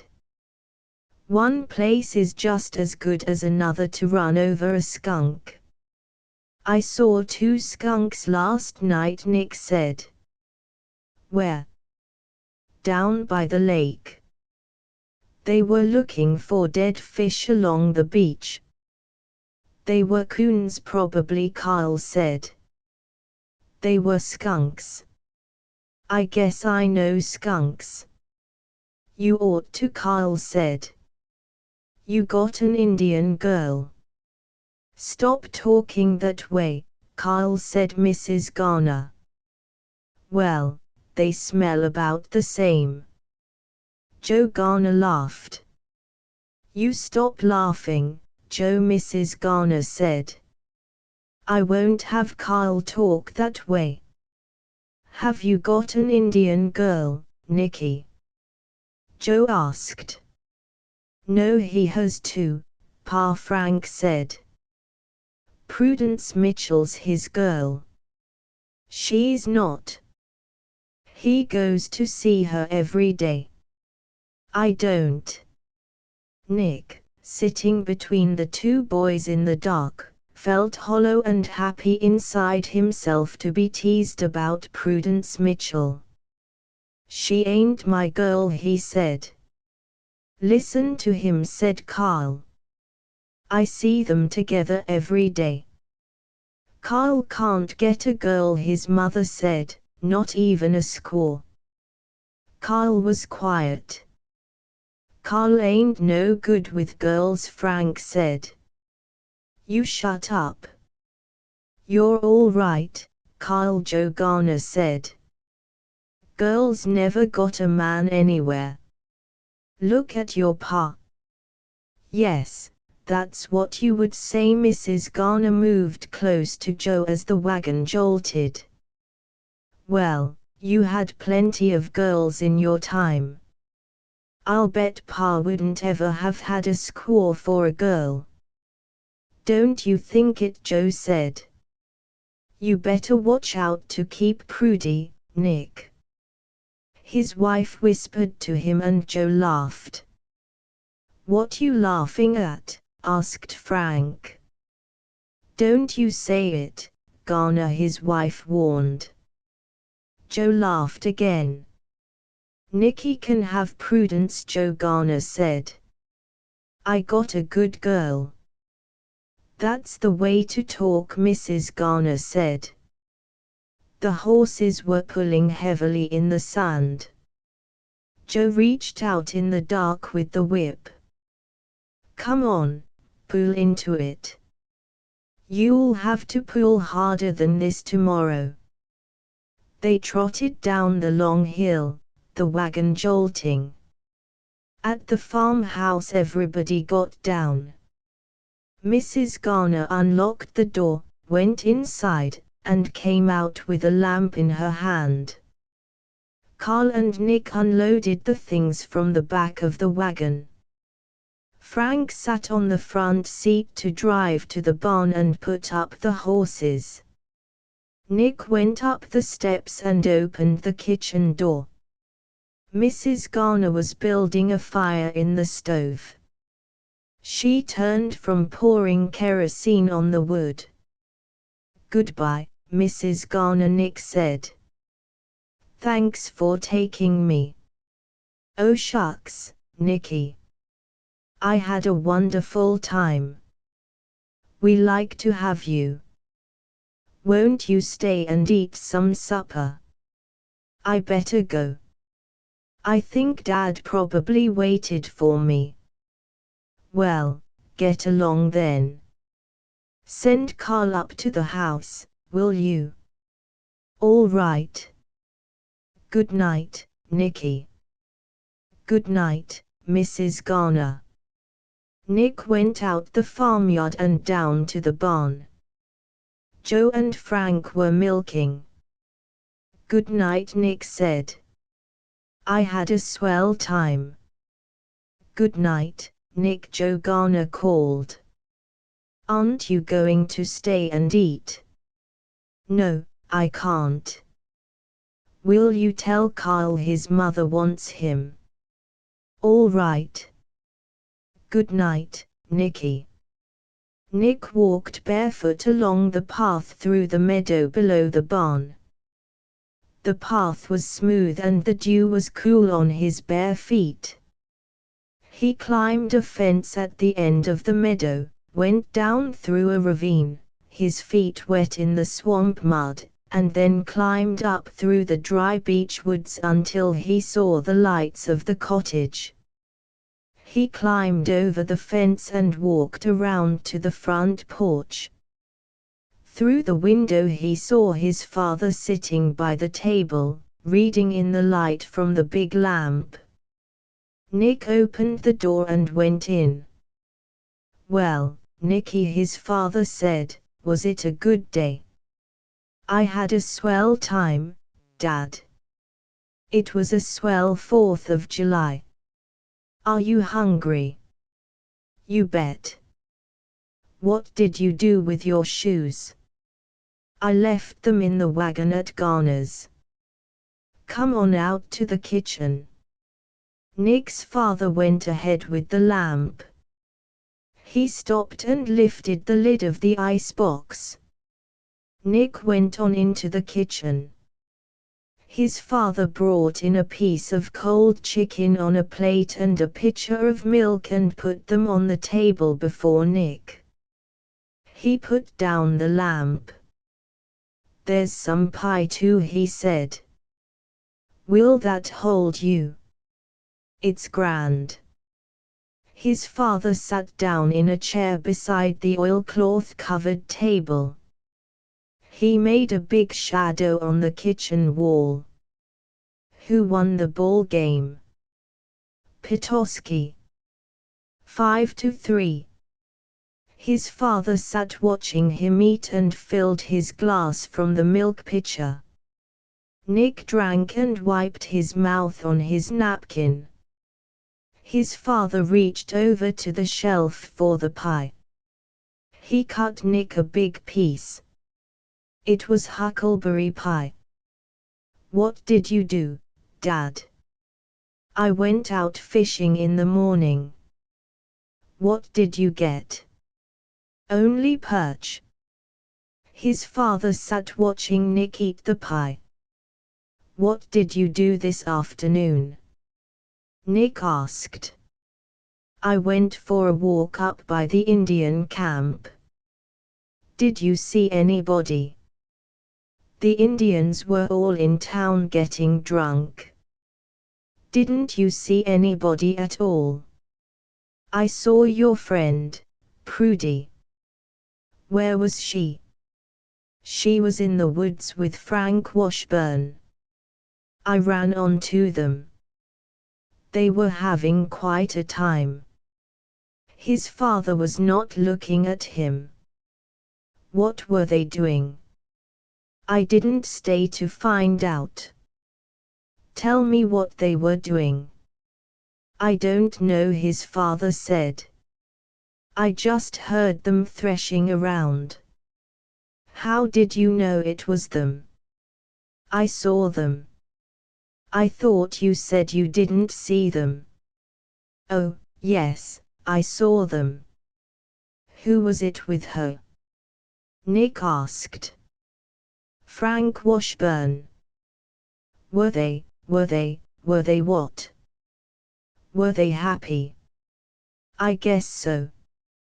His father got up from the table and went out the kitchen screen door. When he came back, Nick was looking at his plate. He had been crying. "Have some more." His father picked up the knife to cut the pie. "No," said Nick. "You better have another piece." "No, I don't want any." His father cleared off the table. "Where were they in the woods?" Nick asked. "Up back of the camp." Nick looked at his plate. His father said, "You better go to bed, Nick." "All right." Nick went into his room, undressed, and got into bed. He heard his father moving around in the living room. Nick lay in the bed with his face in the pillow. "My heart's broken," he thought. "If I feel this way, my heart must be broken." After a while he heard his father blow out the lamp and go into his own room. He heard a wind come up in the trees outside and felt it coming cool through the screen. He lay for a long time with his face in the pillow, and after a while he forgot to think about Prudence and finally he went to sleep. When he awoke in the night he heard the wind in the hemlock trees outside the cottage and the waves of the lake coming in on the shore, and he went back to sleep. In the morning there was a big wind blowing and the waves were running high up on the beach and he was awake a long time before he remembered that his heart was broken. A canary for one. The train passed very quickly along. Red stone house with a garden and 4 thick palm trees with tables under them in the shade. On the other side was the sea. Then there was a cutting through red stone and clay, and the sea was only occasionally and far below against rocks. "I bought him in Palermo," the American lady said. "We only had an hour ashore and it was Sunday morning. The man wanted to be paid in dollars and I gave him $1.50. He really sings very beautifully." It was very hot in the train and it was very hot in the lit salon compartment. There was no breeze came through the open window. The American lady pulled the window blind down and there was no more sea, even occasionally.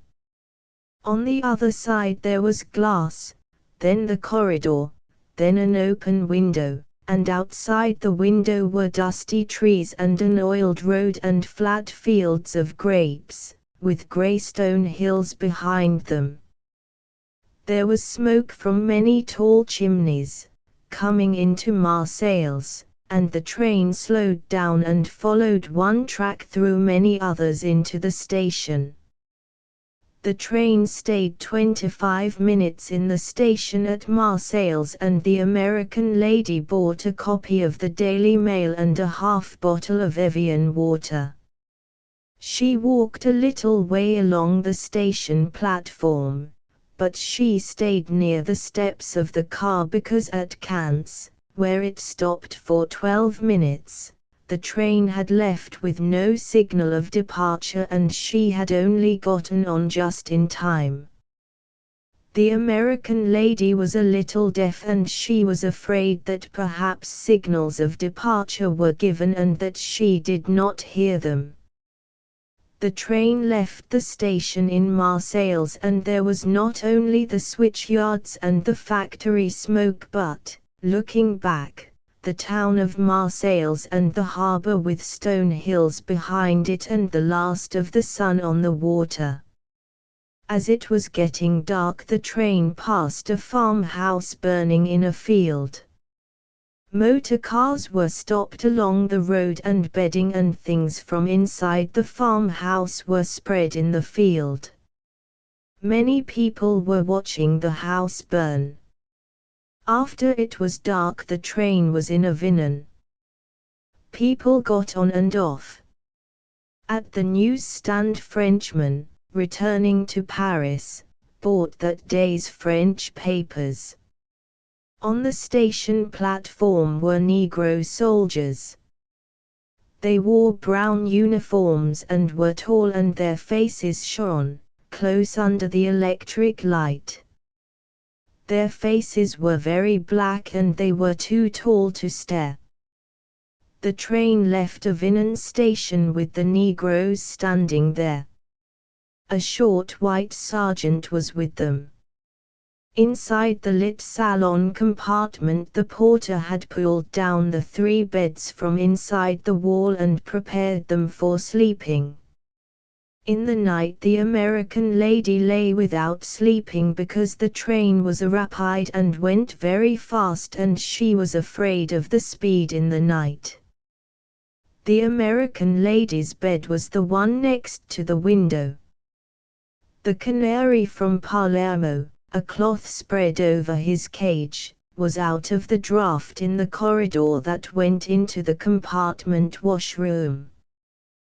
There was a blue light outside the compartment, and all night the train went very fast and the American lady lay awake and waited for a wreck. In the morning the train was near Paris, and after the American lady had come out from the washroom, looking very wholesome and middle-aged and American in spite of not having slept, and had taken the cloth off the bird cage and hung the cage in the sun, she went back to the restaurant car for breakfast. When she came back to the lit salon compartment again, the beds had been pushed back into the wall and made into seats. The canary was shaking his feathers in the sunlight that came through the open window, and the train was much nearer Paris. "He loves the sun," the American lady said. "He'll sing now in a little while." The canary shook his feathers and pecked into them. "I've always loved birds," the American lady said. "I'm taking him home to my little girl. There, he's singing now." The canary chirped and the feathers on his throat stood out, then he dropped his bill and pecked into his feathers again. The train crossed a river and passed through a very carefully tended forest. The train passed through many outside of Paris towns. There were tramcars in the towns and big advertisements for the Belle Jardinière and Dubonnet and Pinot on the walls toward the train. All that the train passed through looked as though it were before breakfast. For several minutes I had not listened to the American lady, who was talking to my wife. "Is your husband American too?" asked the lady. "Yes," said my wife. "We're both Americans." "I thought you were English." "Oh, no. Perhaps that was because I wore braces," I said. I had started to say suspenders and changed it to braces in the mouth, to keep my English character. The American lady did not hear. She was really quite deaf, she read lips, and I had not looked toward her. I had looked out of the window. She went on talking to my wife. "I'm so glad you're Americans. American men make the best husbands," the American lady was saying. "That was why we left the continent, you know. My daughter fell in love with a man in Vevey."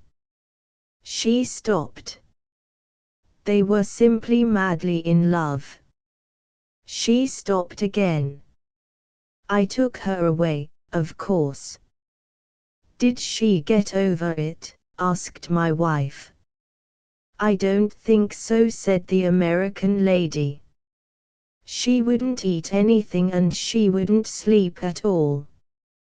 I've tried so very hard, but she doesn't seem to take an interest in anything. She doesn't care about things. I couldn't have her marrying a foreigner."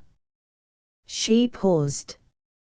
"Someone, a very good friend, told me once, no foreigner can make an American girl a good husband." "No," said my wife, I suppose not. The American lady admired my wife's traveling coat, and it turned out that the American lady had bought her own clothes for 20 years now from the same maison de couture in the Rue Saint-Honore. They had her measurements, and a vendors who knew her and her tastes picked the dresses out for her, and they were sent to America.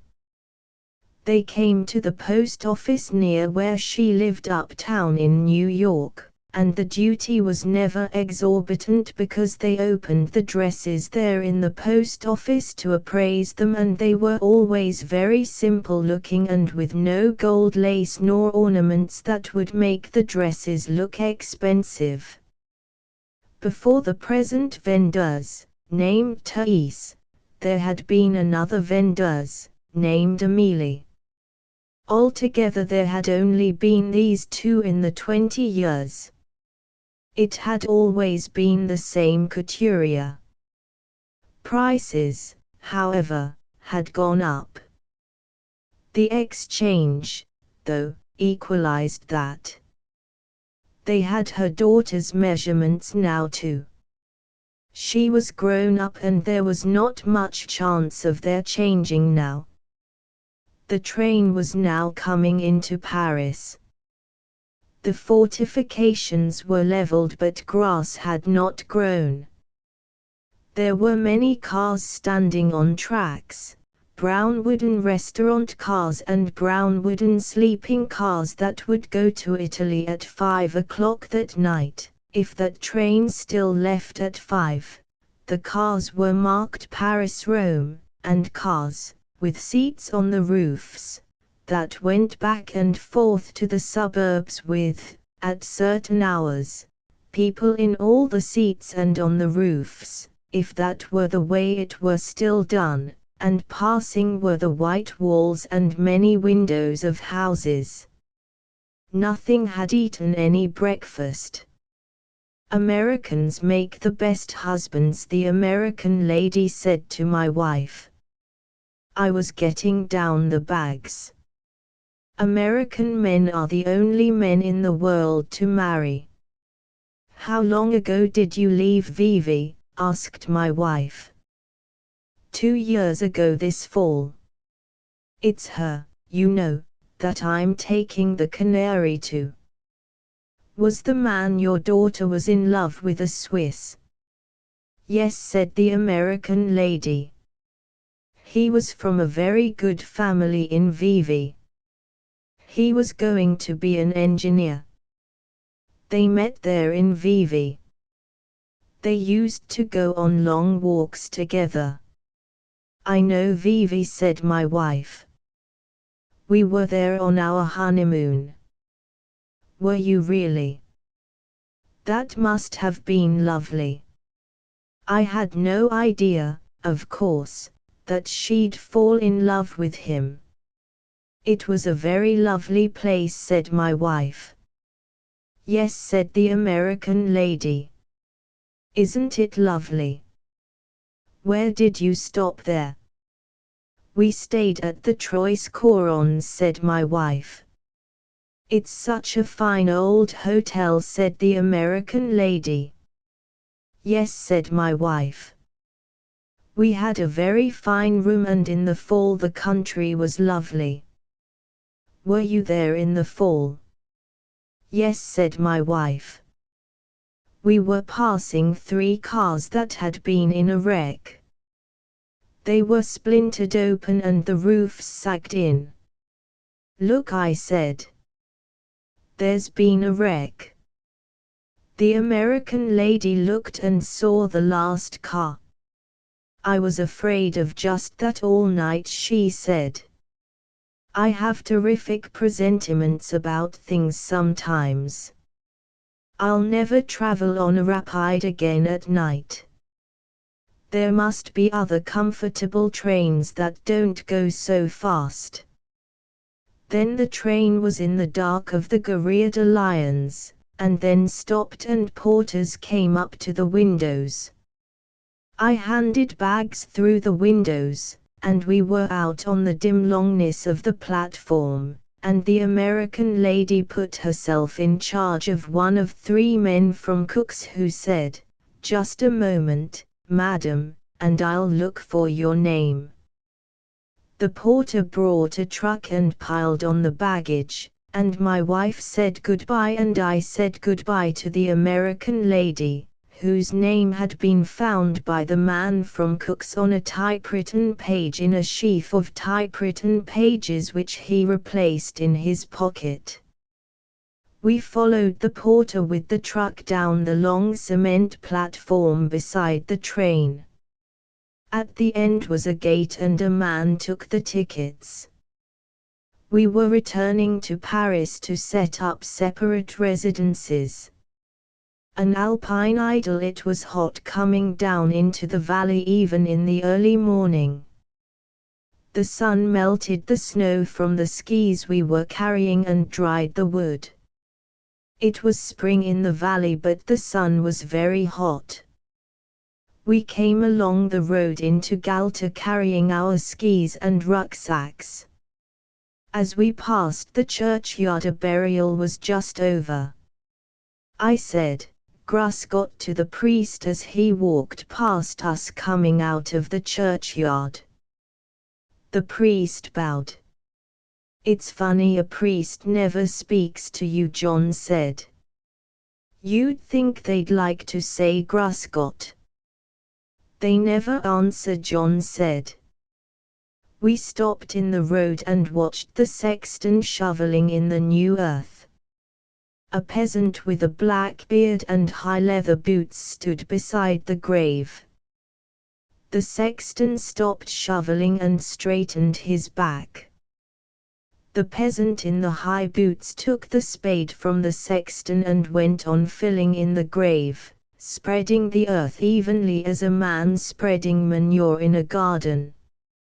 In the bright May morning the grave filling looked unreal. I could not imagine anyone being dead. "Imagine being buried on a day like this," I said to John. "I wouldn't like it." "Well," I said, "we don't have to do it." We went on up the road past the houses of the town to the inn. We had been skiing in the Silverta for a month, and it was good to be down in the valley. In the Silverta the skiing had been all right, but it was spring skiing. The snow was good only in the early morning and again in the evening. The rest of the time it was spoiled by the sun. We were both tired of the sun. You could not get away from the sun.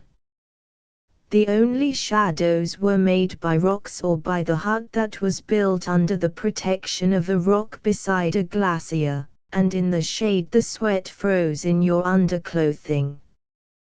You could not sit outside the hut without dark glasses. It was pleasant to be burned black, but the sun had been very tiring. You could not rest in it. I was glad to be down away from snow. It was too late in the spring to be up in the Silverta. I was a little tired of skiing. We had stayed too long. I could taste the snow water we had been drinking melted off the tin roof of the hut. The taste was a part of the way I felt about skiing. I was glad there were other things besides skiing, and I was glad to be down, away from the unnatural high mountain spring, into this May morning in the valley. The innkeeper sat on the porch of the inn, his chair tipped back against the wall. Beside him sat the cook. "Ski hail," said the innkeeper. "Hail," we said and leaned the skis against the wall and took off our packs. "How was it up above?" asked the innkeeper. "Shone. A little too much sun." "Yes. There's too much sun this time of year." The cook sat on in his chair. The innkeeper went in with us and unlocked his office and brought out our mail. There was a bundle of letters and some papers. "Let's get some beer," John said. "Good. We'll drink it inside." The proprietor brought 2 bottles and we drank them while we read the letters. "We better have some more beer," John said. A girl brought it this time. She smiled as she opened the bottles. "Many letters," she said. "Yes. Many." "Prosit," she said and went out, taking the empty bottles. I'd forgotten what beer tasted like. "I hadn't," John said. "Up in the hut I used to think about it a lot." "Well," I said, "we've got it now. You oughtn't to ever do anything too long." "No. We were up there too long." "Too damn long," John said. "It's no good doing a thing too long." The sun came through the open window and shone through the beer bottles on the table. The bottles were half full. There was a little froth on the beer in the bottles, not much because it was very cold. It collared up when you poured it into the tall glasses. I looked out of the open window at the white road. The trees beside the road were dusty. Beyond was a green field and a stream. There were trees along the stream and a mill with a water wheel. Through the open side of the mill I saw a long log and a saw in it rising and falling. No one seemed to be tending it. There were 4 crows walking in the green field. One crow sat in a tree watching. Outside on the porch the cook got off his chair and passed into the hall that led back into the kitchen. Inside, the sunlight shone through the empty glasses on the table. John was leaning forward with his head on his arms. Through the window I saw 2 men come up the front steps. They came into the drinking room. One was the bearded peasant in the high boots. The other was the sexton. They sat down at the table under the window. The girl came in and stood by their table. The peasant did not seem to see her. He sat with his hands on the table. He wore his old army clothes. There were patches on the elbows. "What will it be?" asked the sexton. The peasant did not pay any attention. "What will you drink?" "Schnapps," the peasant said. "And a 1/4 liter of red wine," the sexton told the girl. The girl brought the drinks and the peasant drank the schnapps. He looked out of the window. The sexton watched him. John had his head forward on the table. He was asleep. The innkeeper came in and went over to the table. He spoke in dialect and the sexton answered him. The peasant looked out of the window. The innkeeper went out of the room. The peasant stood up. He took a folded 10,000 kronen note out of a leather pocketbook and unfolded it. The girl came up. "Als?" she asked. "Als," he said. "Let me buy the wine," the sexton said. "Als," the peasant repeated to the girl. She put her hand in the pocket of her apron, brought it out full of coins and counted out the change. The peasant went out the door. As soon as he was gone the innkeeper came into the room again and spoke to the sexton. He sat down at the table. They talked in dialect. The sexton was amused. The innkeeper was disgusted. The sexton stood up from the table. He was a little man with a mustache. He leaned out of the window and looked up the road. "There he goes in," he said.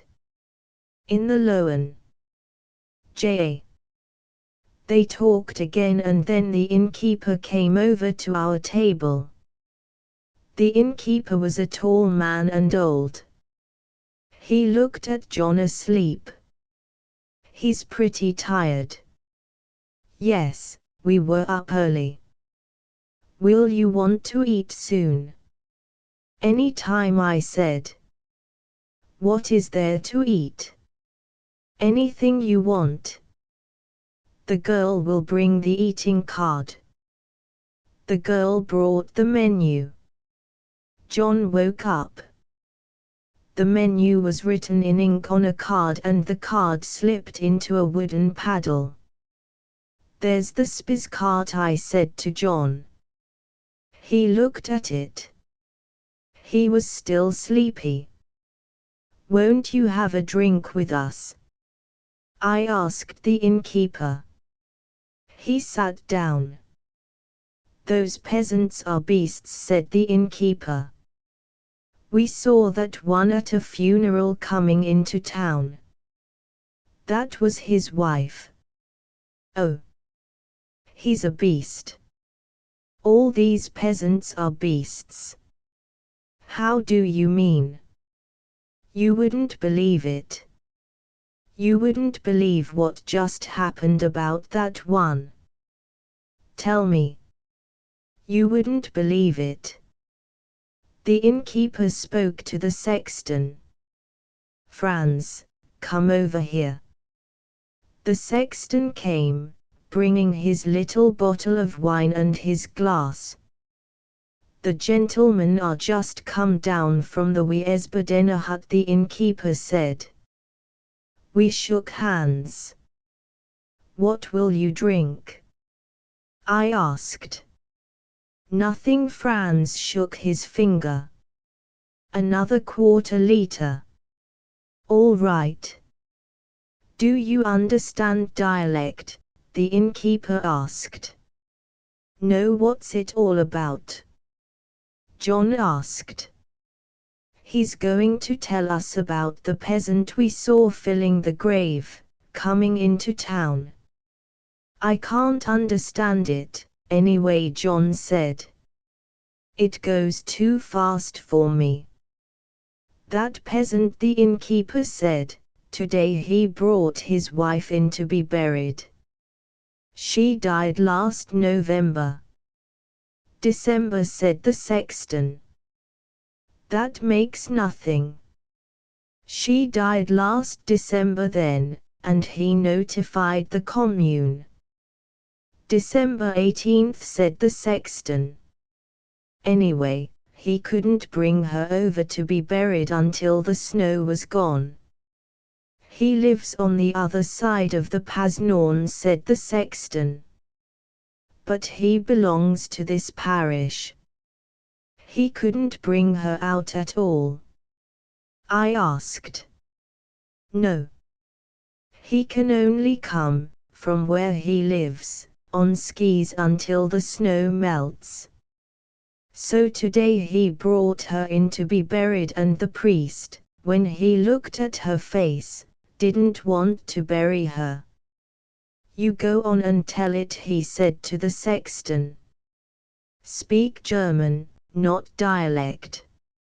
"It was very funny with the priest," said the sexton.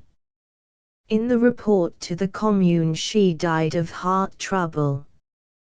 We knew she had heart trouble here. She used to faint in church sometimes. She did not come for a long time. She wasn't strong to climb." When the priest uncovered her face, he asked Ols, "Did your wife suffer much?" "No," said Ols. When I came in the house she was dead across the bed. The priest looked at her again. He didn't like it. How did her face get that way? I don't know, Oz said. You'd better find out, the priest said, and put the blanket back. Oz didn't say anything. The priest looked at him.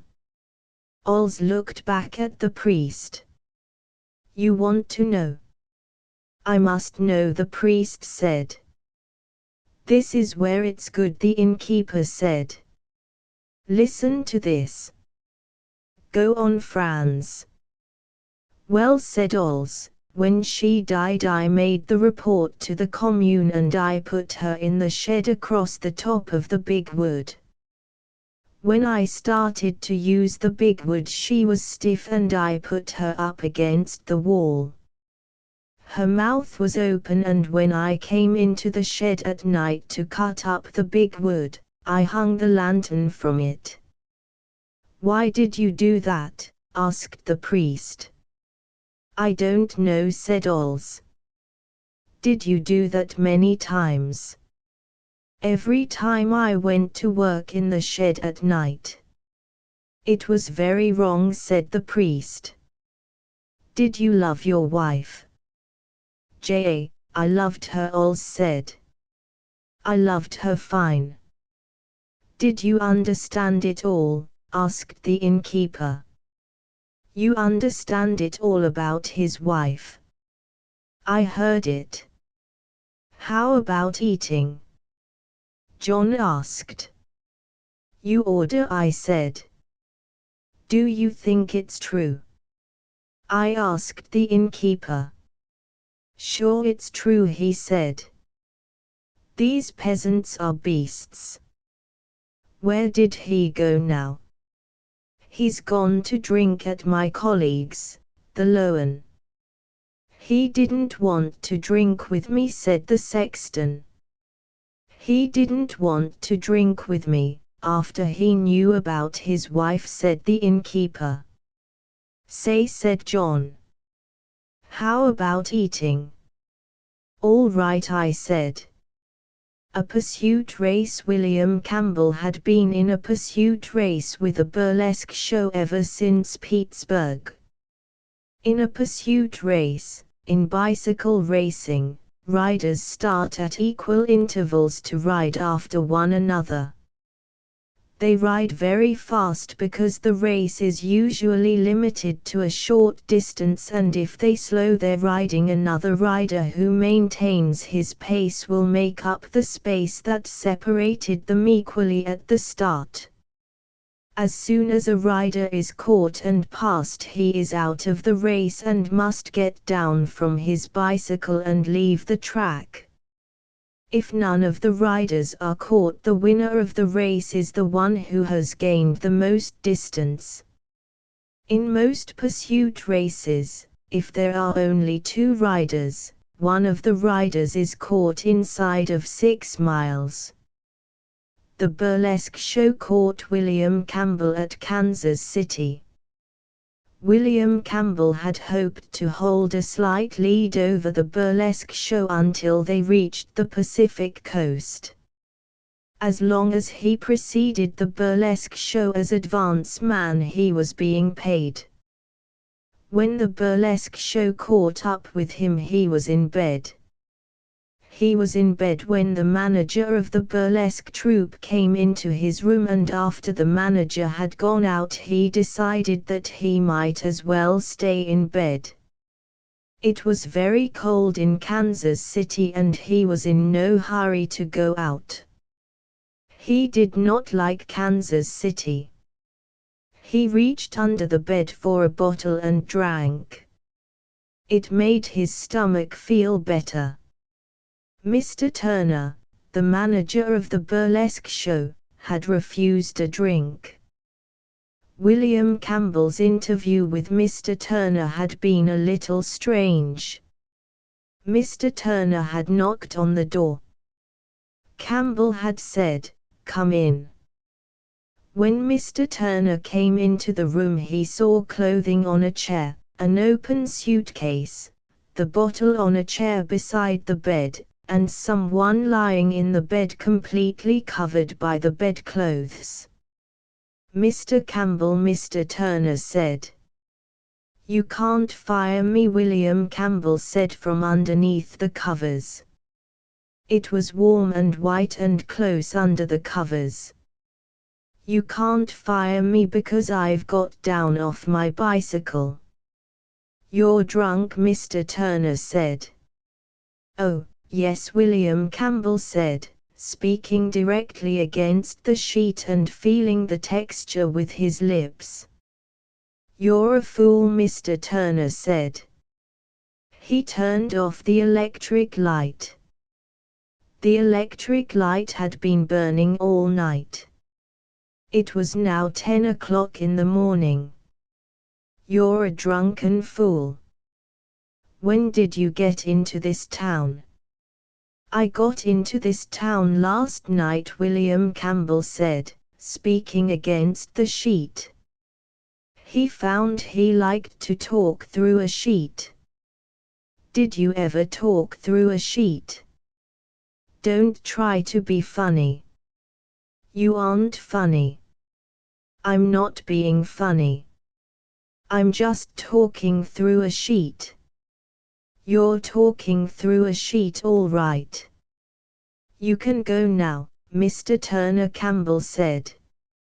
"I don't work for you anymore. You know that anyway." "I know a lot," William Campbell said. He pulled down the sheet and looked at Mr. Turner. "I know enough so I don't mind looking at you at all. Do you want to hear what I know?" "No good," said William Campbell. "Because really I don't know anything at all. I was just talking." He pulled the sheet up over his face again. "I love it under a sheet," he said. Mr. Turner stood beside the bed. He was a middle-aged man with a large stomach and a bald head, and he had many things to do. "You ought to stop off here, Billy, and take a cure," he said. "I'll fix it up if you want to do it." "I don't want to take a cure," William Campbell said.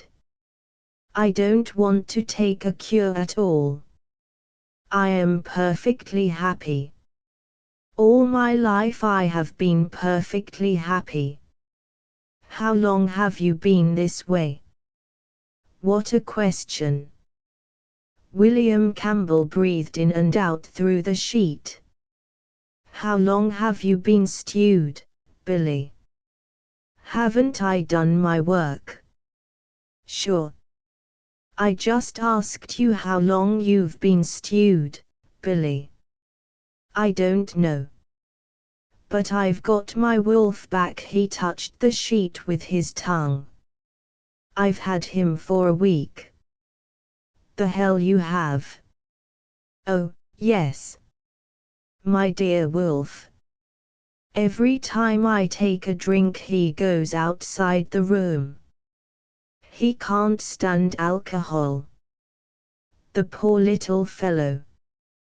He moved his tongue round and round on the sheet. "He's a lovely wolf. He's just like he always was." William Campbell shut his eyes and took a deep breath. "You got to take a cure, Billy," Mr. Turner said. "You won't mind the Keeley. It isn't bad." "The Keeley," William Campbell said. "It isn't far from London."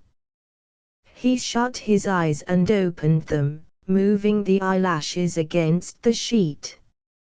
"I just love sheets," he said. He looked at Mr. Turner. "Listen, you think I'm drunk?" "You are drunk." "No, I'm not." "You're drunk and you've had DTs." "No." William Campbell held the sheet around his head. "Dear sheet," he said. He breathed against it gently. "Pretty sheet. You love me, don't you, sheet? It's all in the price of the room. Just like in Japan." "No," he said. "Listen, Billy, dear sliding Billy, I have a surprise for you. I'm not drunk. I'm hopped to the eyes." "No," said Mr. Turner. "Take a look." William Campbell pulled up the right sleeve of his pajama jacket under the sheet, then shoved the right forearm out. "Look at that."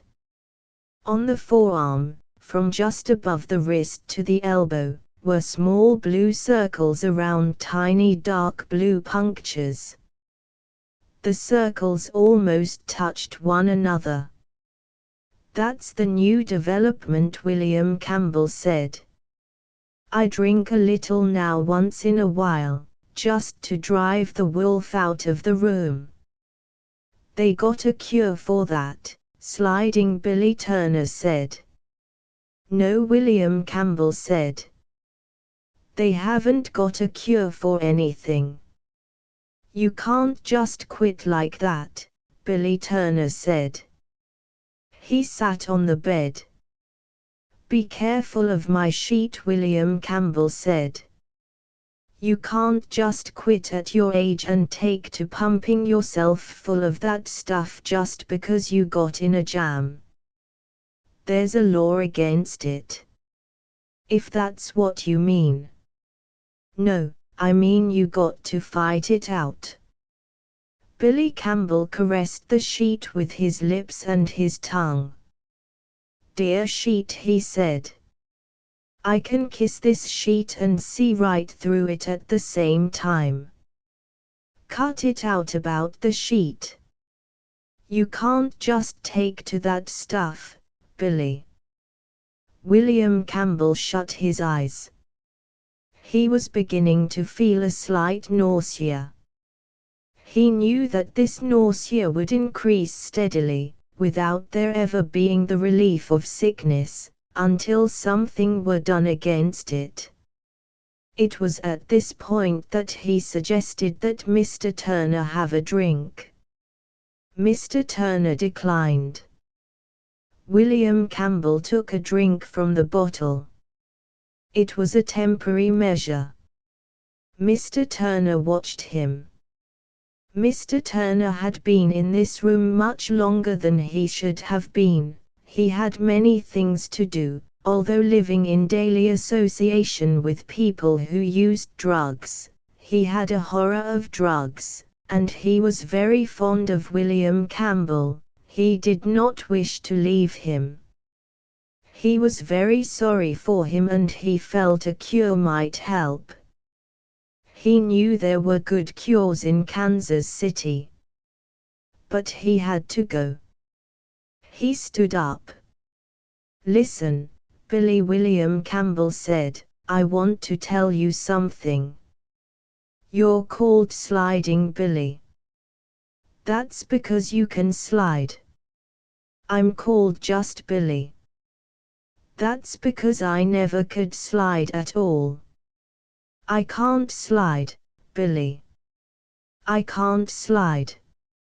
It just catches. Every time I try it, it catches." He shut his eyes. "I can't slide, Billy. It's awful when you can't slide." "Yes," said Sliding Billy Turner. "Yes, what?" William Campbell looked at him. "You were saying." "No," said William Campbell. "I wasn't saying. It must have been a mistake. You were saying about sliding." "No.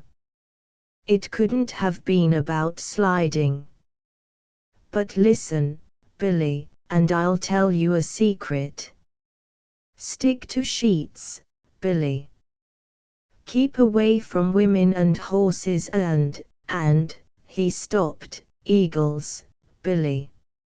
If you love horses you'll get horse S, and if you love eagles you'll get eagle S. He stopped and put his head under the sheet. I got to go, said Sliding Billy Turner. If you love women you'll get a dose, William Campbell said. If you love horses, yes, you said that. Said what? About horses and eagles. Oh, yes.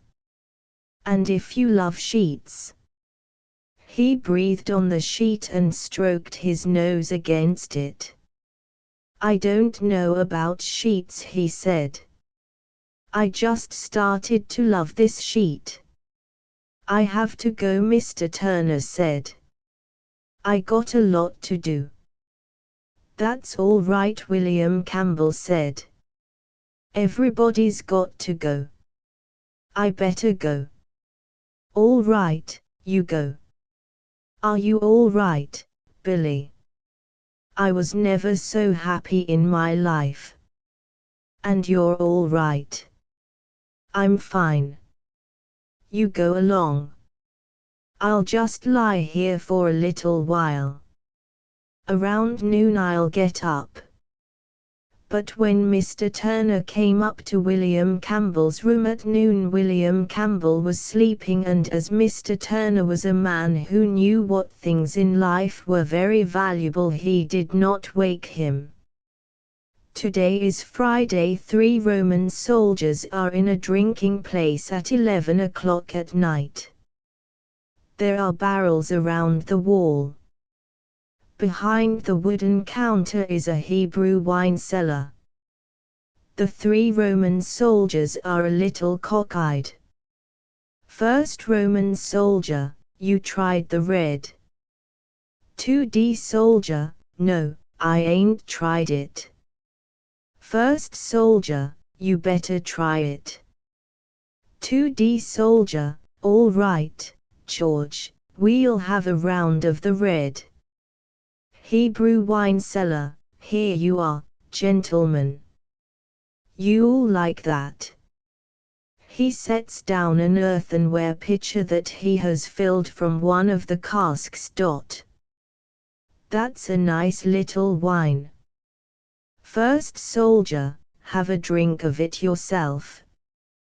He turns to the 3rd Roman soldier who is leaning on a barrel. What's the matter with you? 3D Roman soldier, I got a gut ache. 2D soldier, you've been drinking water. First soldier, try some of the red. 3D soldier, I can't drink the damn stuff. It makes my gut sour. First soldier, you been out here too long. 3D soldier, hell, don't I know it. First soldier, say, George, can't you give this gentleman something to fix up his stomach? Hebrew wine cellar, I got it right here. The 3rd Roman soldier tastes the cup that the wine cellar has mixed for him. 3D soldier, hey, what you put in that? Camel chips. Wine cellar, you drink that right down, Lieutenant. That'll fix you up right. 3D soldier, well, I couldn't feel any worse. First soldier, take a chance on it. George fixed me up fine the other day. Wine cellar, you were in bad shape, Lieutenant. I know what fixes up a bad stomach. The 3rd Roman soldier drinks the cup down. 3D Roman soldier, Jesus Christ. He makes a face. 2D soldier, that false alarm. First soldier, oh, I don't know. He was pretty good in there today. 2D soldier, why didn't he come down off the cross? First soldier, he didn't want to come down off the cross. That's not his play. 2D soldier, show me a guy that doesn't want to come down off the cross. First soldier, or, hell, you don't know anything about it. Ask George there. Did he want to come down off the cross, George? Wine cellar, I'll tell you, gentlemen, I wasn't out there. It's a thing I haven't taken any interest in. 2D soldier, listen, I seen a lot of them, here and plenty of other places. Any time you show me one that doesn't want to get down off the cross when the time comes, I mean, I'll climb right up with him. First soldier, I thought he was pretty good in there today. 3D soldier, he was all right. 2D Roman soldier, you guys don't know what I'm talking about. I'm not saying whether he was good or not. What I mean is, when the time comes. When they first start nailing him, there isn't none of them wouldn't stop it if they could. First soldier, didn't you follow it, George? Wine cellar, no, I didn't take any interest in it, Lieutenant. First soldier, I was surprised how he acted. 3D soldier, the part I don't like is the nailing them on. You know, that must get to you pretty bad. 2D soldier, it isn't that that's so bad, as when they first lift him up. He makes a lifting gesture with his two palms together. When the weight starts to pull on him, that's when it gets him. 3D Roman soldier, it takes some of them pretty bad. First soldier, ain't I seen 'em? I seen plenty of them. I tell you, he was pretty good in there today. The second Roman soldier smiles at the Hebrew wine cellar.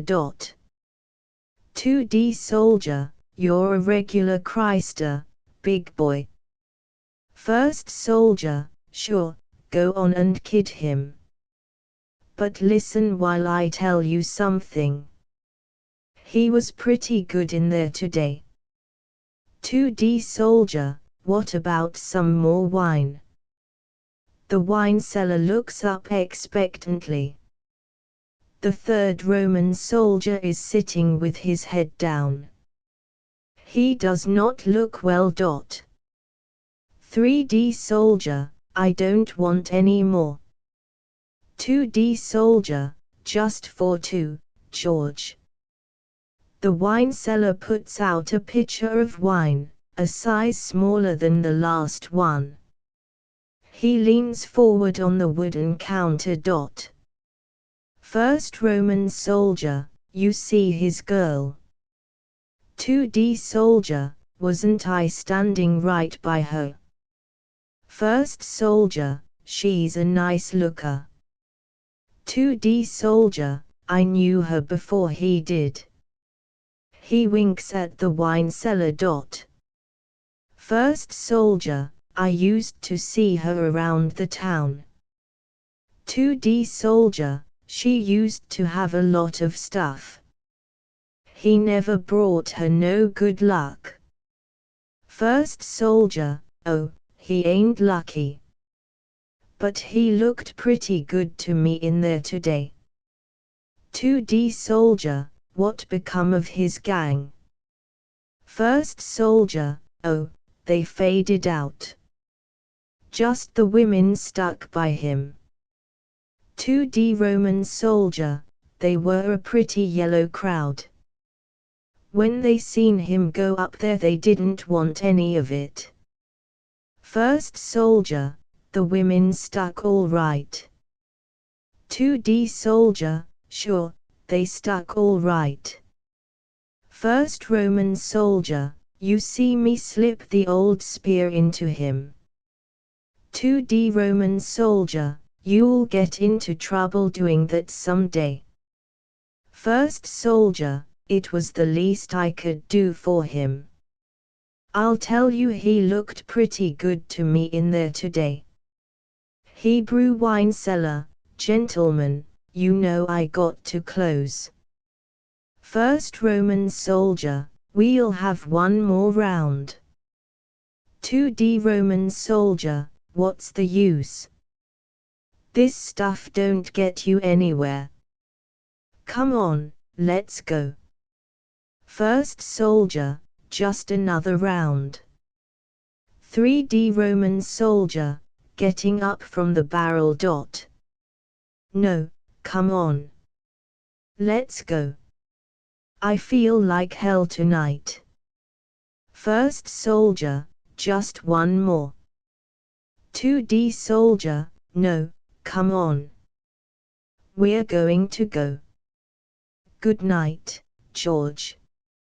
Put it on the bill. Wine cellar, good night, gentlemen. He looks a little worried. You couldn't let me have a little something on account, Lieutenant? 2D Roman soldier, what the hell, George? Wednesday's payday. Wine cellar, it's all right, Lieutenant. Good night, gentlemen. The 3 Roman soldiers go out the door into the street. Outside in the street. 2D Roman soldier, George is a kike just like all the rest of them. First Roman soldier, oh, George is a nice fella. 2D soldier, everybody's a nice fella to you tonight. 3D Roman soldier, come on, let's go up to the barracks. I feel like hell tonight. 2D soldier, you been out here too long. 3D Roman soldier, no, it ain't just that. I feel like hell. 2D soldier, you been out here too long. That's all. Curtain. Banal story. So he ate an orange, slowly spitting out the seeds. Outside, the snow was turning to rain. Inside, the electric stove seemed to give no heat, and rising from his writing table, he sat down upon the stove. How good it felt! Here, at last, was life. He reached for another orange. Far away in Paris, Mascart had knocked Danny Frush Cuckoo in the second round. Far off in Mesopotamia, 21 feet of snow had fallen. Across the world in distant Australia, the English cricketers were sharpening up their wickets. There was romance. Patrons of the arts and letters have discovered the forum, he read. It is the guide, philosopher, and friend of the thinking minority. Prize short stories, will their authors write our bestsellers of tomorrow? You will enjoy these warm, homespun, American tales, bits of real life on the open ranch, in crowded tenement or comfortable home, and all with a healthy undercurrent of humor. I must read them, he thought. He read on. Our children's children, what of them? Who of them? New means must be discovered to find room for us under the sun. Shall this be done by war, or can it be done by peaceful methods? Or will we all have to move to Canada? Our deepest convictions, will science upset them? Our civilization, is it inferior to older orders of things?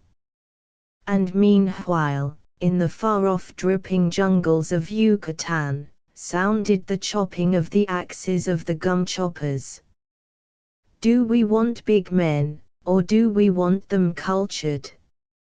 Take Joyce. Take President Coolidge.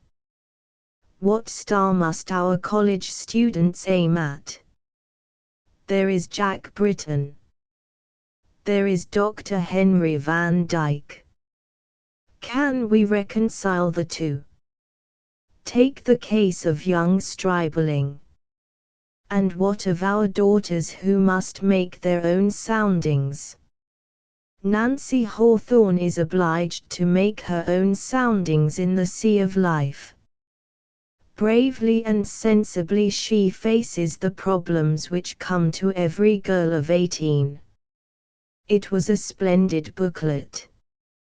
Are you a girl of 18? Take the case of Joan of Arc. Take the case of Bernard Shaw. Take the case of Betsy Ross. Think of these things in 1925. Was there a risk page in Puritan history? Were there two sides to Pocahontas? Did he have a fourth dimension? Are modern paintings and poetry art? Yes and no. Take Picasso. Have tramps codes of conduct? Send your mind adventuring. There is romance everywhere. Forum writers talk to the point, are possessed of humor and wit. But they do not try to be smart and are never long-winded. Live the full life of the mind, exhilarated by new ideas, intoxicated by the romance of the unusual. He laid down the booklet. And meanwhile, stretched flat on a bed in a darkened room in his house in Triana, Manuel Garcia Mayra lay with a tube in each lung, drowning with the pneumonia. All the papers in Andalusia devoted special supplements to his death, which had been expected for some days. Men and boys bought full-length colored pictures of him to remember him by, and lost the picture they had of him in their memories by looking at the lithographs. Bullfighters were very relieved he was dead, because he did always in the bullring the things they could only do sometimes. They all marched in the rain behind his coffin, and there were 147 bullfighters followed him out to the cemetery, where they buried him in the tomb next to Joselito. After the funeral everyone sat in the cafes out of the rain, and many colored pictures of Mayra were sold to men who rolled them up and put them away in their pockets. Now I lay me that night we lay on the floor in the room and I listened to the silkworms eating. The silkworms fed in racks of mulberry leaves, and all night you could hear them eating and a dropping sound in the leaves. I myself did not want to sleep because I had been living for a long time with the knowledge that if I ever shut my eyes in the dark and let myself go, my soul would go out of my body. I had been that way for a long time, ever since I had been blown up at night and felt it go out of me and go off and then come back. I tried never to think about it, but it had started to go since, in the nights, just at the moment of going off to sleep, and I could only stop it by a very great effort. So while now I am fairly sure that it would not really have gone out, yet then, that summer, I was unwilling to make the experiment. I had different ways of occupying myself while I lay awake. I would think of a trout stream I had fished along when I was a boy and fish its whole length very carefully in my mind, fishing very carefully under all the logs, all the turns of the bank, the deep holes and the clear shallow stretches, sometimes catching trout and sometimes losing them. I would stop fishing at noon to eat my lunch, sometimes on a log over the stream, sometimes on a high bank under a tree, and I always ate my lunch very slowly and watched the stream below me while I ate. Often I ran out of bait because I would take only 10 worms with me in a tobacco tin when I started. When I had used them all I had to find more worms, and sometimes it was very difficult digging in the bank of the stream where the cedar trees kept out the sun and there was no grass but only the bare moist earth, and often I could find no worms. Always though I found some kind of bait, but one time in the swamp I could find no bait at all and had to cut up one of the trout I had caught and use him for bait.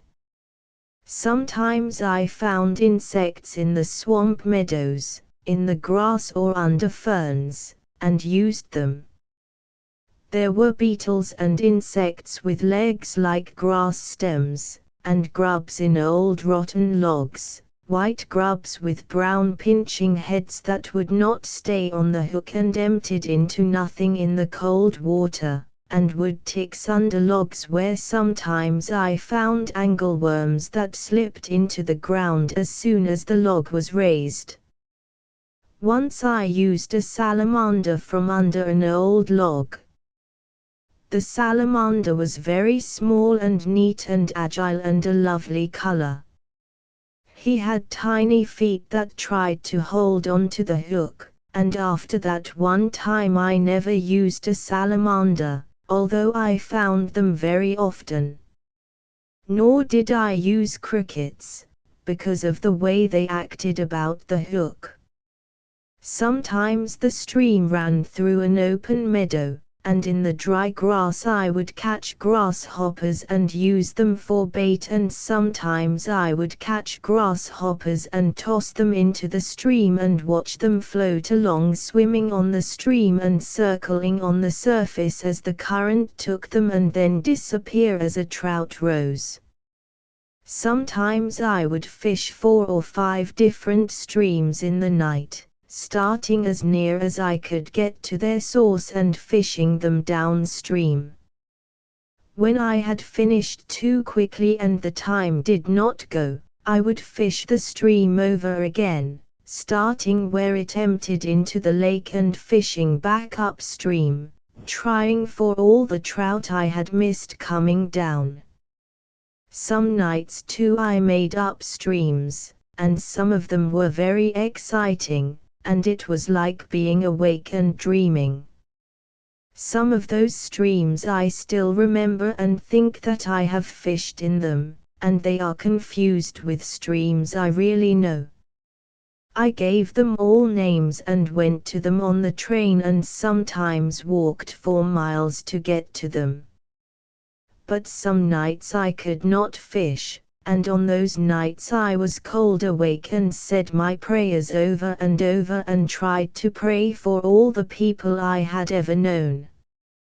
That took up a great amount of time, for if you try to remember all the people you have ever known, going back to the earliest thing you remember, which was, with me, the attic of the house where I was born and my mother and father's wedding cake in a tin box hanging from one of the rafters, and, in the attic, jars of snakes and other specimens that my father had collected as a boy and preserved in alcohol, the alcohol sunken in the jars so the backs of some of the snakes and specimens were exposed and had turned white. If you thought back that far, you remembered a great many people.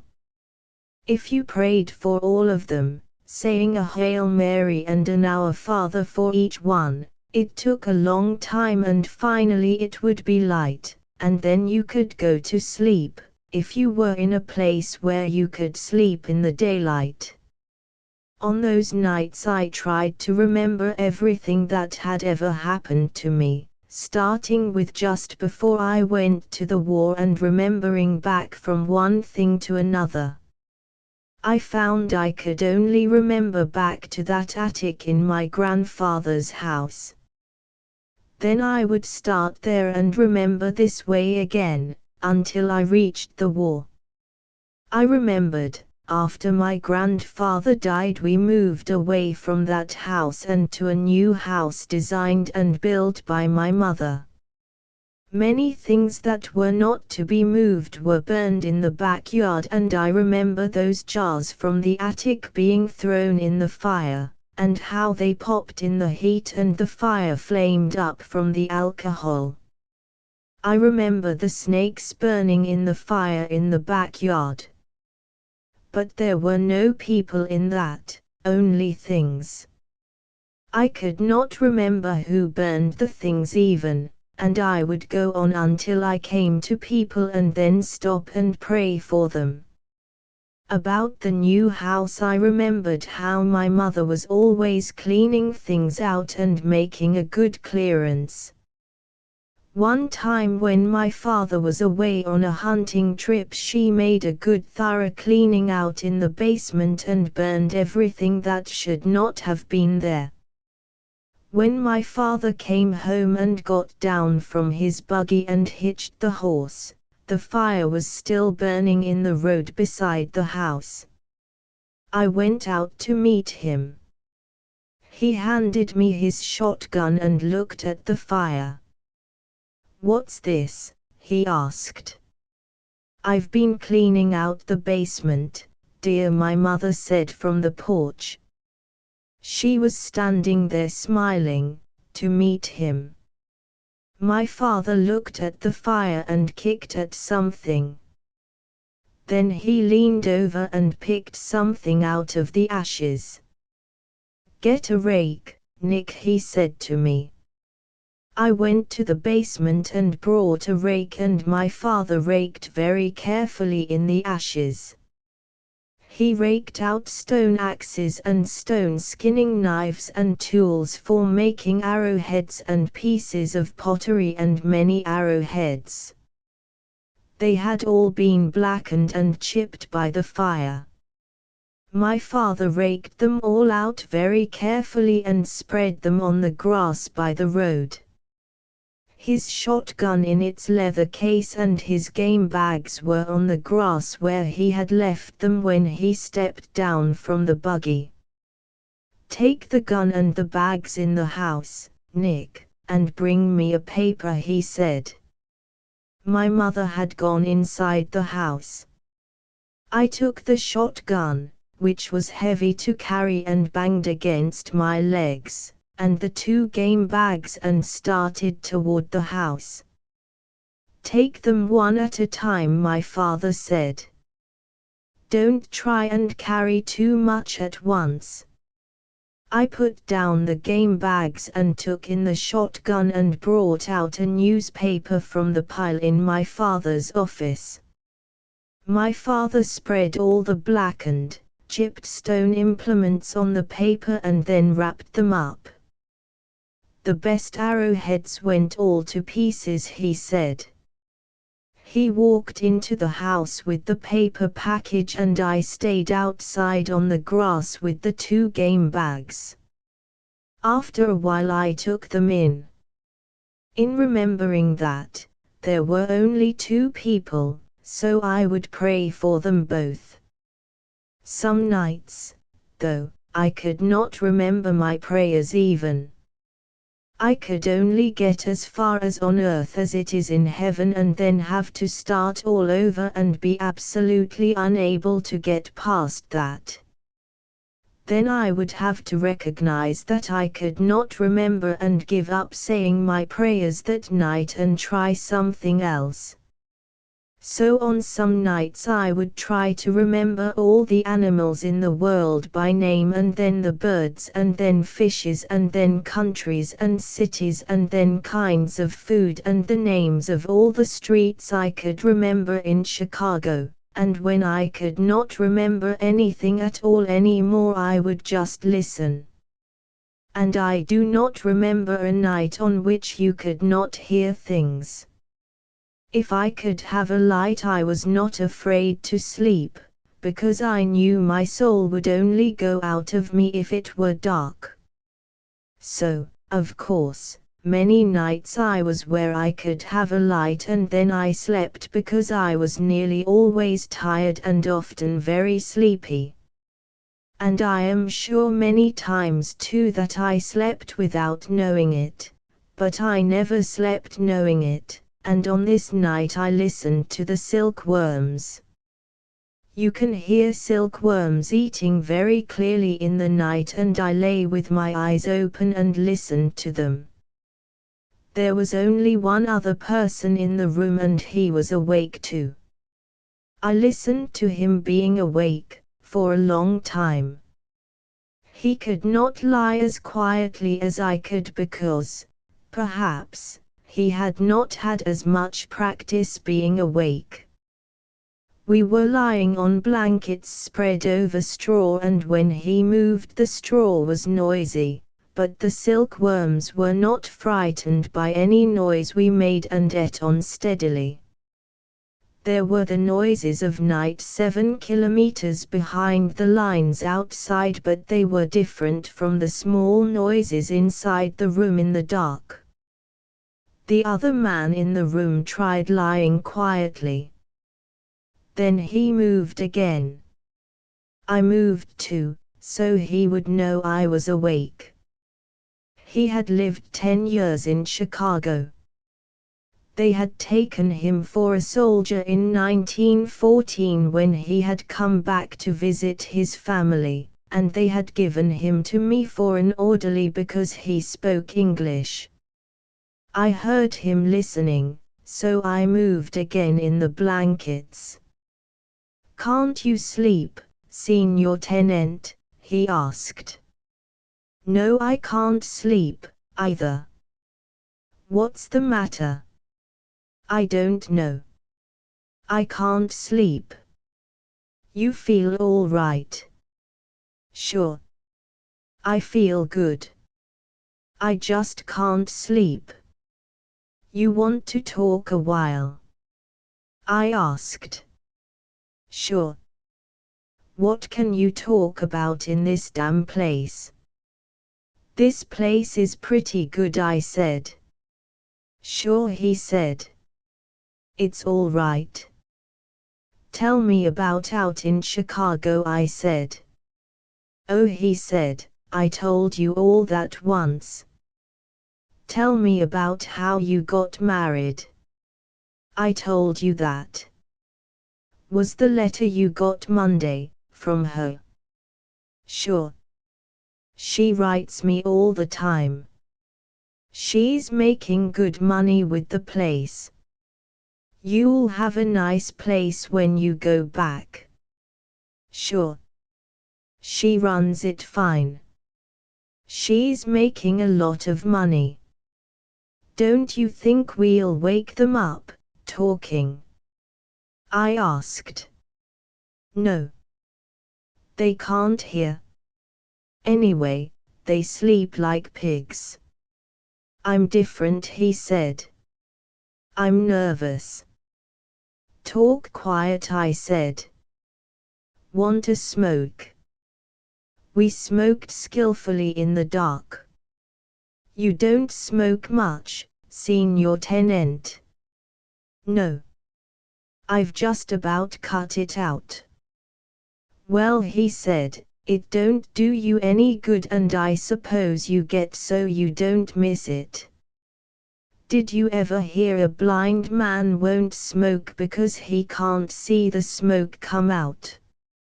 I don't believe it. "I think it's all bull, myself," he said.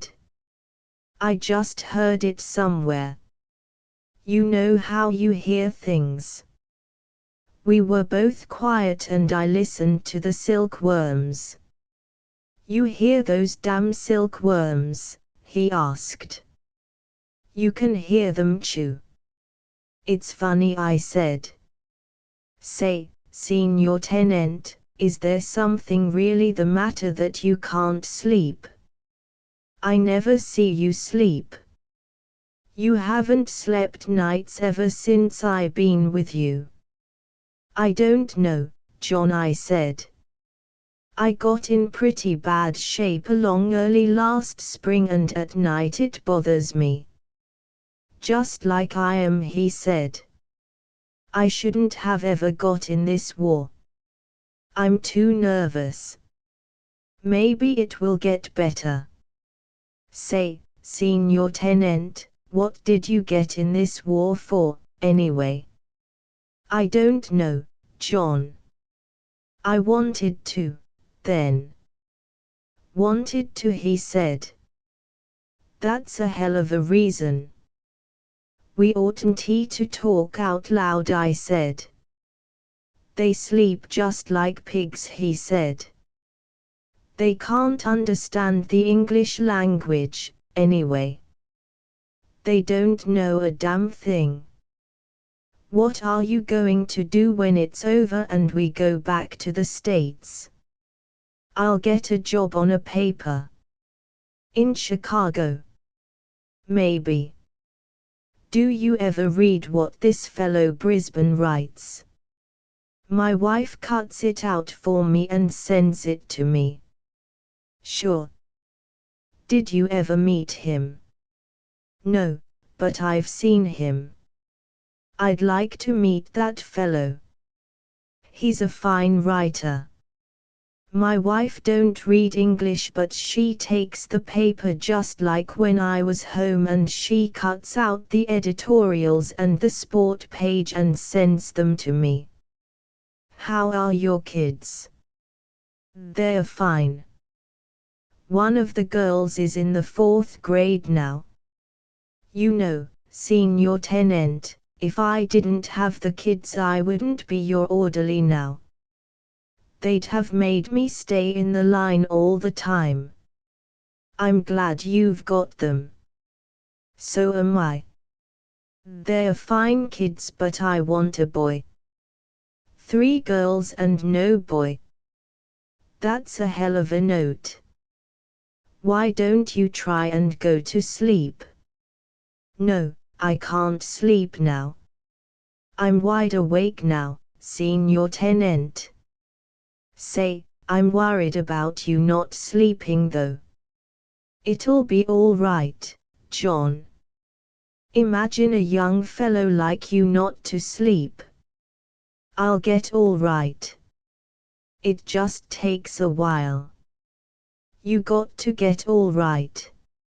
A man can't get along that don't sleep. Do you worry about anything? You got anything on your mind? No, John, I don't think so. You ought to get married, Senior Tenant. Then you wouldn't worry. I don't know. You ought to get married. Why don't you pick out some nice Italian girl with plenty of money? You could get anyone you want. You're young and you got good decorations and you look nice. You been wounded a couple of times. I can't talk the language well enough. You talk it fine. To hell with talking the language. You don't have to talk to them. Marry them. I'll think about it. You know some girls, don't you? Sure. Well, you marry the one with the most money. Over here, the way they're brought up, they'll all make you a good wife. I'll think about it. Don't think about it, Senior Tenant. Do it. All right. A man ought to be married. You'll never regret it. Every man ought to be married. All right, I said. Let's try and sleep a while. All right, Senior Tenant. I'll try it again. But you remember what I said. I'll remember it, I said. Now let's sleep a while, John. All right, he said. I hope you sleep, Signor Tenente. I heard him roll in his blankets on the straw, and then he was very quiet and I listened to him breathing regularly. Then he started to snore. I listened to him snore for a long time and then I stopped listening to him snore and listened to the silkworms eating. They ate steadily, making a dropping in the leaves. I had a new thing to think about and I lay in the dark with my eyes open and thought of all the girls I had ever known and what kind of wives they would make. It was a very interesting thing to think about, and for a while it killed off trout fishing and interfered with my prayers. Finally, though, I went back to trout fishing, because I found that I could remember all the streams and there was always something new about them, while the girls, after I had thought about them a few times, blurred and I could not call them into my mind, and finally they all blurred and all became rather the same and I gave up thinking about them almost altogether. But I kept on with my prayers and I prayed very often for John in the nights, and his class was removed from active service before the October offensive.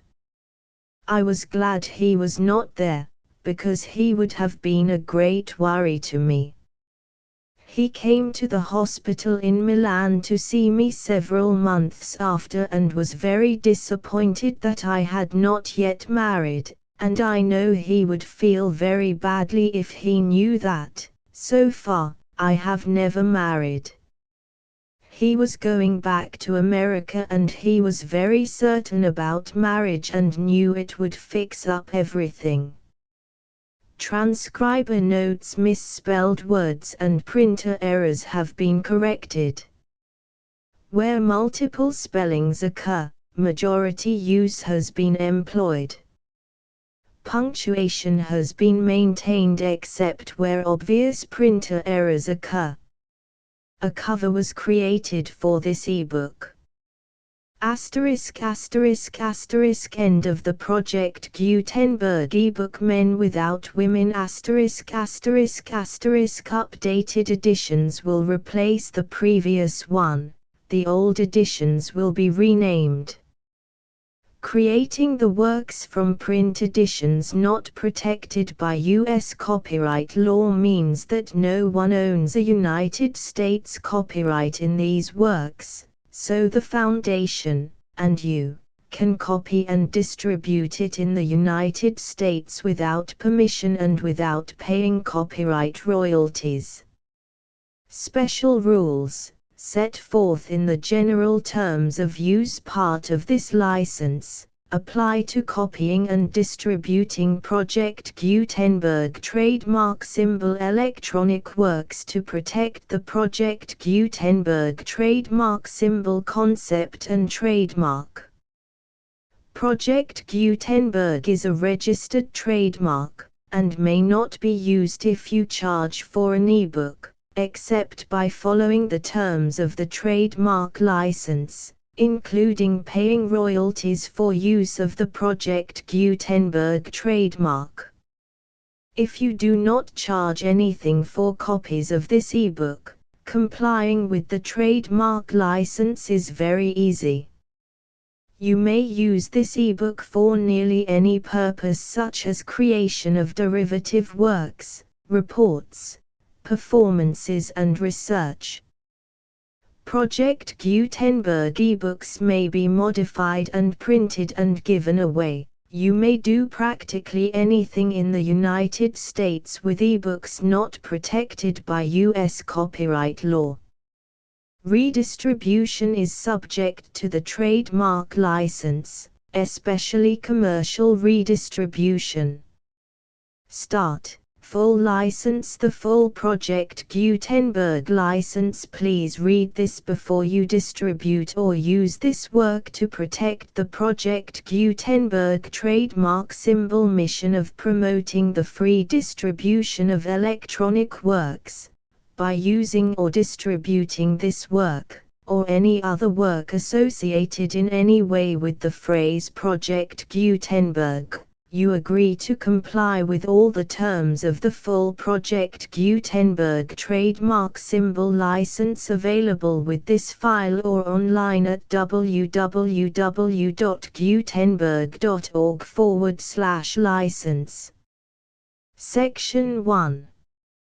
General Terms of Use and Redistributing Project Gutenberg Trademark Symbol Electronic Works 1.0. By reading or using any part of this Project Gutenberg trademark symbol electronic work, you indicate that you have read, understand, agree to and accept all the terms of this license and intellectual property, trademark/copyright, agreement. If you do not agree to abide by all the terms of this agreement, you must cease using and return or destroy all copies of Project Gutenberg trademark symbol electronic works in your possession.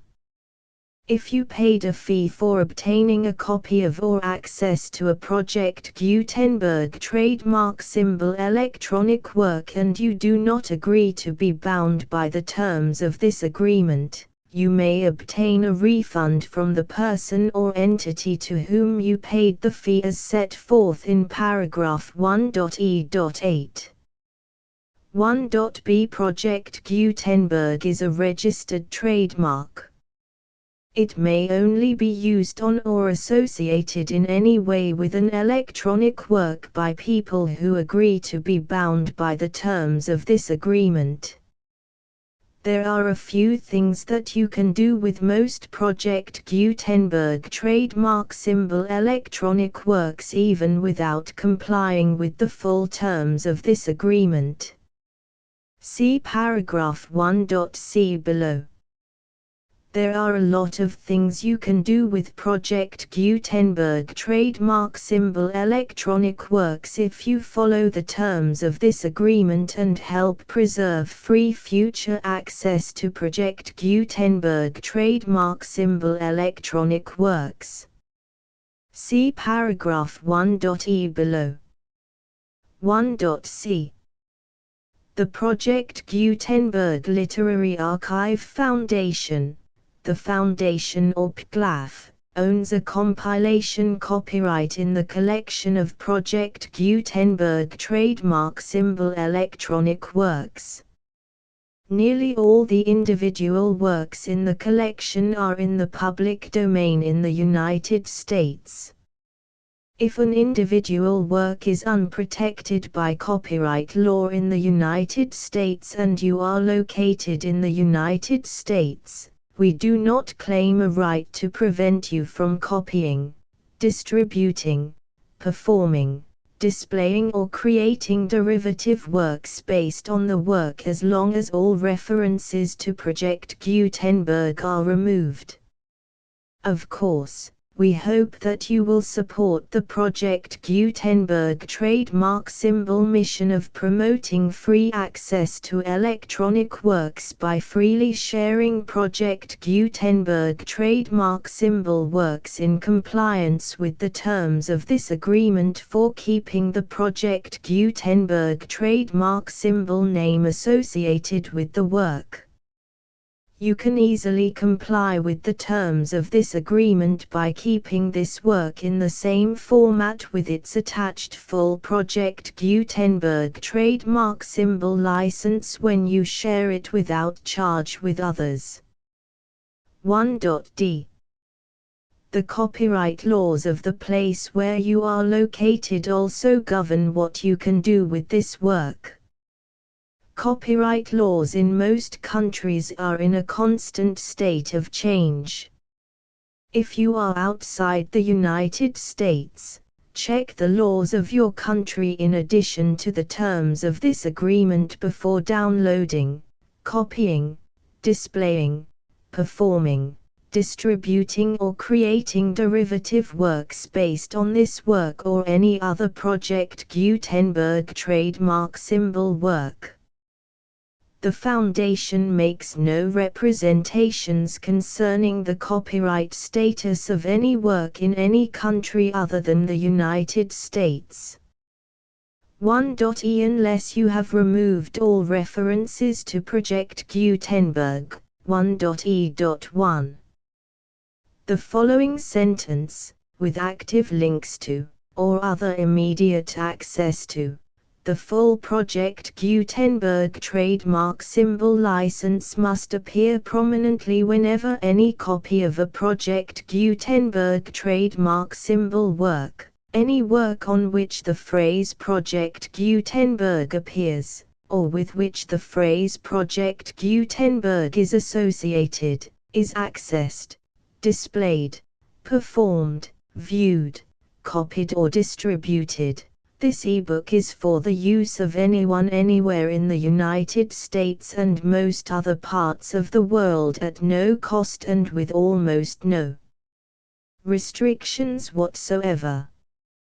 You may copy it, give it away or reuse it under the terms of the Project Gutenberg license included with this ebook or online at www.gutenberg.org. If you are not located in the United States, you will have to check the laws of the country where you are located before using this ebook.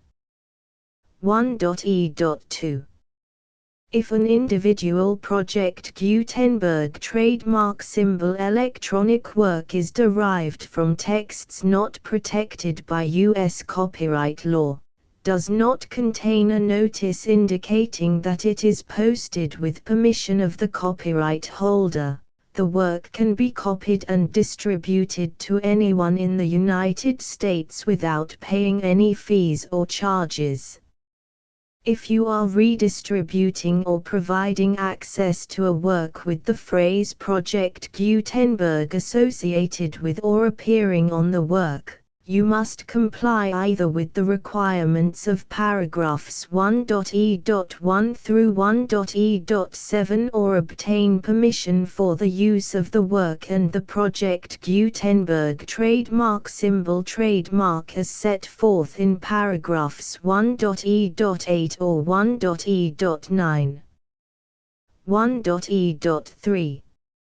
If an individual Project Gutenberg trademark symbol electronic work is posted with the permission of the copyright holder, your use and distribution must comply with both paragraphs 1.e.1 through 1.e.7 and any additional terms imposed by the copyright holder. Additional terms will be linked to the Project Gutenberg trademark symbol license for all works posted with the permission of the copyright holder found at the beginning of this work. 1.e.4. Do not unlink or detach or remove the full Project Gutenberg trademark symbol license terms from this work, or any files containing a part of this work or any other work associated with Project Gutenberg trademark symbol. 1.e.5. Do not copy, display, perform, distribute or redistribute this electronic work, or any part of this electronic work, without prominently displaying the sentence set forth in paragraph 1.e.1 with active links or immediate access to the full terms of the Project Gutenberg trademark symbol license. 1.e.6. You may convert to and distribute this work in any binary, compressed, marked up, non-proprietary or proprietary form, including any word processing or hypertext form. However, If you provide access to or distribute copies of a Project Gutenberg trademark symbol work in a format other than plain vanilla ASCII or other format used in the official version posted on the official Project Gutenberg trademark symbol website, www.gutenberg.org, you must, at no additional cost, fee or expense to the user, provide a copy, a means of exporting a copy, or a means of obtaining a copy upon request, of the work in its original plain vanilla ASCII or other form. Any alternate format must include the full Project Gutenberg trademark symbol license as specified in paragraph 1.e.1. 1.e.7. Do not charge a fee for access to, viewing, displaying, performing, copying or distributing any Project Gutenberg trademark symbol works unless you comply with paragraph 1.e.8 or 1.e.9. 1.e.8. You may charge a reasonable fee for copies of or providing access to or distributing Project Gutenberg trademark symbol electronic works provided that you pay a royalty fee of 20% of the gross profits you derive from the use of Project Gutenberg trademark symbol works calculated using the method you already use to calculate your applicable taxes. The fee is owed to the owner of the Project Gutenberg trademark symbol trademark, but he has agreed to donate royalties under this paragraph to the Project Gutenberg Literary Archive Foundation. Royalty payments must be paid within 60 days following each date on which you prepare, or are legally required to prepare, your periodic tax returns. Royalty payments should be clearly marked as such and sent to the Project Gutenberg Literary Archive Foundation at the address specified in Section 4, Information about donations to the Project Gutenberg Literary Archive Foundation. You provide a full refund of any money paid by a user who notifies you in writing, or by email, within 30 days of receipt that he does not agree to the terms of the full Project Gutenberg trademark symbol license. You must require such a user to return or destroy all copies of the works possessed in a physical medium and discontinue all use of and all access to other copies of Project Gutenberg trademark symbol works. You provide, in accordance with paragraph 1.f.3, a full refund of any money paid for a work or a replacement copy, if a defect in the electronic work is discovered and reported to you within 90 days of receipt of the work. You comply with all other terms of this agreement for free distribution of Project Gutenberg trademark symbol works. 1.e.9. If you wish to charge a fee or distribute a Project Gutenberg trademark symbol electronic work or group of works on different terms than are set forth in this agreement, you must obtain permission in writing from the Project Gutenberg Literary Archive Foundation, the manager of the Project Gutenberg trademark symbol trademark. Contact the Foundation as set forth in Section 3 below.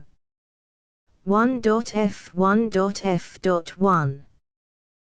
Project Gutenberg volunteers and employees expend considerable effort to identify, do copyright research on, transcribe and proofread works not protected by U.S. copyright law in creating the Project Gutenberg trademark symbol collection. Despite these efforts, Project Gutenberg trademark symbol electronic works, and the medium on which they may be stored, may contain defects such as, but not limited to, incomplete, inaccurate or corrupt data, transcription errors, a copyright or other intellectual property infringement, a defective or damaged disk or other medium, a computer virus, or computer codes that damage or cannot be read by your equipment. 1.f.2 Limited warranty. Disclaimer of damages, except for the right of replacement or refund described in paragraph 1.f.3. The Project Gutenberg Literary Archive Foundation, the owner of the Project Gutenberg trademark symbol trademark, and any other party distributing a Project Gutenberg trademark symbol electronic work under this agreement, disclaim all liability to you for damages, costs and expenses, including legal fees. You agree that you have no remedies for negligence, strict liability, breach of warranty or breach of contract except those provided in paragraph 1.f.3. You agree that the Foundation, the trademark owner, and any distributor under this agreement will not be liable to you for actual, direct, indirect, consequential, punitive or incidental damages even if you give notice of the possibility of such damage. 1.f.3 Limited right of replacement or refund. If you discover a defect in this electronic work within 90 days of receiving it, you can receive a refund of the money, if any, you paid for it by sending a written explanation to the person you received the work from. If you received the work on a physical medium, you must return the medium with your written explanation. The person or entity that provided you with the defective work may elect to provide a replacement copy in lieu of a refund. If you received the work electronically, the person or entity providing it to you may choose to give you a second opportunity to receive the work electronically in lieu of a refund. If the second copy is also defective, you may demand a refund in writing without further opportunities to fix the problem. 1.f.4 Except for the limited right of replacement or refund set forth in paragraph 1.f.3, this work is provided to you as is, with no other warranties of any kind, express or implied, including but not limited to warranties of merchantability or fitness for any purpose. 1.f.5 Some states do not allow disclaimers of certain implied warranties or the exclusion or limitation of certain types of damages. If any disclaimer or limitation set forth in this agreement violates the law of the state applicable to this agreement, the agreement shall be interpreted to make the maximum disclaimer or limitation permitted by the applicable state law. The invalidity or unenforceability of any provision of this agreement shall not void the remaining provisions. 1.f.6 Indemnity. You agree to indemnify and hold the Foundation, the trademark owner, any agent or employee of the Foundation, anyone providing copies of Project Gutenberg trademark symbol electronic works in accordance with this agreement, and any volunteers associated with the production, promotion and distribution of Project Gutenberg trademark symbol electronic works, harmless from all liability, costs and expenses, including legal fees, that arise directly or indirectly from any of the following which you do or cause to occur. A. Distribution of this or any Project Gutenberg trademark symbol work. B. Alteration, modification, or additions or deletions to any Project Gutenberg trademark symbol work, and C. Any defect you cause. Section 2. Information about the mission of Project Gutenberg trademark symbol. Project Gutenberg trademark symbol is synonymous with the free distribution of electronic works in formats readable by the widest variety of computers, including obsolete, old, middle-aged and new computers. It exists because of the efforts of hundreds of volunteers and donations from people in all walks of life. Volunteers and financial support to provide volunteers with the assistance they need are critical to reaching Project Gutenberg trademark symbol's goals and ensuring that the Project Gutenberg trademark symbol collection will remain freely available for generations to come.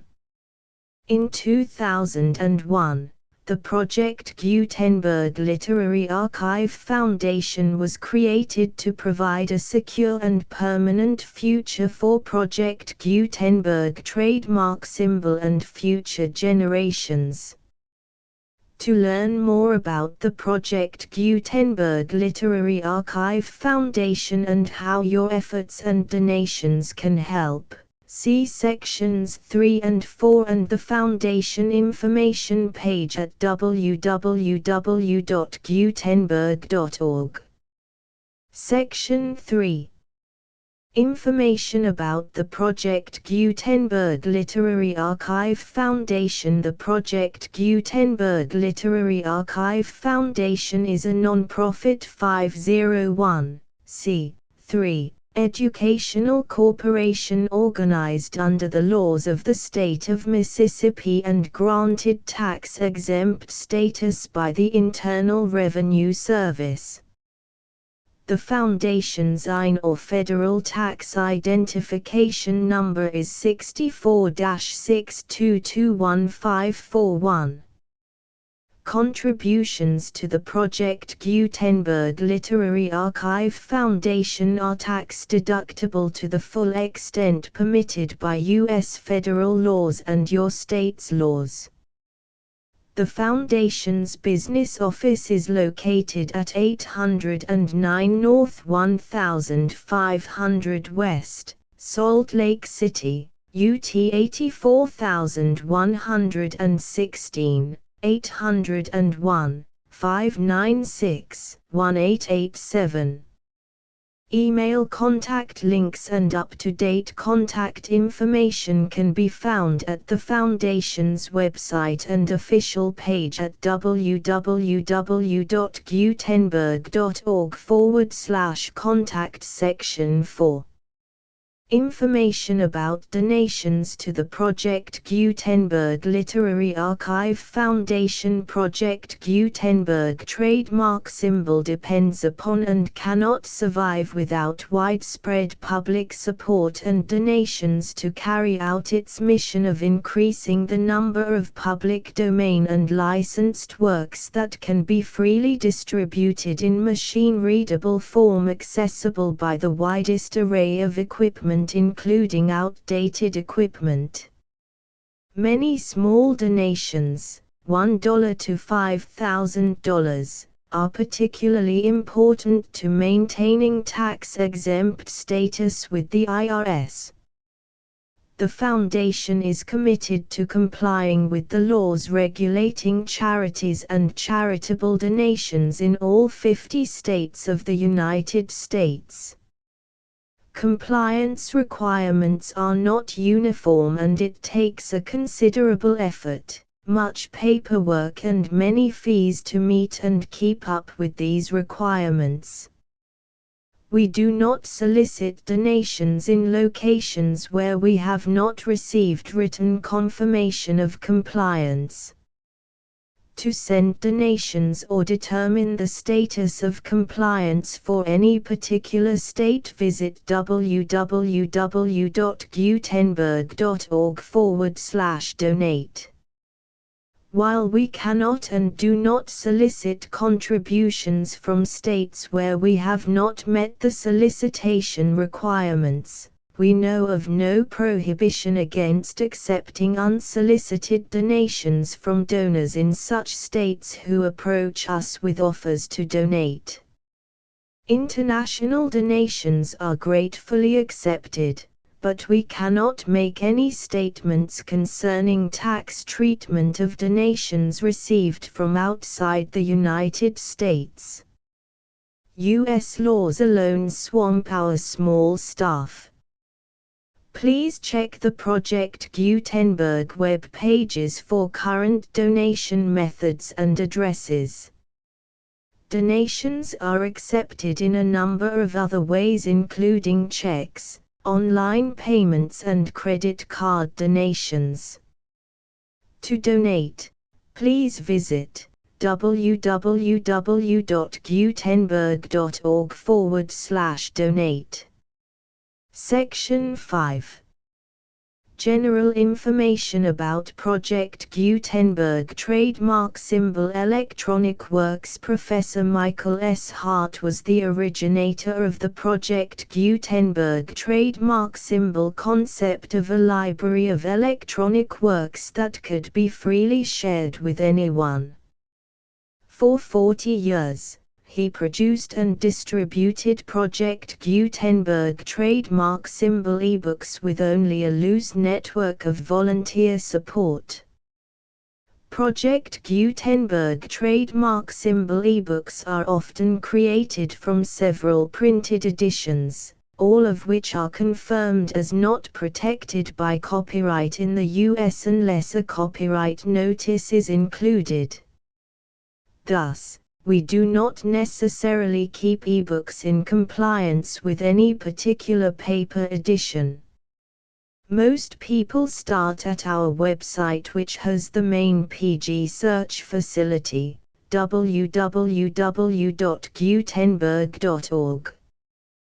This website includes information about Project Gutenberg trademark symbol, including how to make donations to the Project Gutenberg Literary Archive Foundation, how to help produce our new ebooks, and how to subscribe to our email newsletter to hear about new ebooks.